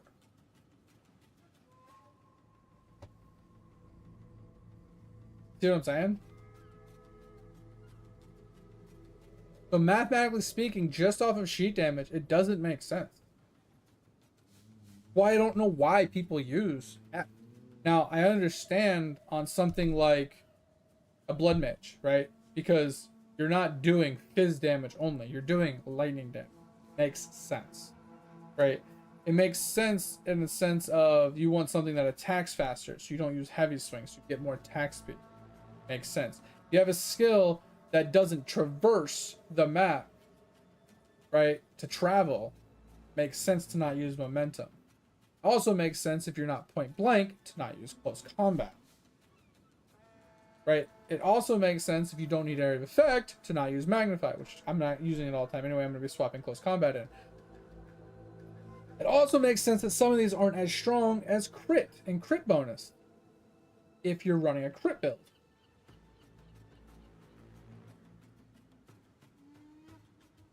Nah, don't worry about it. But no, it's worth trying because there's a reason everybody's doing it. It's just I don't see the reason. Mathematically, in front of me, black and white, it mathematically doesn't make sense why people are doing it. It just doesn't. And I just proved it by opening it and showing you, right? Unless somebody with a big brain that is reason they're doing it can explain to me why they're using heft over any of the other 35 percenters, can explain it to me logically and give me like a sound reason of why, an explanation, I won't understand it. And like that's the same thing I have a problem with like gear progression in a lot of MMOs. Is unless I logically haven't like a drawn out conclusion from step A to step B to step C of like how the progression goes and why it goes that way, and you know, layers and so on and so forth. I never can grasp the actual gear progression in a game, right? Like World of Warcraft's gear progression makes sense. You get bigger stats and it's better, right? Games like this, like there's a few caveats to gear progression, but the short of it is bigger numbers means better, you know, armor. Same with weapons, right? There are some caveats to that, right? Where sometimes like damage or a weapon that doesn't do a lot of damage but has like a lot of attack speed or a lot of crit can technically be more damage than a weapon with more damage. But we're not going to get into all the small things about it. But it's just that is one thing about this game that I've seen across the board, that people prioritize heft over and over and over again. And I don't know if it's just an ingrained thing, like natural reaction kind of thing that people do because they see the multiplier and they just go with it, rather than like just looking into it and understanding why they're using it. It's one of those things that, like, you know, when I've talked about it before. So when people come to my channel and they ask me a question, I don't just give them the cookie cutter answer. Oh, just use this, right? Or just do this, or this is the answer, right? I give them the information so they can make a sound decision themselves. I feel like what happens a lot of times in games like this is someone will look up a build, right? Someone will make a build and they'll do it one way, and it's probably from back in the day, right? Years ago. And then people just kind of copy and paste to that build year after year, you know, expansion after expansion, update after update, and they kind of just copy and paste it, and they just keep using it the same way. But every time there's a new update, they're not modifying the build to go with the you know, pros and cons, the nerfs, the buffs, you know, the additives of the new skills and abilities. And it's just it turns out that like there's a much better way of doing it later because there's more skills, items, abilities, nerfs, buffs, modifications, changes to skills and abilities that might have been the goated best thing to use back then, but maybe not anymore, right? It's just like coding in video games or in any type of code, like with like websites or, you know, SQL jobs and stuff like that. You know, today you might have coded it that the best it could have been coded for today's standards, but in 2 months that standard could be completely different, right? It could be a completely different, like they could have found a new way to do the same code in a more optimal manner five months down the road. So in 5 months that might be obsolete. But I feel like what's going on is a lot of these players are coming from PoE 1, and they know how strong maximum damage is, right? Regardless of like the minimum damage being lower, they know how strong maximum damage is, how much it makes your numbers go burr. But I also think that in PoE 1 there's not a lot of sources of flat more damage when it comes to like support gems and stuff in comparison to like, I don't even think, does PoE 1 have a support gem that just gives maximum damage? I think where the maximum damage comes from in PoE 1 is that one belt that I can think of off the top of my head that we have in PoE 2 that does less minimum damage and more maximum damage. yes, it increases your range, but 30% less isn't that big of a deal when you have a 30% more on the other side. Because it gives you so much more overall damage. Because the big number gets really big and the small number doesn't get much smaller, right? I feel like people are looking at that example from PoE 1 and bringing it to PoE 2, thinking it's just the GOAT, without actually doing the math themselves, right? Without actually using their brains and you know what I mean? It's like people trying to read a fucking non-digital clock, right? They look at it and they're like, oh, well, I don't know how to read this, but yeah, we're just gonna say bigger numbers means better, right? It's just, I don't know. That's just how I feel about it.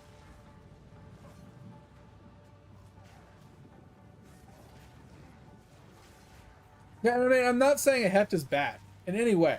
In so many ways, heft is a good option. It just depends on the skill you're using it with.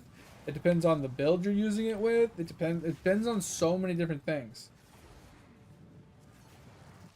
But I just feel like in a situation where you're relying upon one solid hit to apply one solid bleed, you need as much minimum and maximum to get that big consistent bleed over and over again, because you're not sitting there spamming Rake 50 times a second, you know, looking for those big hits, right?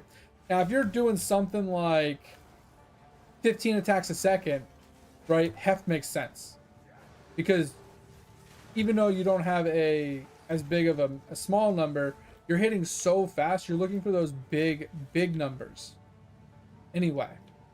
A big difference. And I think that's where a lot of these people are going, like, thinking about it in terms of, oh, well, bigger number, bigger big end means bigger, like, a chance for bigger numbers.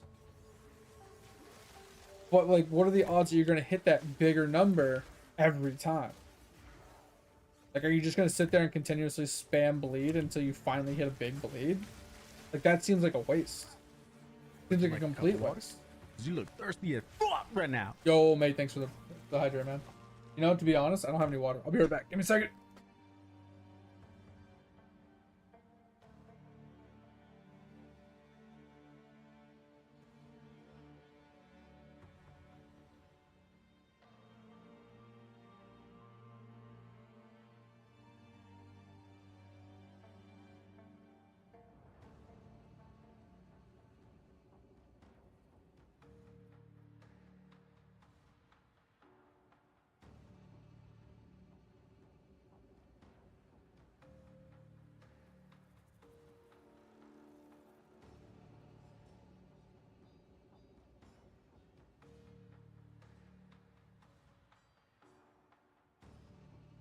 Oh. No, while I was getting water, I was thinking about, do you think I could find like a sound guard for my mic? So it's like a 180 like sound guard on the back side of the mic, so it'll block the sound from the backside. I'm curious. But anyway, yeah, that's why I don't use heft personally, Bandit.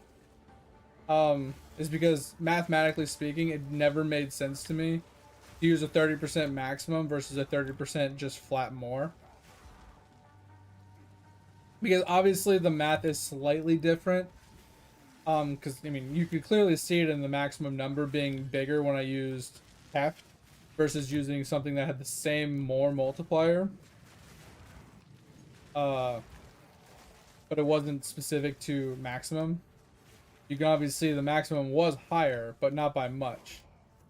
So there is a difference, and I think that at super min-max in-game like numbers, that 30% or that slight increase that was a little bit bigger, that bigger range might be worth it. But I would say definitely at this stage where I'm at, it's not worth it. Because it only went up by an extra 37 max hit. 37 extra max hit doesn't seem worth giving up over 1,000 minimum hit. Now, if I'm giving up 1,000 minimum hit for like 15 or even like 1,000 max hit, that makes sense. As long as it's equal to what I'm like losing on the minimum side to get a higher maximum, it makes more sense. Because then it like averages out to better numbers. Because I have a bigger range, but I also have a much higher like game, like in like big hit, right? Which is what they're shooting for. I just don't know. Like maybe, like I said, maybe that since they have the fuck is this? Since they have better gear, maybe it is stronger. Temporal tether? The fuck is a temporal tether? So lost.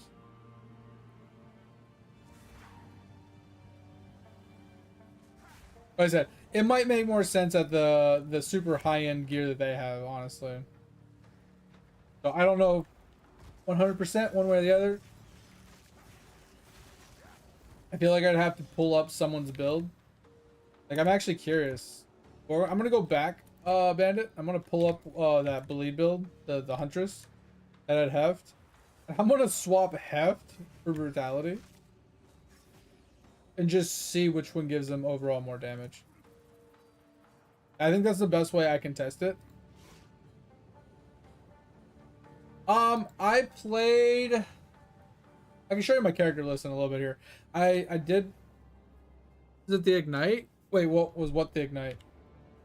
Mandarin. Also, welcome Mandarin. I played a Titan last time, and like I said, I kind of played it as Cry, and I actually liked Corrupt Cry. Corrupt Cry was super fun. And I wanted to do Slam, and like I said, that's why I did another one this time and opted out of Slam because I hated it. And then I played a Mercenary. I don't remember which Mercenary I played, if I can be honest. But I did play a Mercenary. I don't think it might have been a Gemling, but I don't think so. And I think I tried a Witch. I didn't make it past like level 10. I've gotten a bunch of chaos this run, so shockingly, like that is a lot of chaos this run. I think I found a total of like maybe 8 chaos my whole time playing this league. And I think this one run I found like 3 or 4.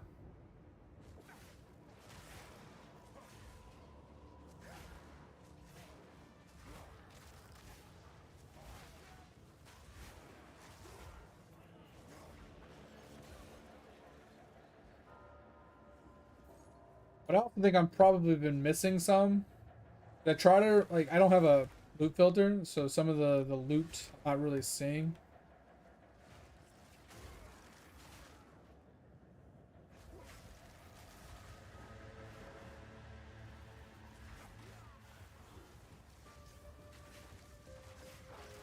Can't dash in.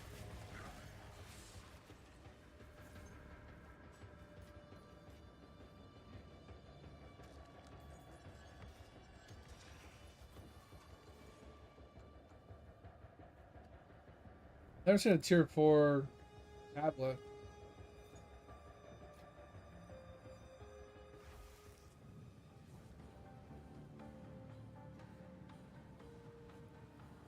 Oh, yeah. Now I finally understand how that build was working with Asmongold. It's nothing to do with the Ignite. I liked the Crying build. The Crying build was actually super fun.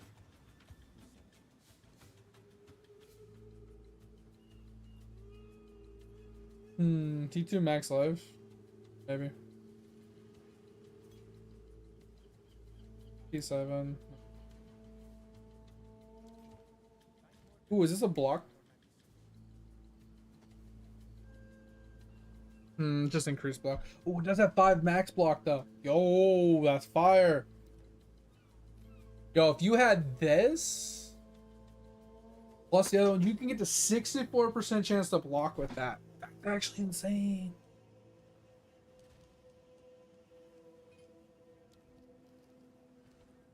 That's insane. Yeah, 3 chaos from that one run. And I had 8 before. Wow. That's so much chaos in just one run. Like for somebody like me that doesn't really have a whole lot to be. That's actually insane.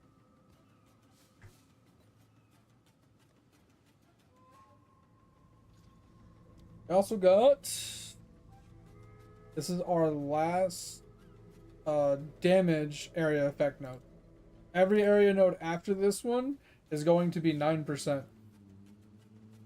going to be huge. I'm not a huge Expedition fan. I never have been, but I should try it at one point. But here, I'll show you my my character screens really quick. Like I said, I haven't played them in a while, but my first one was the Corrupted Cry, which doesn't work anymore. So this one right here, my 75 Titan, he was Corrupted Cry, doesn't work anymore. Yeah, I did a Witch Hunter. And then I tried a Stormweaver, and I just couldn't get out of the campaign. I just couldn't do it. It just drove me insane.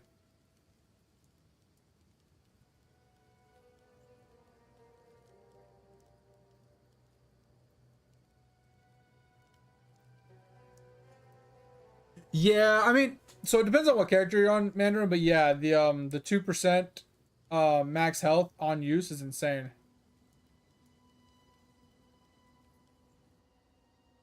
I haven't seen Second Wind 3 yet though. I don't know what that one does. I know what Second Wind itself does. What's Second Wind 3? Look.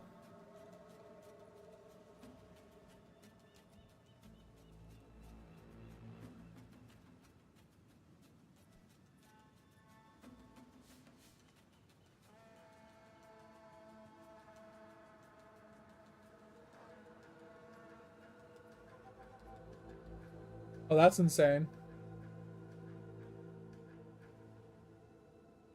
So you get 2 uses, but you get like 20% life back when you use it. So 22% life back on use. Because if you have the 2% per cooldown second, it's an 8-second cooldown, increased by 40%. That's roughly 12-second cooldown. So 12 times 2, that's like 24% life. And if you hypothetically were to also grab this, 2% life recovery when you use a Warcry, but it like reduces the cooldown recovery a little bit, so it gets you closer to like 11 seconds. So it's like 22, so that's like 24%. Kind of insane. Yeah, and that's my problem, man, is I'm very simple-minded. I need like 1-button builds, 2-button builds max. I need simple things, right? Having to hit a bunch of buttons in combination to do anything, I'm just not a huge fan of. So we were looking at something Hab was showing us earlier. I don't have the gear on me to show you, but he's building a AFK Synrelacrum build, which he's following somebody else doing it. Yeah, if you do Warbringer, you get 0 cooldown.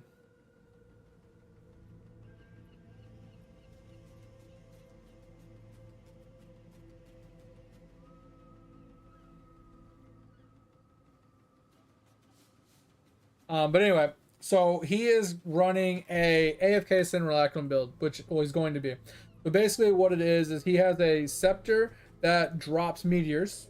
Just when anything's in proximity to him, it just drops meteors, which is really cool.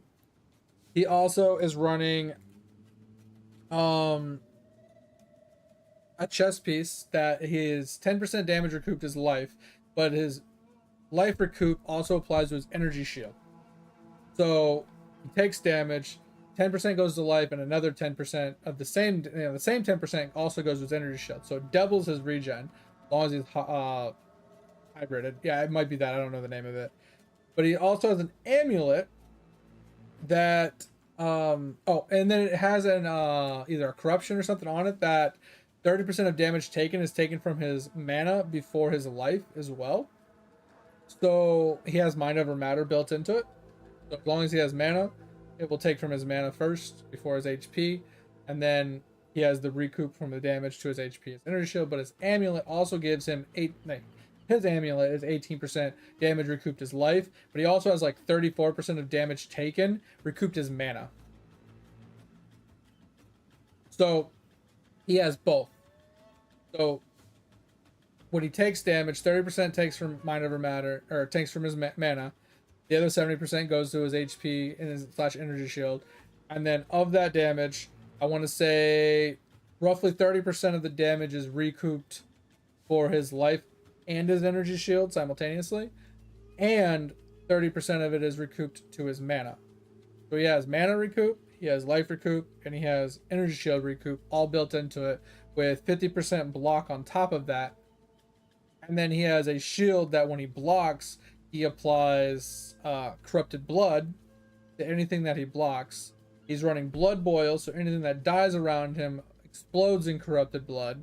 So he has a cascading build that, you know, since it's specifically for Cineracums that things are constantly spawning, there's constantly mobs around you. So he has this endless cascade of explosions and corrupted blood going on, while he can literally just stand there with raised shield on, blocking hits and exploding the screen with all the recoup in the world. It's just kind of insane.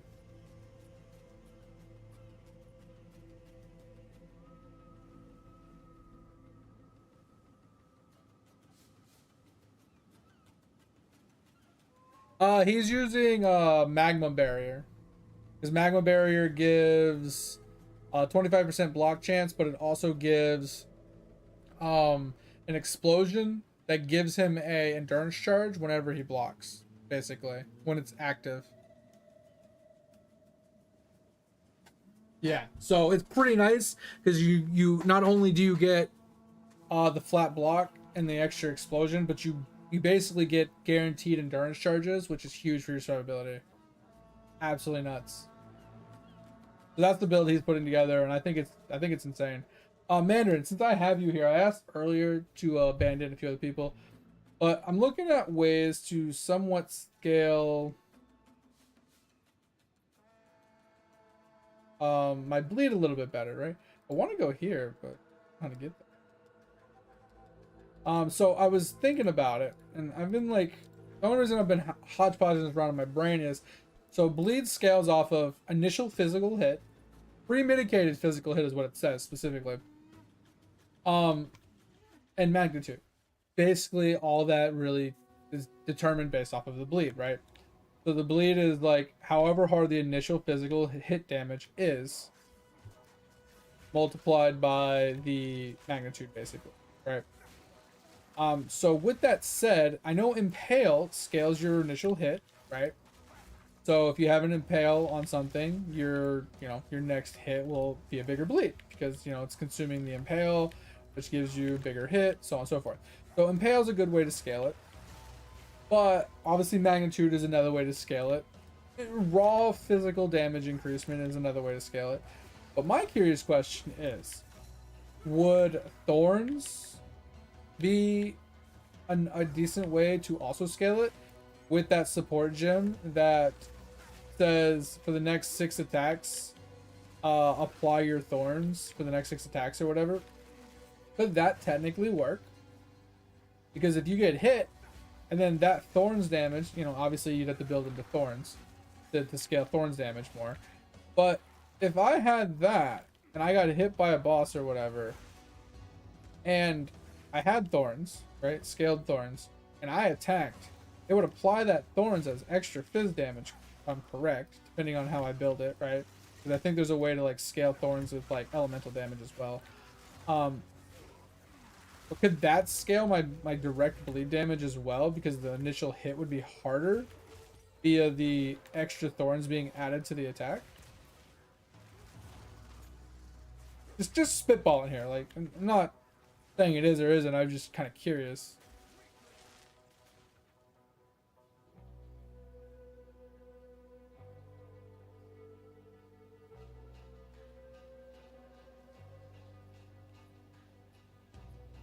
So I'm not worried. I know that. So everybody is using rapid assault with this method, right?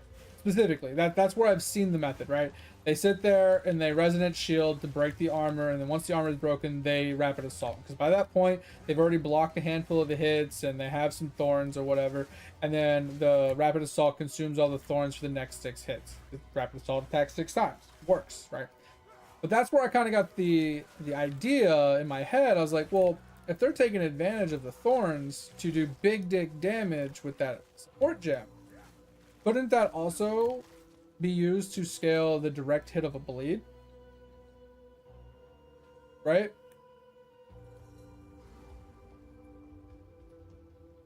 You know what I'm saying?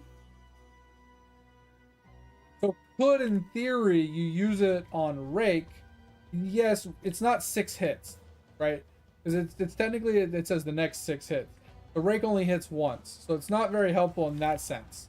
But could you technically use it on, like, for me, for example, like, I walk in, I take some damage sometimes occasionally, I have some thorns built up or whatever, and I have that support gem on.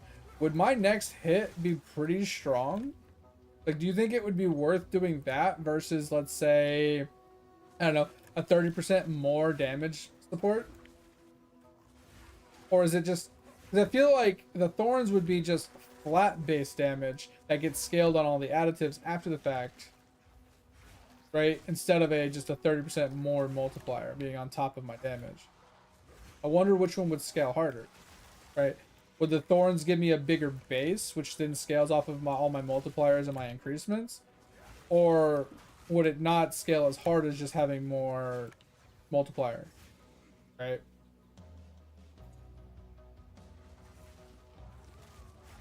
So I gotta catch up on what you're saying. I like to just theory crap with people.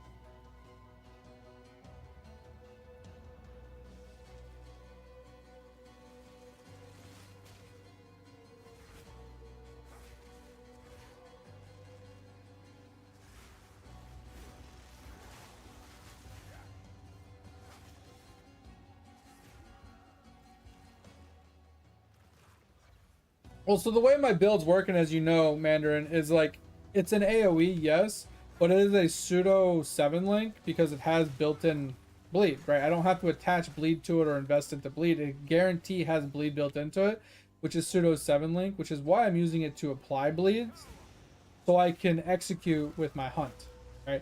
So I'm looking for ways to get my bleed as big as possible, right? So I don't have to wait as long for my bleeds, right? To execute, right? So that's why I'm wondering if, like, since I'm already like waiting for my bleeds to tick so I could, you know, do my execute, would, you know, standing there to break armor, because breaking armor would obviously give me more damage, right? Broken armor means more damage. So resonant shield resonance to break armor while I'm like shield raised, and then, you know, stacking up a little bit of thorns while I'm, you know, doing that, and then having that thorns built up to then rake him for the extra damage added to rake to get the initial bleed just higher. So my blood hunt's gonna do more damage. Like, I don't know, I'm just trying to envision a way that it actually can work, or if it's just not gonna work. Like, obviously I could do it, it would work, but would just having brutality for 30% more damage just be better?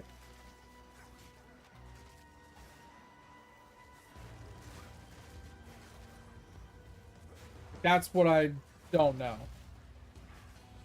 Like, obviously we can trial and error and test it. I'm just kind of trying to see what other people think. Because we talked about adding poison to the build, right?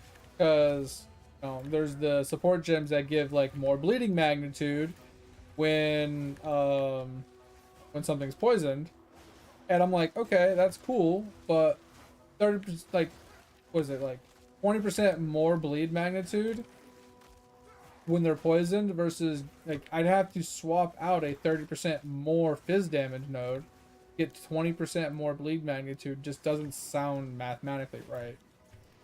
I feel like I'm losing overall bleed because I'm losing out on 30% more flat, like, upfront damage to then be scaled by the magnitude. I feel like it's actually less damage to go that route. Unless you're playing on a specific class that has built-in like bleed or like poison or something, right? Something that can take advantage of poison without actually losing a support gem to it. I am not. I'm a Titan.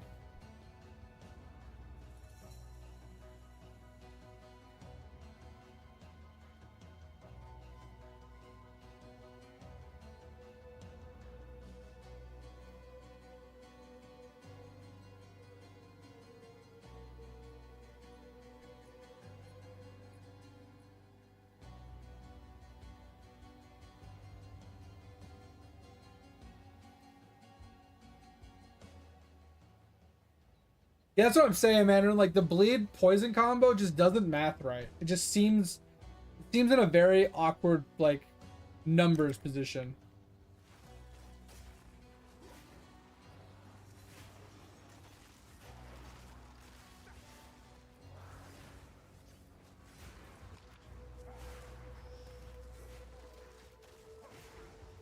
Yeah, that's what I'm saying. As a Titan, like obviously, like if I was playing this as another character, we'd be having a completely different conversation. But I'm just trying to think, like as a Titan, since the Titan is like all melee damage, all attack damage, all fizz damage, with, you know, technically I can get some bleed or whatever. It is what it is. You know what I mean? It's all about that big melee fizz hit. That's what the whole thing revolves around with bleed magnitude, right? It's getting that Rake to do as much physical, raw upfront damage with as much bleed magnitude as possible. And that's why I was saying I don't think the poison route is viable, because we lose the upfront fizz damage. The upfront, like, unmitigated, just raw base damage from the skill for the bleed to be based upon to gain a small amount of magnitude. I don't think that's a viable route. But I also don't think heft is a viable route too, because we looked at it earlier, and I was having the conversation, and I was voicing my opinion, because they were like, oh, why don't you just use heft like everybody else does? And my argument is, it still stands, is why would I use 30% more damage on my maximum when I can have 30% more damage across my entire, like my minimum and my maximum, right? Now, don't get me wrong, I looked at it on the tree, or in the spreadsheet, you know, the tooltip. And I will agree that the more maximum does give me 37 more maximum hit in comparison to the 30% more damage gem. But the overall average damage is much lower, purely because I'm losing 1,000 minimum hit, right? So the average damage is obviously the middle ground between the maximum and the minimum, right? And if the minimum is 1,000 damage less than what it is with the other one, then obviously the average damage is going to be much lower, right? So the average damage goes down significantly when I use heft, because my minimum is so much lower than when I use like brutality, versus the max hit is only better by like 37 max damage. So it's a no-brainer that heft is not good for me currently. I feel like heft is one of those very, very, very late game gear oriented supports that can outshine brutality with enough gear.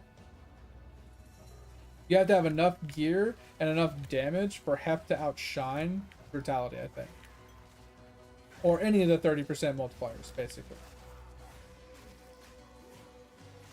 Because I also don't agree that nobody is using heavy swing, not nobody, but very few people are using heavy swing or Rake for the 35% more damage. They'd rather use heft for 30% more maximum than use a 35% more damage gem, because it has a small less attack speed negative. But here's the thing: you're not spamming Rake on targets over and over and over again. You're literally hitting them once and watching them bleed. So why does it matter how if it attacks 10% slower? It shouldn't, because you're letting the bleed anyway. Oh yeah, you just reminded me. I did want to pull it up in POB and swap it out to see what it looked like at endgame gear, like which one actually gave more damage.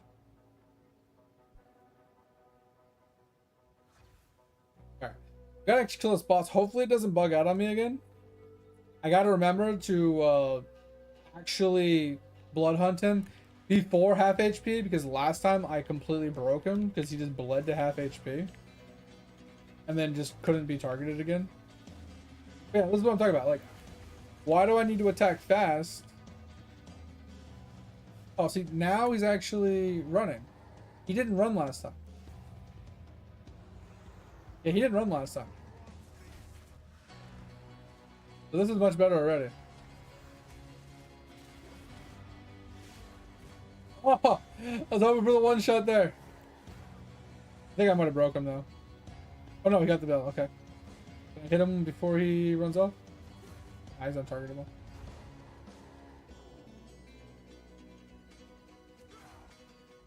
Yeah.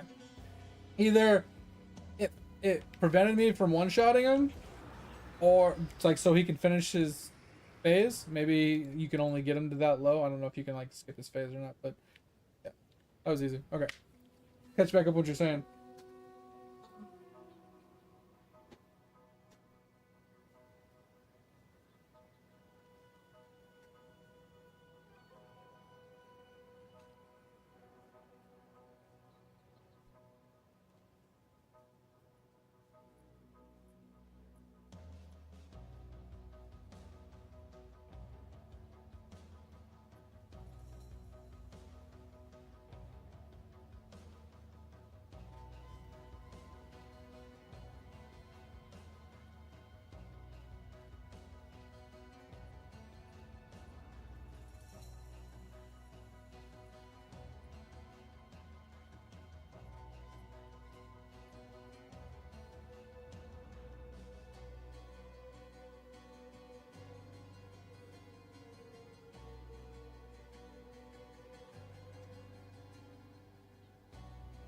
Yeah, so I don't know. I agree though with what you're saying, Mandarin. Like, magnitude isn't good by itself. You need the upfront damage to scale the actual things, right? I don't know if I just bugged it the one time bandit, if it was just a one-off thing, or if they actually fixed it, but it worked that time. But I do agree. Like, the biggest portion of the bleed is the original unmitigated physical damage hit in the beginning, right? Which is why scaling your damage is by far better than just getting magnitude. Which is why I'm like torn on deep cuts too, because it's 30% less damage with hits, which obviously a 30% less damage of the initial bleed start, right?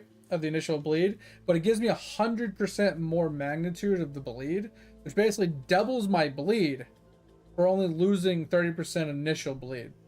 So I think it's worth it in this case, but in most situations, I don't think it's worth it, and especially in cases like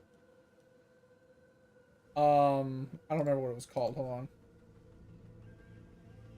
I think it is ambidextrous, where you get 20% more bleeding magnitude if they're poisoned.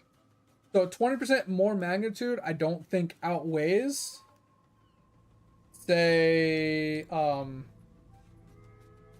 the 40% more damage from traveling more than 2 meters, or the 30% more just straight up damage, or the 35% more damage. I don't think that the 20% magnitude will ever outbeat a 30%, a 35%, or 40%. It won't even beat the close combat, which is 30%, right? I feel like the multiplier has to be way more than what the flat damage of the initial has to be.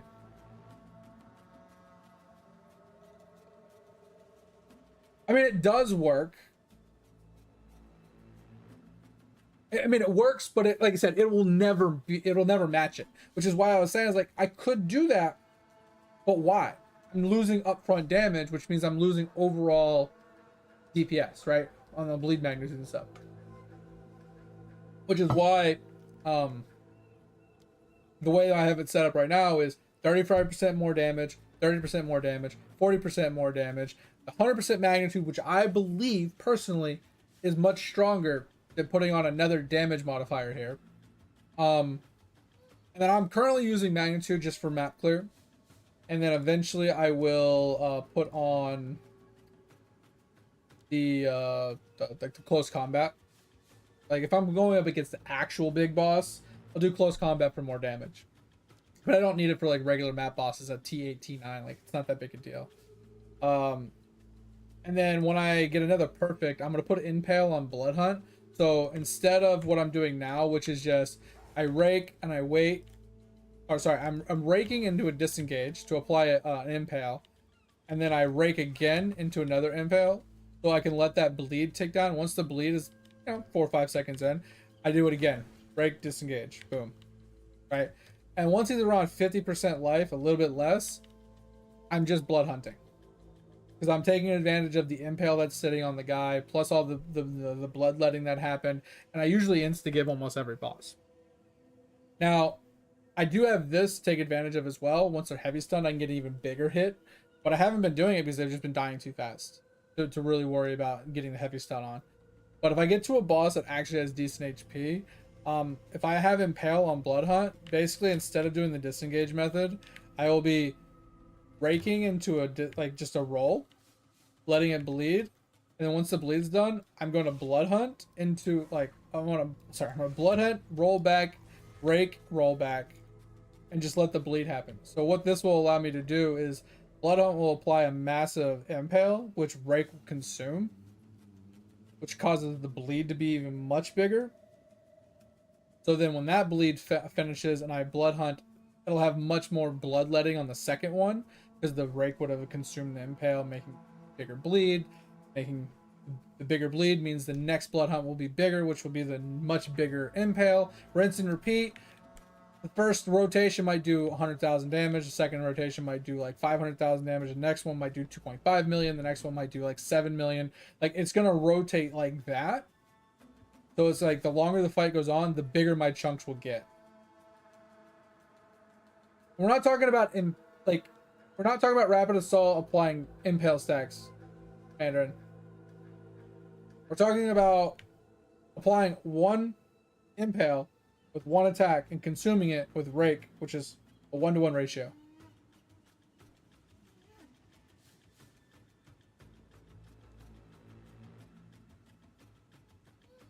The reason I don't want to do rapid assault is because I don't need to apply 6 stacks of impale of small hits. And I'm only going to consume 1 impale at a time. So I want a big impale every time I consume it, right? Do I want an impale that does like 1,000 damage, or do I want an impale that does like 300,000 damage? Like that's the difference, right? That's why I want to do it with why I want to do it with the Blood Hunt, because the Blood Hunt, it's unmitigated physical damage. Its Blood Hunt is doing physical damage, and most of its damage is based on the bloodletting, right? So lunges at the target, skewering the target, hitting the enemy, suffering from bloodletting, causing a blood explosion, and consuming the bleeding that's consumed. Cannot be ancestral boosted. So basically, the bigger this hits, the bigger fizz hit damage it does, and the bigger the impale will be. And the bigger the impale this puts on, the bigger the bleed this does. The bigger the bleed this does, the bigger the Blood Hunt hits. And I get what you're saying. Like, if I use Rapid Assault and I apply a bunch of impales, I have a lot of impales to work with, right? So I can rake multiple times in a row to get that bleed all the way down to just insta-give the boss, right? Like, I don't have to go back and forth. I can literally rake, wait. Rake, wait. Right? I can wait like 3-4 seconds, and then I can rake and wait, rake and wait, rake and wait. When I get them low, then I can just big Blood Hunt. I just feel like the Blood Hunt Rake combo with Blood Hunt applying the impales for the big massive HP bosses, every time I do the rotation, the damage will be much larger. So instead of it being a consistent 200 mil damage per second, it's like, oh, I did 200 mil, I did 600 mil, I did 12 mil, I did 20 mil. Like, it grows as the fight goes on because of the extra, unless they phase and they don't take damage for a short period of time. Like, that's a different story.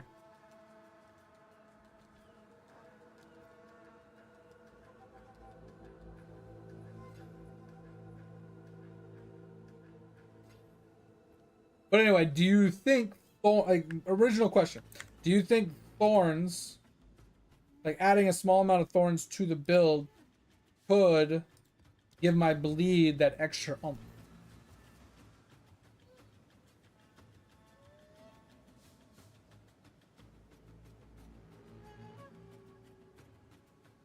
Oh, here's my question. What's the point of applying 6 impales at a time, Mandarin? Is it all or nothing? Yeah, I see those big damage numbers that people are applying with the rapid assault thorns builds, and I was just thinking like, bro, if I could even apply one of those thorns hits from that rapid assault to my rake, that bleed would be insane. Like that was my thought process. I'm like, bro, the bleed from that thorns hit would be so big. Like that was kind of my thought, right? What I was thinking. And why I was like kind of contemplating tossing it in, you know, even at bare minimums, you know, just a little extra. Because like what I'm trying to find something that can be additive to my rake bleed damage without taking away from my rake's damage, right? Does that make sense? Like I don't want to replace any of my supports in my rake, but I want to add a skill that can, or some sort of passive effect that can add to the damage kind of thing. And I know in this situation I would have to change out of support to be able to take advantage of um the the, the thorns. And just I don't think it would consistently give more damage than say brutality, right? Because brutality is a constant 30%, right? Versus the thorns is hit or miss on how much damage I took, right? So I don't think it would consistently be more damage, but I think it has the potential, kind of like heft, to give more damage, but not consistently.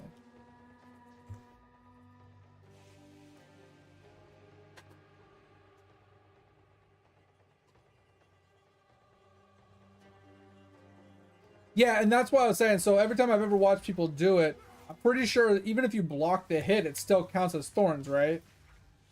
So as long as you like have like your shield block up or whatever, and you have like decent block chance, even if you take the damage, but if you block it, that still applies to thorns, right?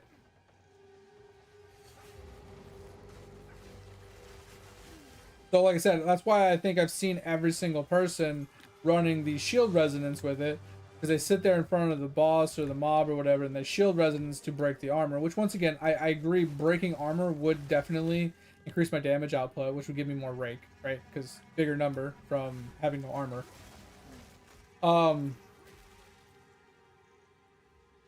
But at the end of the day, bleed is based off of the unmitigated phys hit. So even if it mitigates the original hit, having no armor doesn't mean that the bleed's going to be any bigger. It just means the hit will be bigger, the initial hit will be bigger, but the bleed will be based off of the same unmitigated damage. But anyway, regardless of that, I don't like. I mean, do you really need the uniques to use thorns to, like in this unique situation of what I want to use it for? Do you really need the uniques to make it work?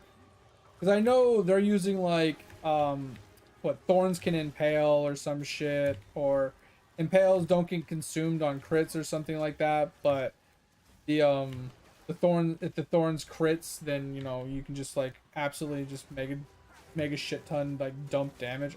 I don't know. There's a couple uniques with it, but I feel like you really need the uniques to just to have a little bit of thorns damage to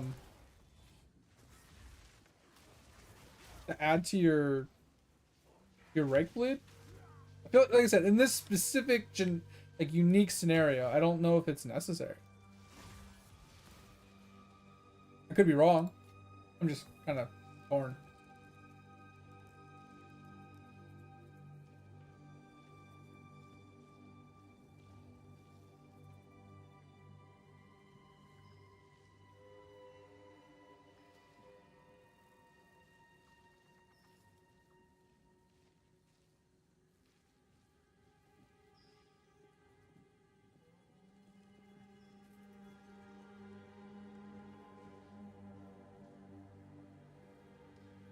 So I think the helmet is definitely worth it for every hit can technically impale. I don't think it being like the 25% crit is necessary because it's not 100. If it was 100% crit, I would say yes. But since I'm not trying to base my build around thorns itself, I'm just trying to use thorns as an additive flat damage to my rake for the bigger bleed. I don't think it's mandatory to have 25% chance for it to crit. I don't know. Like I said, 25% chance to crit is a huge damage increase when it crits, 1 out of 4 chances. But I don't think it's worth... Because, like, here's the thing. It's either A, I use a 25% chance to crit with those boots, or I use the boots I have to have aggravated bleeding. Guaranteed aggravated bleeding. Guaranteed aggravated bleeding is doubling my bleed. So would I want to have 25% thorns crit or doubling my bleed? I don't get me wrong, there is that same argument we were talking about before, is growing the initial hit is stronger than growing the magnitude. And this is the same, you know, caveat is doubling my bleed basically is like 100% more magnitude, more or less. But after magnitude is, you know, calculated. But if I have a 25%, if my thorns was to crit, right, then my initial hit would be much more, you know, much higher. The much higher initial hit from that crit would in theory give me, would in theory give me a bigger bleed than the aggravated would. So I mean, there is that option. That was relatively fast to kill. Didn't expect him to die that fast. Yep.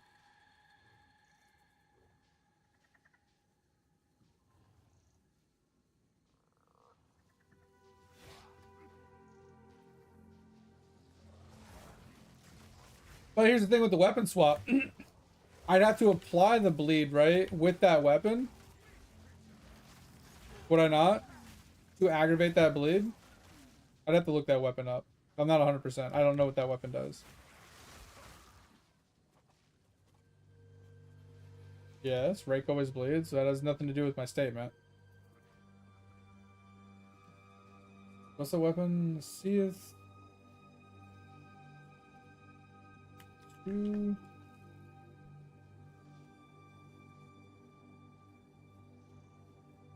There's a spear.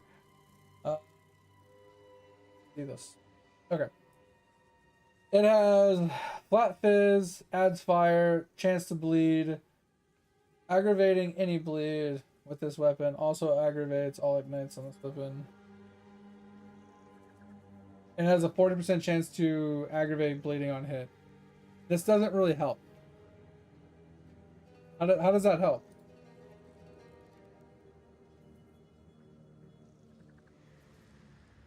I mean, I can see that build, that working for like ignite builds. Like I think that's why this spear can be used for like a whirling slash incinerate build, where you use the incinerate to apply the ignite to your whirling slash, and then this chance to ignite bleeds, whatever, blah blah blah. But then the aggravation of all ignites as well. Like that's why I think that's really good. I don't think it applies to this situation because it just has a chance to aggravate bleeds, but I'd have to attack with a non-rake attack. And I'd have to attack often to have a chance to aggravate the bleed that is on it, which adds a whole other slew of rotation to the build to have a chance to aggravate it when the duration's only 5 seconds anyway. So if I attack it and then I sit there and rapid assault it, I have a pretty good chance to aggravate it in that one rapid assault. Very low chance that it wouldn't aggravate, but it could not aggravate. But yeah, basically I'd have to rake, rapid assault right after with a weapon swap, just to aggravate the bleed every time I attack something like relatively strong, just to take advantage of the 25% chance to crit, Thorns crit with the boots. I don't know. That just doesn't seem optimal. Or maybe optimal is the wrong word. Simple, I guess is a better word. I feel like that's a lot more min-maxy kind of try hard. I guess this is what I'm looking for. I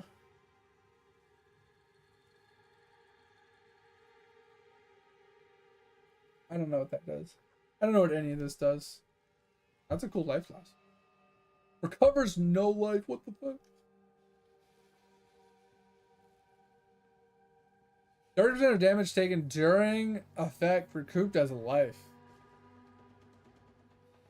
Yeah, that's actually insane. That's actually insane. Is that worth anything? I fucking hate doing these things because I hate raiding.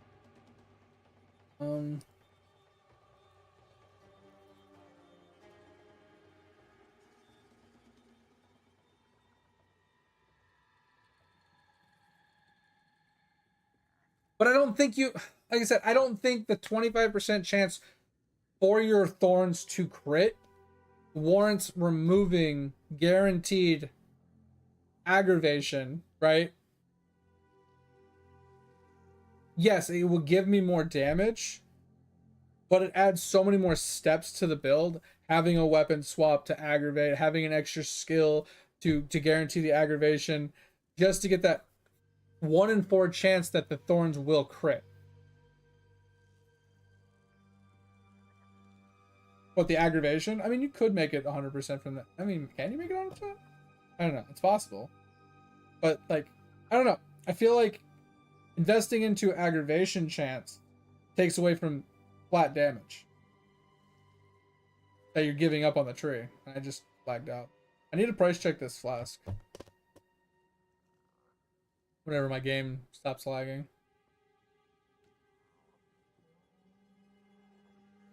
Oh, I got this too. I think this is pretty cool looking too. Okay, so Blood of the Warrior. So, can my game please fucking work? Jesus.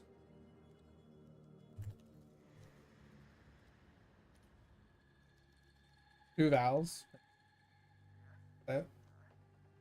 I don't know if vowels are valuable or not.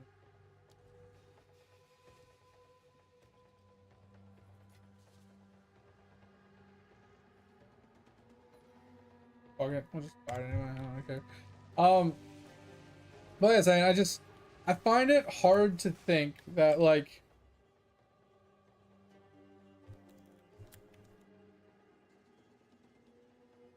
right, 10% chance to aggravate bleeding when you hit a target with an attack.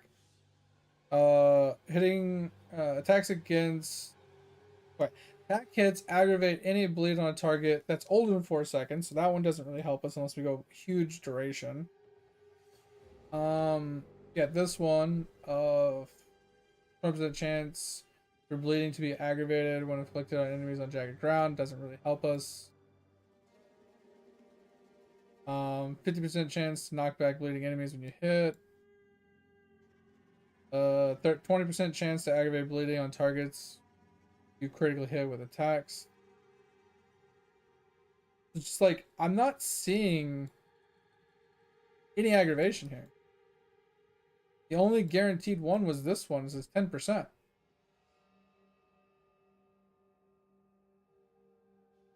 I missed this one. So I'd have to empower my attacks to get another 20%. So let's just say you had that weapon, 40%. You got the 10% for 50. And you empowered your attack to 70. That's almost guaranteed. Don't get me wrong. It's almost, I mean, it's basically, if you Rapid Assault, you're pretty much guaranteed to get an aggravation. But we're saying, now I have to branch all the way to here and or anoint this, right? For 10% aggravation. I mean, we could easily pick this one up, right? But we'd have to add a shout. We'd have to add Rapid Assault. You'd have to add 2 skills to the rotation. So you would, in theory, have to rake a boss, shout, weapon swap, rapid assault, which is the weapon swap kind of just happens, right? So we're not worried about that. But you'd have to rake, shout, rapid assault just to get your aggravation on the bleed. Like, and we'd have to add in shield resonance, right? So you're standing in front of the boss, you're shield resonancing, you know, get the armor break, right? That happens. You take a hit, whatever damage you take during that shield resonance is whatever. So you finally break the armor, then you roll back so you can get the maximum distance for your rake. You rake in, shout, you rapid assault to aggravate the bleed, and you're hoping that 1 in 4 chance that rake crits. It just doesn't make sense. That's so much effort, so much extra steps, so many points to, like I said, 1 in 4 chance to get big bleed, right? Big bleed. Because if it does crit, depending on how much thorns you had, depending on how much thorns you put into it, could be a massive hit, right? It could be 1/4 of its life. It could be a couple million hit. It could be huge. Gives you a massive bleed. 1 in 4 chance. So I don't know. I don't think that the 25% is worth all the extra steps just to get double bleed. I'd rather have a slightly less of a big bleed, reliably less of a big bleed, right? Because if it doesn't crit, then it's the same. If it crits, it's massive. Without having to jump through all those hoops with all those other buttons. I don't know.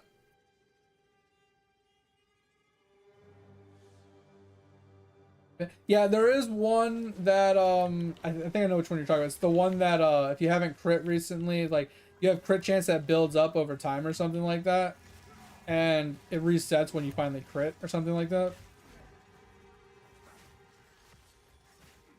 Yeah, I think yeah, that's the one I remember. Okay, I've seen that one. I don't know if that helps though, because we're relying upon the impale critting, not the rake critting, right? So it's 2 separate things. So using that support gem to guarantee a crit of the rake is different than using that. I don't know if that support gem will guarantee that the rake being applied is a crit. You know what I'm saying?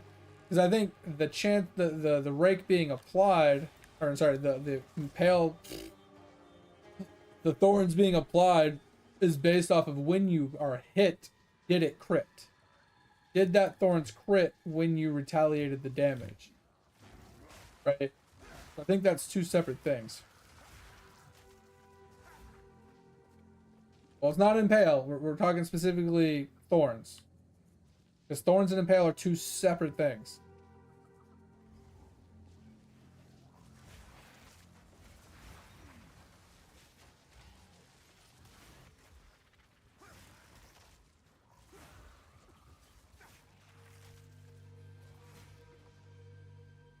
What are these temporal tethers? This is the second one I've seen. Just click on it, nothing seems to happen.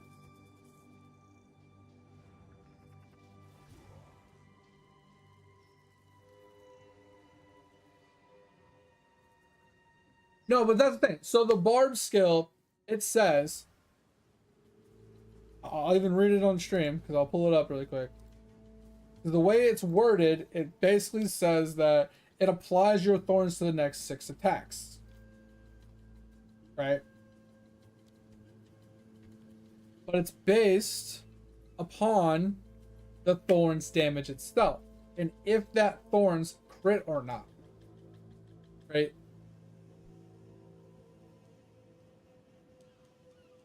I don't know the difference in these two.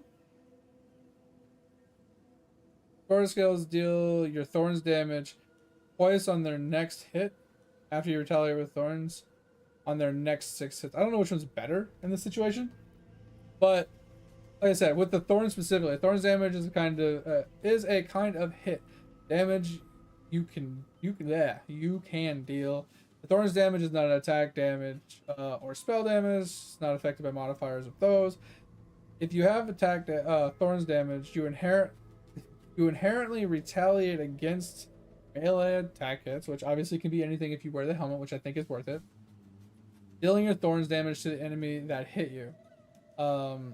So what I'm saying is if they hit me and if I blocked it, it is what it is, right? I don't take the damage, but whatever that blocked hit damage is that was quote unquote retaliated, is absorbed quote unquote into the support gem, saying, hey, this is how much you just retaliated for. If it did not crit, then this will not crit.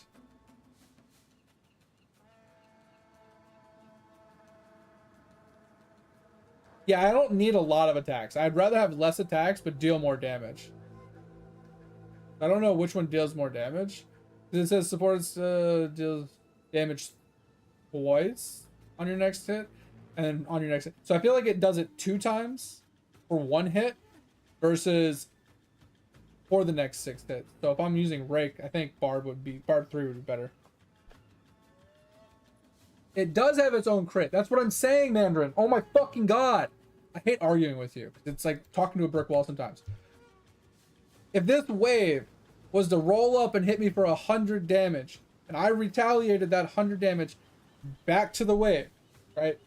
I retaliated back with whatever my thorns damage was. Whatever my thorns damage says on my sheet, which I don't have any, so it's not going to be here. If I had thorns damage, it would retaliate the thorns damage, and if I was wearing those boots, it'd have a 1 in 4 chance for it to crit, doing God knows how much more damage, right? If it crits, that support gem would say, hey, I retaliated with a crit doing this much damage, replicate that on my next hit with this skill. If that thorns did not crit, then my barb cannot crit. Because all it's doing is saying, this is what was retaliated. It's being added to my attack. It can't just randomly trigger a crit on its own. Because it is not thorns. It is absorbing whatever your thorns retaliation was, and it's regurgitating it. God. Literally like talking to a wall.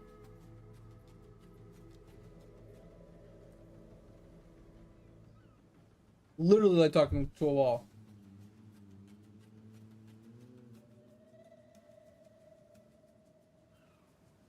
I'm not saying if I get crit. Mandarin, I never once said I have to be the one being crit. I'm saying whatever damage I take, it can literally be 1 damage. It doesn't fucking matter how much the damage is. If I retaliate and the retaliation is not a critical retaliation, my barb cannot crit.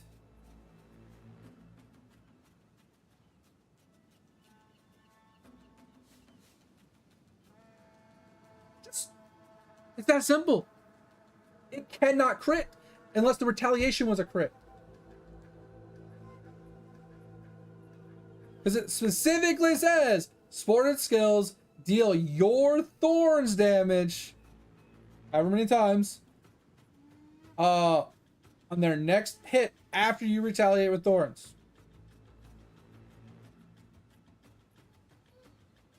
Didn't fall asleep? Did I not wake you up? Yo, mate, thanks for the help. Or thanks for the right now. The hydrate.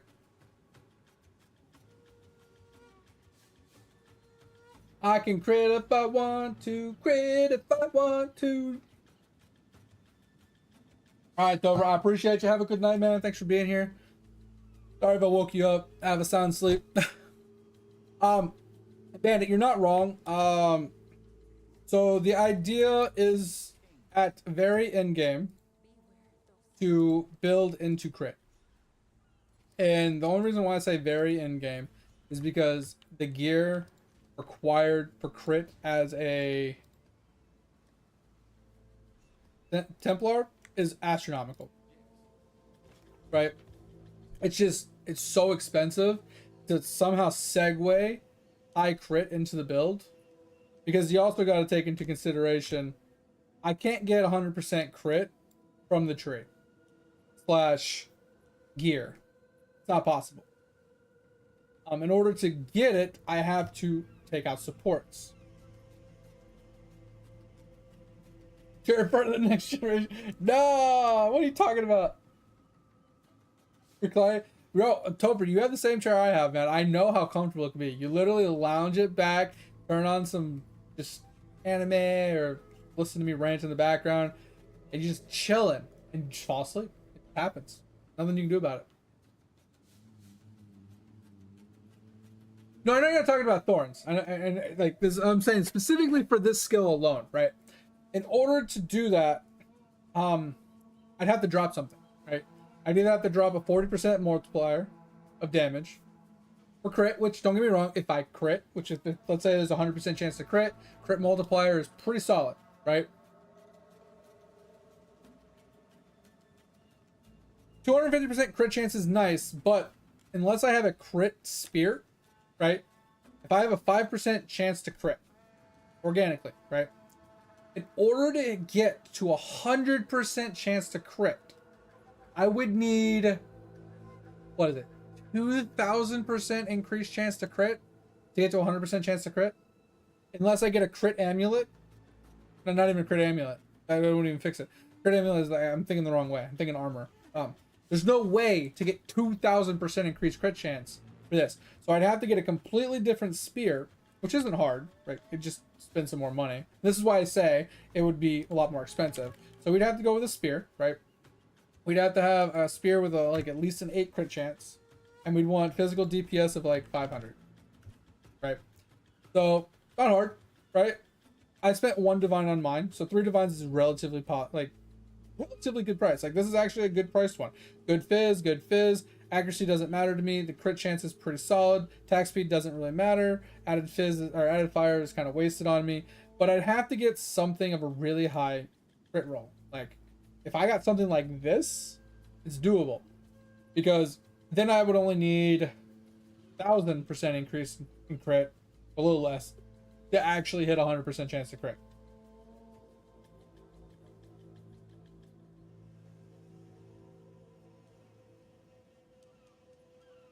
Yeah, man, and this is a separate conversation about Blood Hunt crit versus Thorns crit. Like, we're not talking about Thorns crit right now, we're talking about Blood Hunt crit.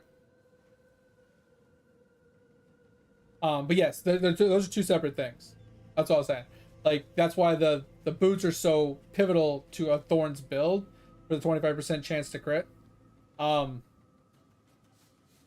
that's what I'm saying. We shelved that for now because I personally don't think that the boots are worth it, since I'm not full Thornsing, right? Like you said, it's either all or nothing with Thorns, and since I'm not full Thornsing with Rapid Assault with 6 attacks to get that really big dick reason to have the crit on the Thorns, I don't think it'll outweigh just flat up front damage. But I think the best way to scale it, since we're shelving that idea of adding Thorns to it because it's just too complicated, crit. And I always had this on the shelf. It was always my option to go towards. It's just expensive, right? To get a good fizz damage weapon with a good crit chance to then scale crit on my tree is expensive.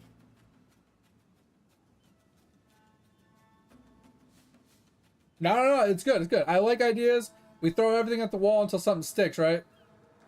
The problem is I can't really lose. Like, I can't use a lot of unique pieces, right? Because if I want to min-max what we have available to us damage-wise, I kind of need all the yellows I can get to make sure I have max resist across the board. Because I need max resist plus mana leech plus fizz leech. If I put on those gloves, what are those gloves called, Bandit? So they have like crit chance on them or something. Let's clear this. Gloves.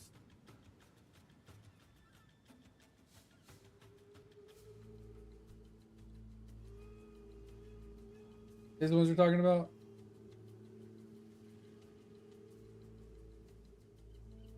These only go to 100.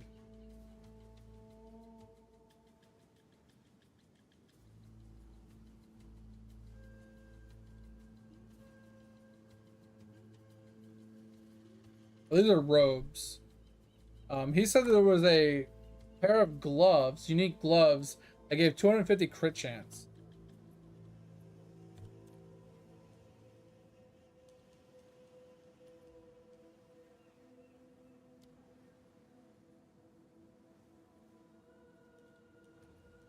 I don't know what they're called, so I'm trying to find them.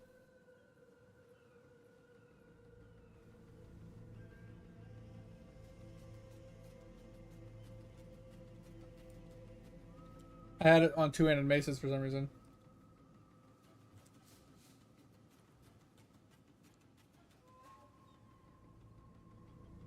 Wait, no, what?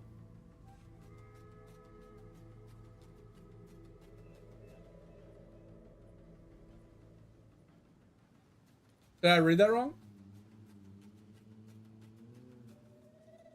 What the fuck? 200% critical hit chance? Don't do extra damage though? That's an insane crit chance. But why would you do that if you can't crit? Like, you want to crit for the damage, right? I mean, technically there's other reasons to crit, but... You don't know the name of it?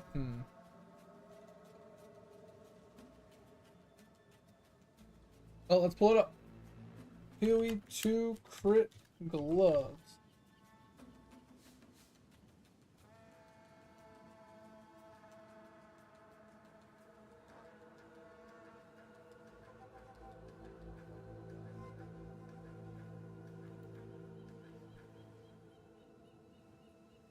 Alright, so we got 30% on those. Lightning exposure, 30% on those. These ones can be good if you're using something that doesn't have a good weapon crit, but it's kind of meh. And these are the impale ones, right? Yeah, these are the ones that people, you don't have to run these, but these are pretty cool. But this gives crit damage bonus. Crit hits, critical hits inflict impale. Critical hit cannot extract impales, which is kind of cool. This is really good for like Blood Hunt.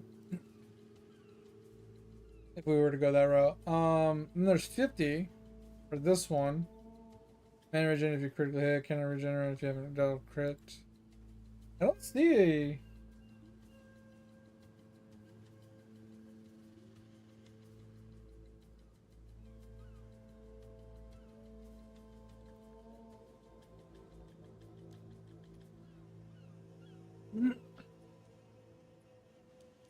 Oh, damage bonus. Okay, I thought it was crit chance. Reading it wrong. Thank you, thank you, thank you. Okay. Yeah. Sorry, it's just delayed. Control G. What the hell does that do? What? I don't know what the fuck that does.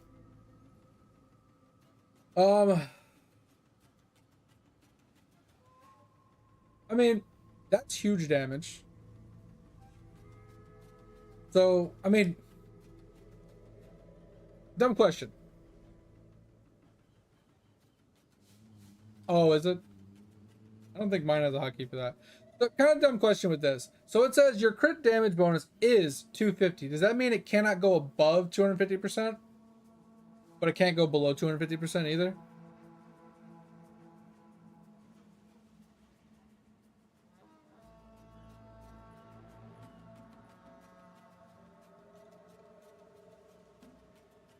Okay, I just wanted to make sure, because I know in like PoE 1, things like Lore Weave says your max resist is blah, so I can't go above or below.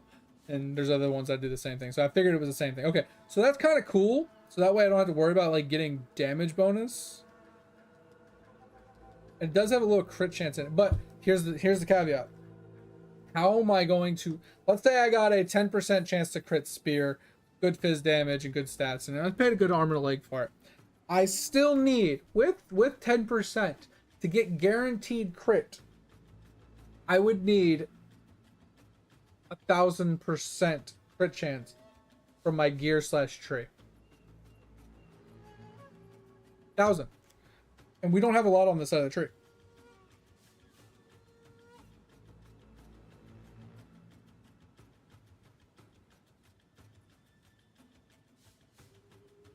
I can't spell.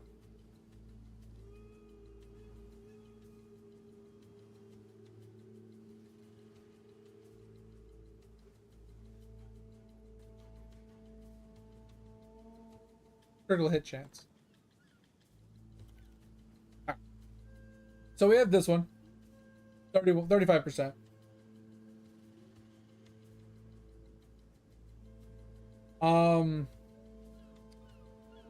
20%. 15. 7. 15. So it's a 30. 50. That's 57% from that. We'd have to branch up to here. Get another 45. 80. Plus 50 something. 57. Like what? 137. It's not gonna. It would not have. I couldn't get 100% chance, which is where the support gems come in. Like the impending pointer, the one that like, can't remember what it's called. Hold on.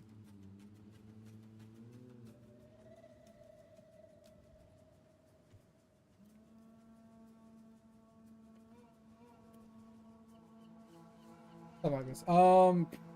Which one was it? Sports skills get 25% crit chance for each second, up to 200% critical strike chance. Is lost whenever you support, whenever you crit. So 200%'s decent. So if I had 10%, this would put me to 30% chance to crit. After 8 seconds, I'd eventually be able to crit. Well, a 30% chance to crit until I finally crit.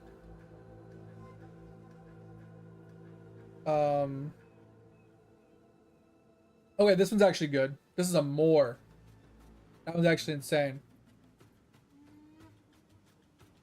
And then this plus the gloves, there's no negative. I don't know how much this would actually bring me to, though, since it is a more multiplier.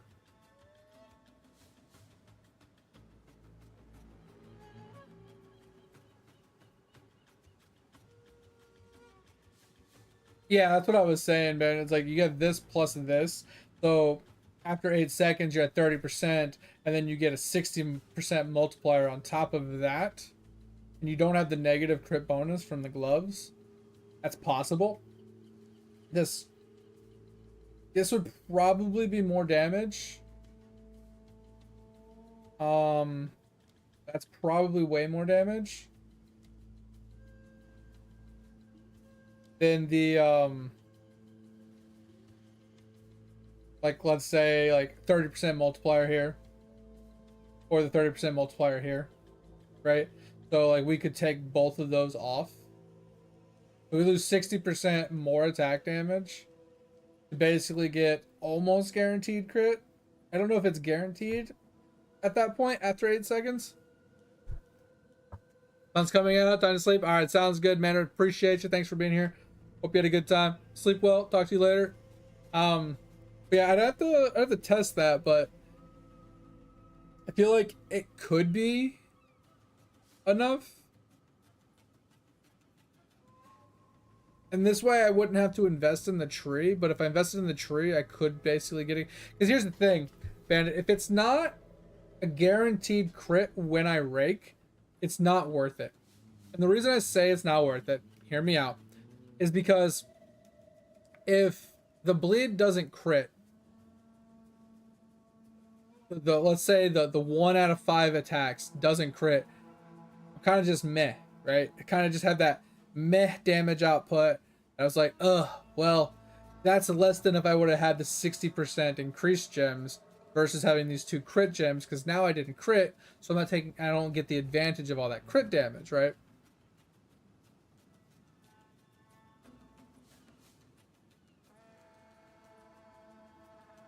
Because you see what I'm saying? It's like, if I was the blood hunt in and not get a crit, specifically not get a crit with the blood hunt, then it's going to be less damage in that hit than if I would have had the original 60% damage increasements from brutality and close combat, right? So it's kind of like, if it's not since Blood Hunt is my actual like execute skill, and you want it to hit as hard as absolute possible. Yeah, that's what I'm saying. Since Blood Hunt isn't, I can't spam Blood Hunt, right? So if I Blood Hunted N and it didn't crit, I have to then reapply the bleed, wait for the bleed to then Blood Hunt again. And if I got unlucky twice in a row, that's so much less damage than if I would have just had the 60% in on that fight, right? If I can get it to 100% chance, though, it's worth it.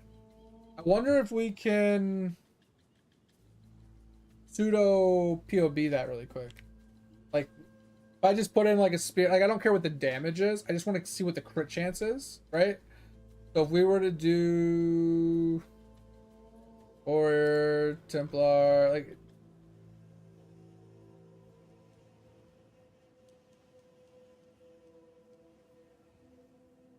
this doesn't matter. But if we were to put in an item, craft a spear, right? Don't really think it matters what spears. We'll just click one of those. It's fine. If we put increased crit chance on it.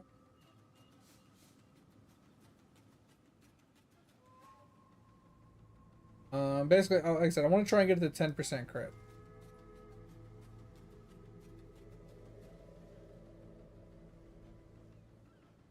Jesus.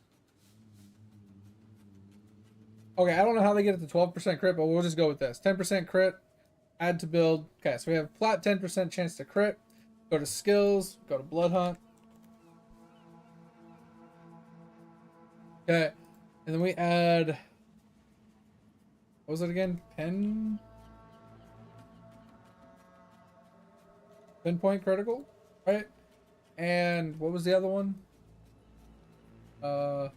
Inevitable. Let me go into here to config. Second since last, we'll just.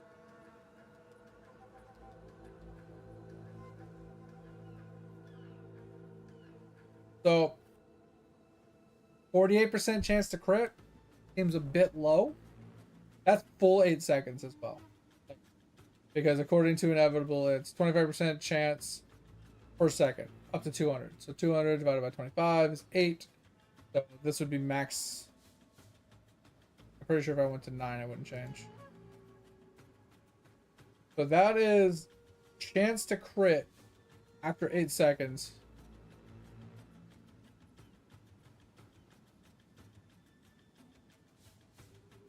Yeah, and I'm okay with waiting, Bandit, because I can get 2 bleeds off in that time, and I can get it like, I can bleed, wait a little bit, bleed.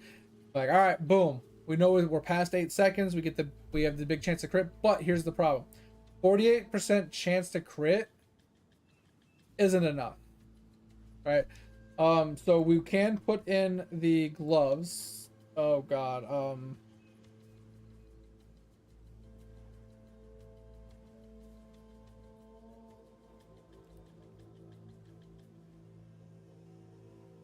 I guess these ones, right? That puts us the 52% chance to crit. Gave us another 4%. Yeah,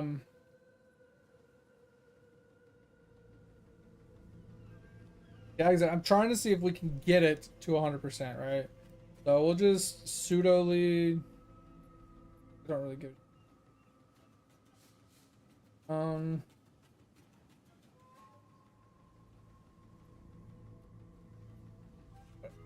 So their crit was here, right? So if we were to go right down to here, 64. What was the other one?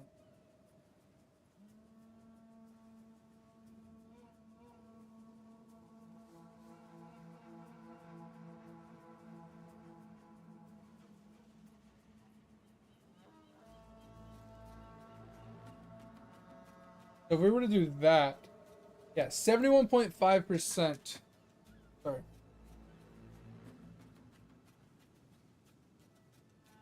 almost 74%. That's pretty close, but once again, if it's not 100%, it's almost not worth it. And specifically, the reason I say this is because if I can't guarantee, if I have to wait 8 seconds to apply my blood hunt, which isn't a big deal, I'm already going to be waiting 4 to 5 seconds anyway. Waiting out 2 bleeds and then blood hunting off of 2 bleeds is fine. For a guaranteed 350% multiplier of the damage, that is huge. For the crit multiplier to be that high, it's huge. So I feel like the only way to make that work is to get crit chance on like my amulet.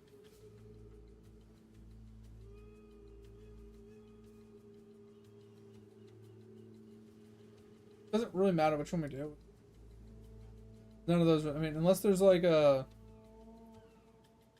amulet that has like crit chance on it.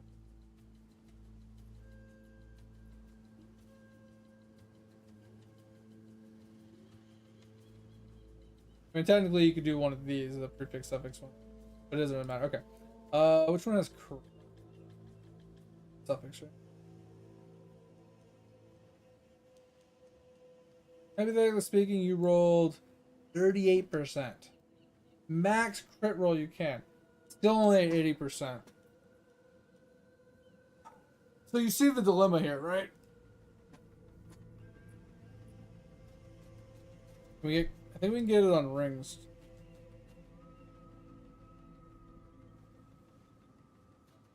And don't get me wrong, we could use things like Catalyst to bring this even further, right? We could Catalyst them to get more crit maximums out of them.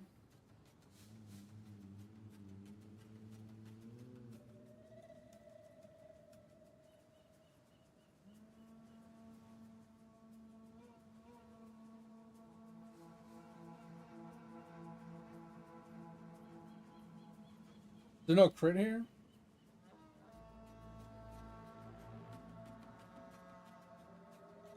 Okay, where else do you think we can get crit from? Like I said, if I can't hit 100%, it's not worth it. Literally not worth it unless I can hit 100%.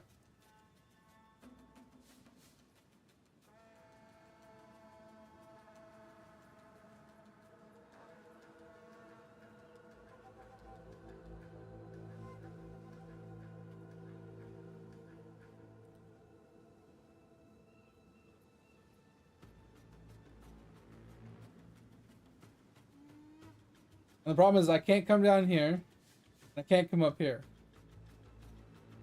Now, if there's like a big crit node that I can anoint, then that could be worth it.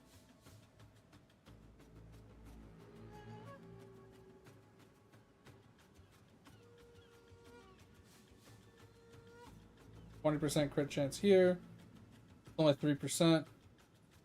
Yeah, I need a really massive crit chance. So I don't think it can hit 100%. I really don't. Like now, if we were to get a bigger spear, right? So let's say we catalyst.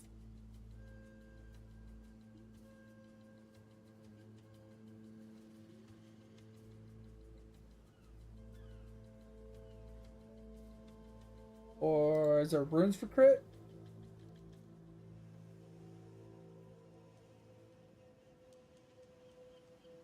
Oh. It has that, but it only goes to 10% on this one.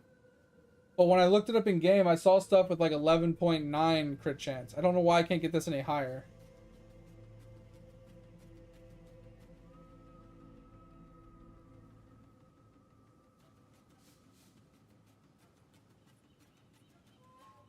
So that's why I was looking to see if like if I can add a catalyst to this, or if I can add more to it. Because like I mean I could just go in here and edit this. You see how it has like it just says 5 crit chance. Like I could up this.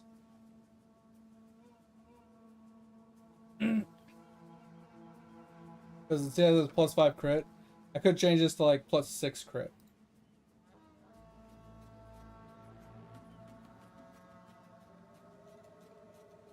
Which puts me at 88%.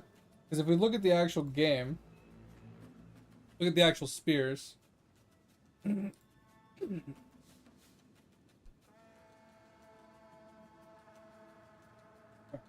So we got a crit of, let's say, 11, right?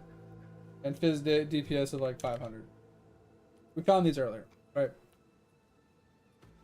You can go to 1199. I don't know how they get to 1199. I think it's a specific spear that can do it.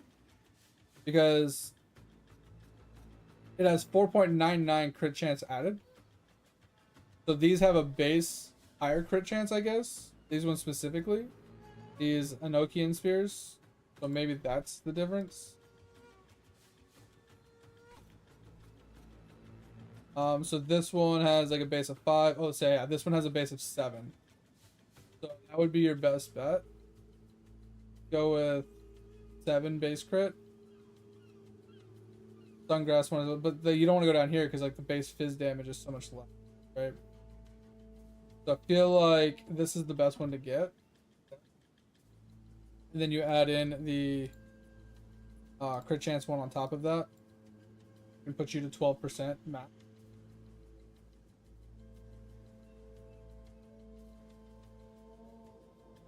So if we were to put this one in, right, 96% crit chance. That means I have to roll a damn near perfect crit chance spear. And then I still have to anoint something. So like, not this one specifically, but this would give me 3.84%. So it's still not guaranteed for a 20% crit. See if we could find a 30% increased. That doesn't work.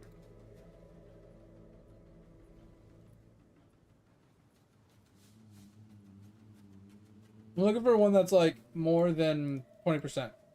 20% wasn't enough.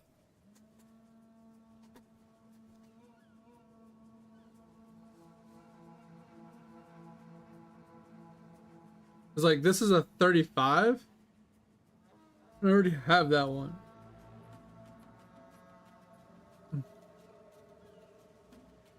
The 20%. This only gives, oh, this does actually give me 4%. So if we anointed, oh no, okay. So this gives 38.84%. What I don't understand is why is the effective hit chance much lower than the actual crit chance itself? Because if I did this, crit chance is 100%, but effective crit chance is only 59%. That doesn't make any sense.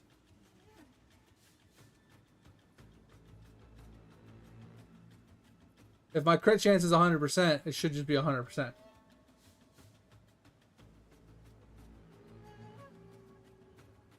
But once again, like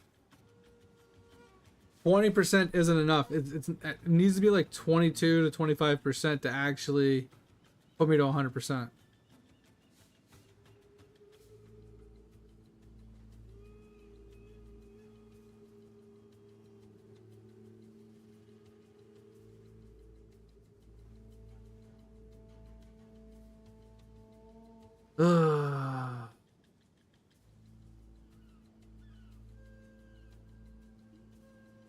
Oh, is it my accuracy? Maybe that's why. Because my hit chance is only 50. Oh, my hit chance is only 54%. That makes sense. I'd have to get my hit chance up to guarantee the crit. Because if I miss, it doesn't help. I got you now.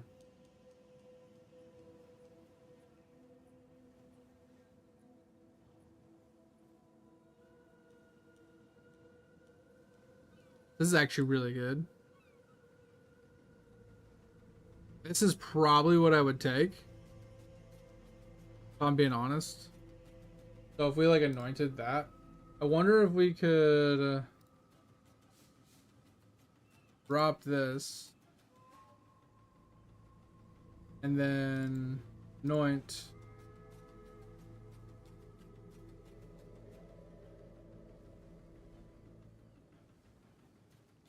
Crap, what was that thing called again?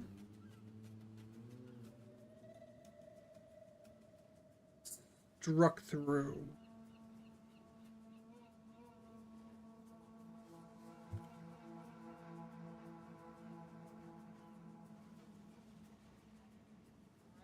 Okay, so it still do need the crit on the amulet.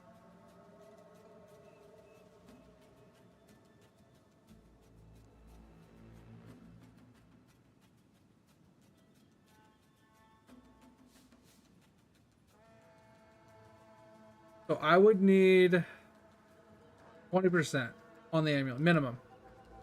Get a 100% crit chance. So it is possible.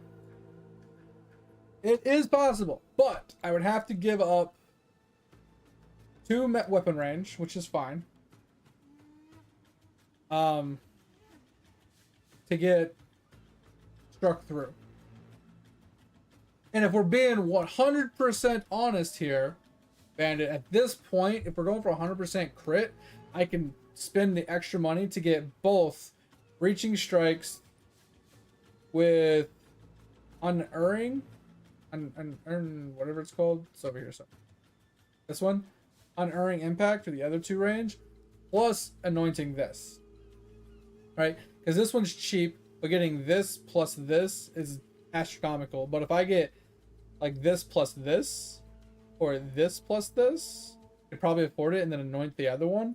So we get both the melee strike ranges, plus the extra base crit, plus a good base crit spear, with the gloves for the crit multi, and the amulet. So you basically would need a almost perfect spear with a like a 20% plus crit chance on amulet with the gloves. But I'd also have to make sure I picked up these 5 nodes and these 4 nodes. We in theory could make crit work for this build. That's insane. So basically, I'd have to spend 70 divines on a spear, which is insane because +4 to attack skills, definitely worth it. This is actually. Let's go to 11. See what we have available. So this one is corrupted, which it's whatever. Could be better, obviously. +4 to all attacks. Chance to gain onslaught when you hit with a kill with weapon. Sure. Like extra damage is lightning doesn't help me. Damage with extra element doesn't help me. Accuracy could help us. So this one's probably our best bet. 70 divines. So we'd have to get this, like I said, plus the amulet, plus a new maniacal diamond. And then we'd have to level up more because we would have to get over here. 2 points. Pick up these 4. That's 6 points there. And then another 4 points here. So that's 10 points just for crit.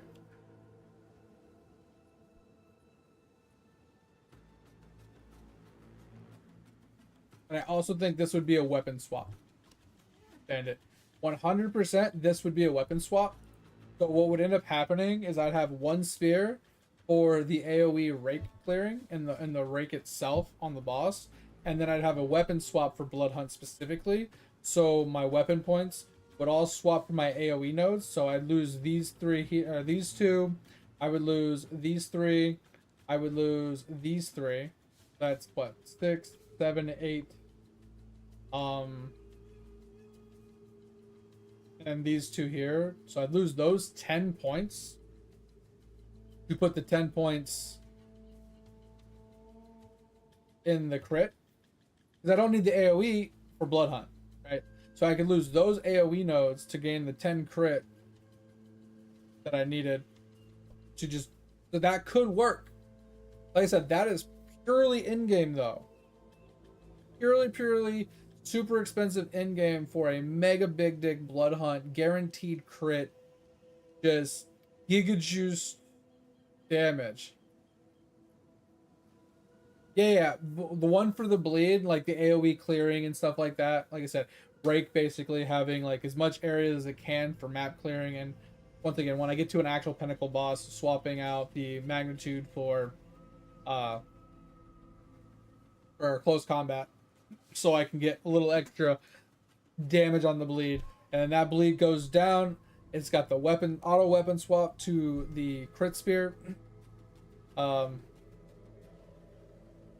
to or the crit set. It could be the same spear, but I need a different weapon set. I don't know how to make it swap to a different weapon set. So I just hit X and it swaps to 2, and then hit X and it swaps back to 1. So I can do that. So it can technically be the same spear. So Rake has a chance to crit, but it's not guaranteed to crit, right? Because I feel like, oh man, it would be worth actually being just on a crit spear. But I feel like Rake doesn't have to crit 100%. I could, like I said, I could have the AoE nodes for Rake, right? And then swap for guaranteed crit on Blood Hunt, which I'm okay with, because Rake would still have like an 80% crit chance, right? I feel like without these, it'd still have like above 75% crit chance without these 10 nodes. They would still have the base 12% plus the 13% from this one, right? Actually, it would be a lot less, because it'd have 13% from that, and it wouldn't have the pen point, and it wouldn't have the inevitable crit. So it would be lacking in that situation. So it would probably be closer to like 35-40% crit. But I think some crit's better than no crit. So the bleeds could be mega juicy, they could not be mega juicy. But still having Impale in that Blood Hunt, getting that big dick crit with the big dick Impale, causing that next bleed from Rake to just fucking be crazy. I think that is in-game shooting for. I think that is what you shoot for once you hit level 90.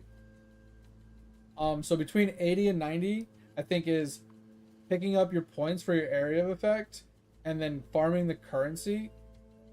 It's like we're currently 81, right? And we currently are at a point in the build where everything is going to be the 9% area effect node, right? So between now and the next 10 points, basically, so 1, 2, 3, 4, 5, 6, 7, 8, 9, 10 points. So now until 91, we're picking up nothing but area nodes for one of our weapon sets, right? And then we can set up weapon set 1 for area, weapon set 2 for crit. And then that gives us the both. So between now and 91, we basically would have this build exactly the way it is. And we'd be swapping out area for crit, single target versus AoE, map clear. It's doable. I think it's definitely doable. It's just expensive. Like I said, the amulet will be difficult. The gear, right? The gearing is going to be the biggest problem overall, Bandit, because here's what we were looking at the other day. We were looking at min-max prefixes and suffixes for every piece of gear in the game, right? For like yellows and stuff, right? With the gloves that you are showing me, which is definitely something we need to run, right? What were they called? Mega...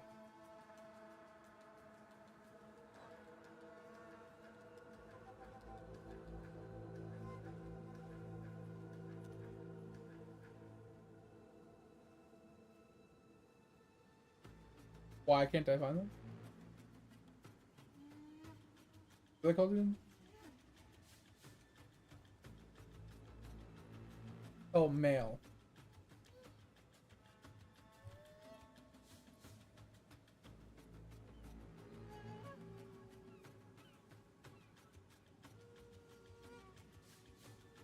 Why is this so difficult? I scrolled up. Oh, it's M-A-L-I. Ugh. I don't know why I didn't find critical damage bonus is I was looking at. So the problem with this is I would be giving up a lot of stats on this, right? Not a lot, but some. So evasion, we don't really need evasion, right? It kind of just doesn't really matter to us. The crit chance, helpful, sure. Attack speed doesn't matter. Dex, helpful. Um, Crit damage bonus would be helpful once we're in the crit set. So it's worth using this for the crit damage bonus. But we're giving up bleed magnitude from the gloves. We can still socket it with bleed magnitude, but we're giving up bleed magnitude on the actual item itself due to item affixes. Is this what we're looking for? I think this was. So if we were to look up gloves, right? Strength gloves, because that's kind of what we want. Right.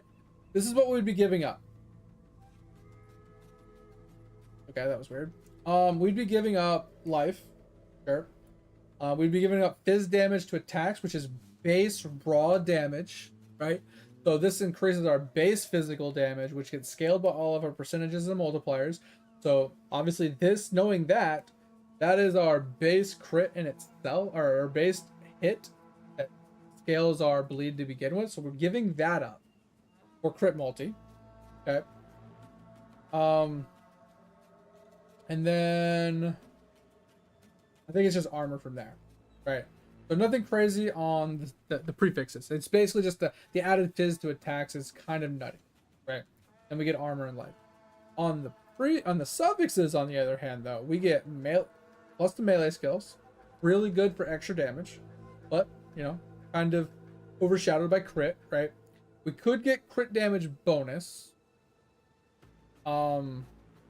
which is something. Armor also applies to elemental damage. Now, in this scenario, this technically is what we want, but if we're going for more damage oriented, this can obviously be opted out for more damage. So this is ideal, but at the same time, we can give up some survivability for more damage. It's fine, right? But increased magnitude of all ailments, 20% increased magnitude. It's not a lot, but it is helpful. And then increased critical damage bonus if you were to essence craft. So even more bonus. Not only 29% technically. So that 29% plus this one here, which is roughly 30%. You can get up to like 50% crit bonus here. I don't know if that's if you get crit bonus other places, if it makes up for it.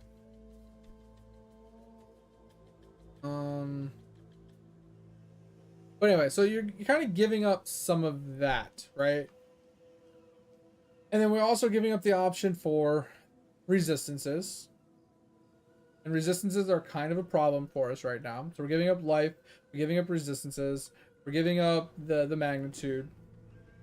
And we're giving up the option, the potential for armor also applies to elemental damage, which is fine. Doesn't really have to happen. I don't know why this website's being wonky with me today.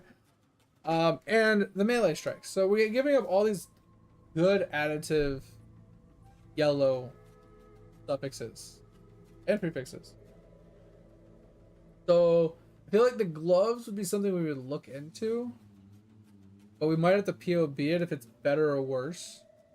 Because I'd have to have I feel like in order to do that, I'd have to have really good other pieces, right? Because I already have the unique boots that aren't really giving us anything.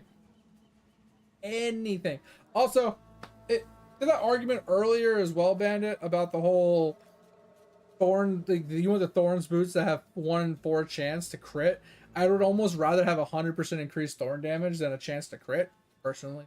Throwing out there, I didn't even realize these ones had thorns, but and it also gives me the aggravated bleeding. Like, why not? Like, this is no brainer. Whatever. So I obviously a better shield, right? So between the problem is like there's so many good things on like helmets, chest pieces for defensive layers that aren't just auras, or that aren't just resistances in life and armor. Like there's some that are like armor also applies to chaos damage taken. There's armor also applies to elemental damage taken. There's flat physical damage reduction, which is huge. Because the main thing about being a build like this is I'm going to be in the thick of it. I'm going to be getting hit with fizz damage a lot because I'm close to everything, but I'm also going to be getting hit with elemental damage a lot because I'm going to be getting shotgunned in the face as I'm dodging, as I'm diving in, right?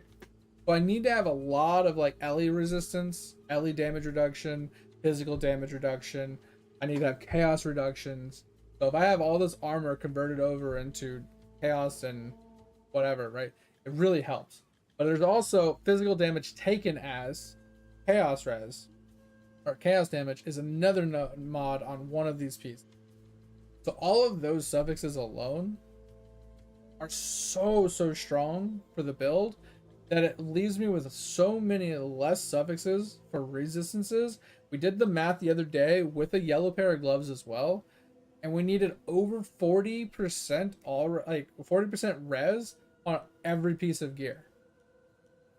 Because we had a total, I think, of 11 res spots. Now this didn't take into consideration implicits on rings or amulets, right? So if we had like a all res implicit on both rings, that could help us. If we actually got all res on some of the pieces and we got a good all res, like this one has 11 all res, if we actually rolled closer to like a 15, like a 14 to 15, let's say we had a 15 all res ring here and a 15 all res here, that's 45 all res, like lightning, cold, and fire, obviously, for both these rings, which is more than the 40% we needed, which means we can lose 40%, like a little bit of percentage on the other ones. So that could really help us getting, you know, good flat ring like this. Like this ring is insane. If this ring, instead of cold res, rolled 15 all res, this would be probably one of the most goated rings I have, except for the mana. I don't need the mana. This is nuts, right? Because then I have both my leeches on one ring, which technically I can split them up if I wanted to as well. And then I still have this ring to work with, which could be similar to what that one is. You know, life, flat fizz, all res, and then I still have options here, right? Since I still have two suffixes open, I can probably double resist here. I could still throw in, you know, maybe some crit bonus or something like that. Like I could do something with this ring to add more to it. If this was all res, it would be great. But if not, you know, I find a new ring. Amulet, same thing. We need melee attack, all res, life, dexterity. Leaves us with like one or two open suffix slots, one or two open, you know, prefix slots. Very rare here. This one has the flat fizz damage reduction on it. It's supposed to. I think there's melee gems on this one as well. I could be wrong, but armor, life, and I think there's a room for like one resist on this. But getting like a strength dex roll on this or a dex roll would be huge as well. Helmet, I think, could have two resistances. So you see the dilemma, right? It's like I don't have a lot of room for resist going across the board. And if I'm losing the one resist I can get on the gloves, because these gloves are relatively exactly what I want, right? Armor, flat fizz, life, magnitude. The only thing it's missing, I think, is armor applies to energy or to elemental res, which would replace the rarity. Pretty sure. Yeah, I think the rarity gets replaced with armor applies, and then the rest of this is great, right? So it gets one res, and if I had all res here instead of the 26 cold res, another really good option. I feel like the only way to make this work is to have all res on all my pieces. And if I had all res on my helmet, my chest, both rings, amulet, and my belt. Because here's the thing. If I roll all res on everything, it allows me on ones that have open slots to roll chaos res. And that's where we're really getting cucked.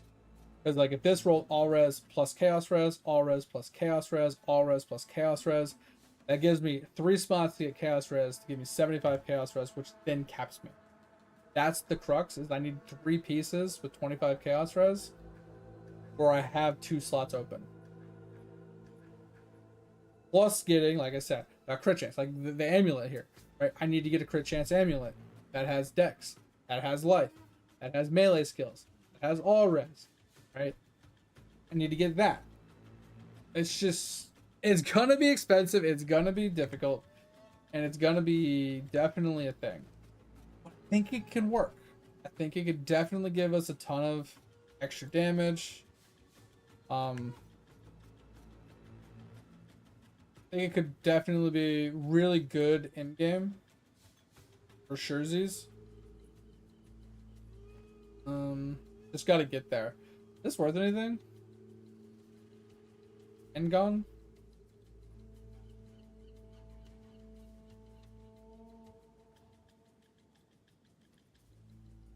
One X. Okay. I don't know. What do you think, Bandit? You think my thought process is wrong here?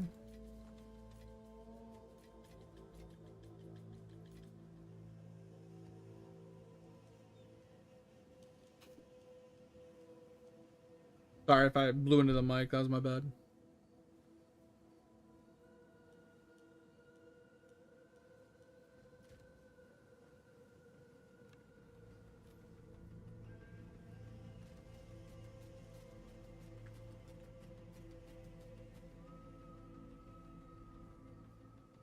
I think I have this one. I do.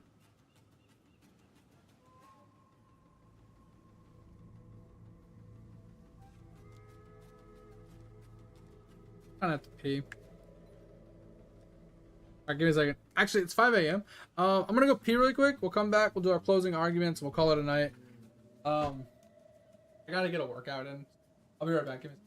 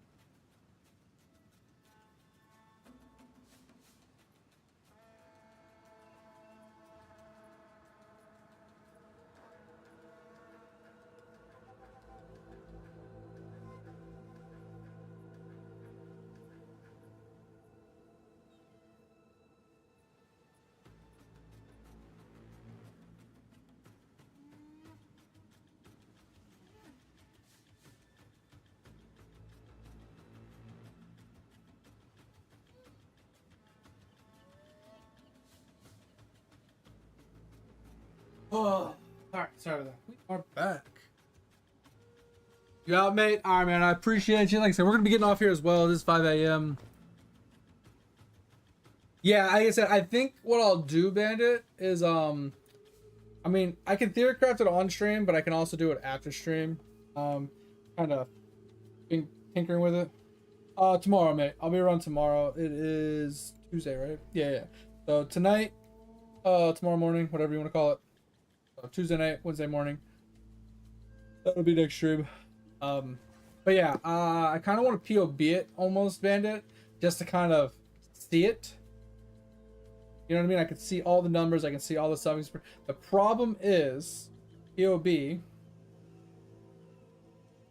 doesn't have desecration mods, which leaves out a lot of good mods.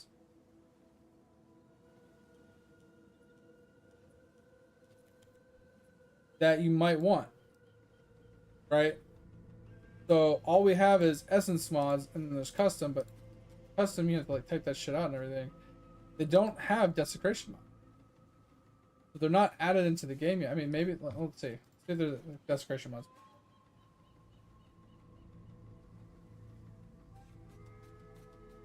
I didn't realize there was an update.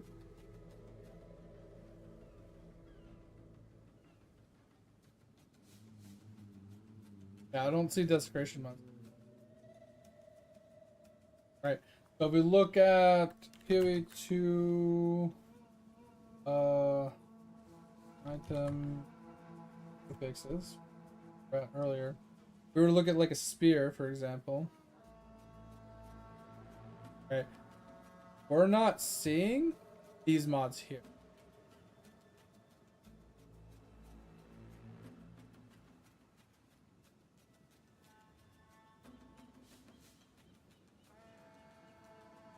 Yeah, I need to. I've never been a fan of Expedition and PoE1 because I don't like reading.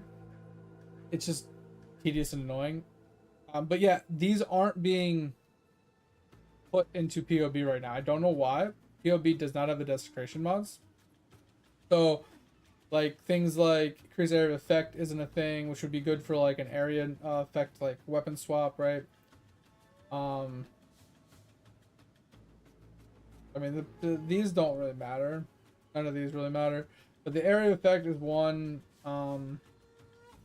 There is an attack speed with companions, pierce, mobility, cost-effective attacks, attack speed. So none of these matter for the spear. But this is more or less in terms of, let's say, like a chess piece. Just gonna take a chess piece for example.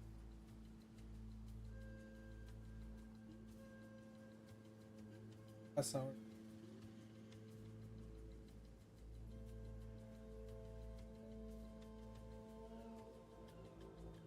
Why does this look so weird? I don't know how I got here. Okay. Looks much better than it did when I went. I didn't click on this. Okay. So if we went to like body armors, right? Still doesn't look right. Okay, this is what we want. We want modifiers. Where are those at? Oh, okay, that's fine. Okay. Now I know where it is. Okay, so body armors, we will go strength, right? These ones. So this is how you would get dex chest piece, right? Or critical strikes against you. Now I don't want that one. But you can kind of see where I'm going with it. Like there are some mods that could make or break the build that I can't see, right? Trying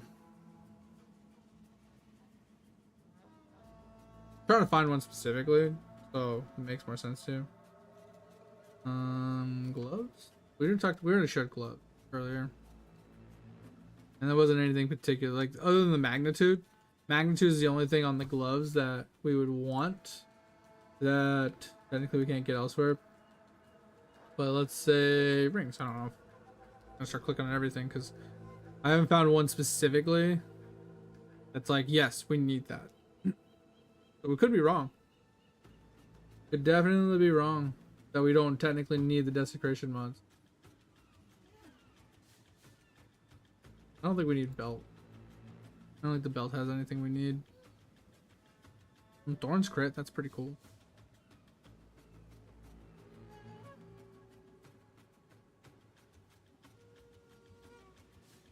Huh. Amulet?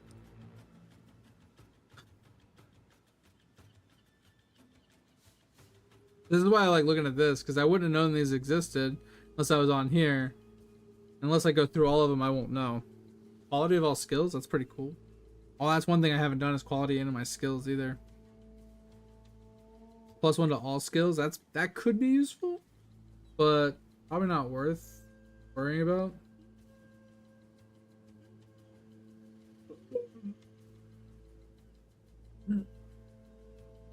I mean, global defense is probably the strongest one I've seen so far. 25% global defense is actually nuts.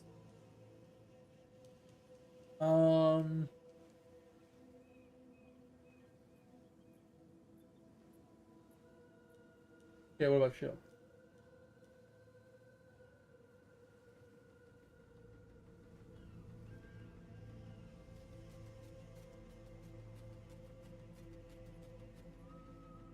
Alright, so this is the one. Okay, specifically the shield. Armor also applies to chaos damage. This is the really good one that helps us with our chaos damage prevention. The only one I know of for a fact that is needed. So with that in mind though, if it's just this one, then we just have to make sure our shield has an open suffix. That's not that hard. It doesn't change technically the build. It just gives us an extra layer for our chaos damage.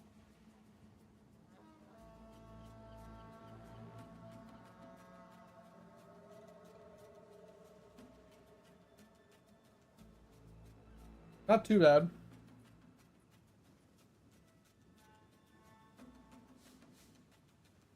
Oh. So that's not too bad. Just the one that I could find. I don't think the spear had any either. That was necessary.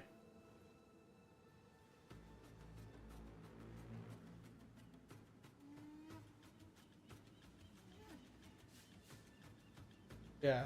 Spear didn't have any. Shield didn't. The shield had one. Jewelry didn't have any. The gloves didn't have any. Boots didn't. Or we didn't check boots because we're not gonna wear boots. But chest didn't have any. Helmet didn't have any. That's it.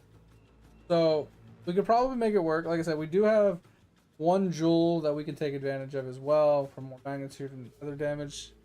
But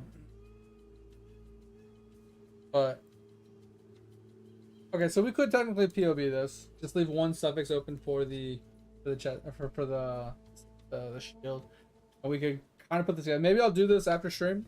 I'll semi put it together, see how it looks, and we'll talk about it tomorrow on stream. But anyway, so one last question I got for you, Bandit, before I take off, and we do our outro. The microphone, I've been using the new microphone for the rest of the night. Do you think it's worth keeping? Or do you think I should mess with the old mic to see if I can make it more understandable? Like maybe there won't be as much highs and lows, so it's easier for you to hear me. Should I try the old mic tomorrow and see if we can make it better? Like I said, there's pros and cons to the new one. Unless I can get some sort of sound blocker for the backside of it, I don't like that it can hear in a 360 even though I have it pointing to the front. Like it's supposed to only be capturing things in like a 100-degree angle in front of it, but I'm talking behind it. Like I literally turned it around and talked, and you guys could clearly hear me. So I don't like that. So unless there's like some sort of blocker I can get from it for it, I don't like that. I also don't like that how much bigger it is, because where I want to put it, it's in the way of my monitor. And that means I'd have to put it on an arm somewhere out of the way. And I don't know how I feel about that either. So like those are the only two cons I really have about it. I do like that it has the microphone mute on the top, so I can just tap it and mute it. I do like that clear as day when it's on, because it has a light. I do like the quality difference, because everybody did say that it did sound better. It sounded more consistent. Like I sound the same, but it's more consistent. Like the quality is a little bit better. I'm not going up and down and peaking and being quiet all the time. It's more consistent. I do think the quality is there. I do think that is all where it needs to be. I just think I need to figure out either A, how to fix the directional sound being a problem and where to put it, or I have to make the other one a little bit better. Because the other one is like a $25, $30 mic. This is a $150 microphone, so I'm hoping $150 microphone is better, but the $30 microphone has some things that I like about it more. So anyway, with that said, guys, we are going to call it a night here. We're going to go and do our workout, go eat breakfast, go feed the dogs, go run some errands. But we will be back on tonight. We'll be grinding this out some more. I'll try and get this POB up together after stream to see if we can figure this build out from where we're going to be taking that. Make sure this is a map. We didn't start a new one. We did not. But yeah, we'll be back on this tonight. So if any of you haven't joined the Discord and want to join the Discord, feel free. The only thing I ask is don't be a dick. If you ever have any gaming questions, ever need any help, if you want to share something, show something off, or help somebody out, feel free to chime in the Discord anytime you want. The only thing I ask is don't be a dick. So yeah, feel free to join it. If that actually sends, that'd be really nice.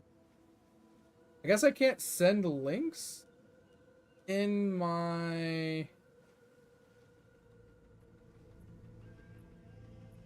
I guess I can't send links. That go through? Okay, that went through. Okay. So, if any of you want to join Discord, there it is. Feel free. The only thing I ask is don't be a dick. If you want to share something, show something off, help somebody out, whatever, feel free. If you ever need to hit me up off stream, that's where you hit me up. And if any of you need or want to check out the VODs, check out the About Me underneath. and yeah, take you over to the VOD link or VOD section. And you know, any help you guys would give me, I'd appreciate. You know, follows, whatever, anything would be appreciated. But anyway, hope you have a good rest of your day. Hope you enjoyed the stream. Hopefully we'll see you guys tonight/tomorrow. And yeah, I'll talk to you guys later. Bye bye bye bye. See you.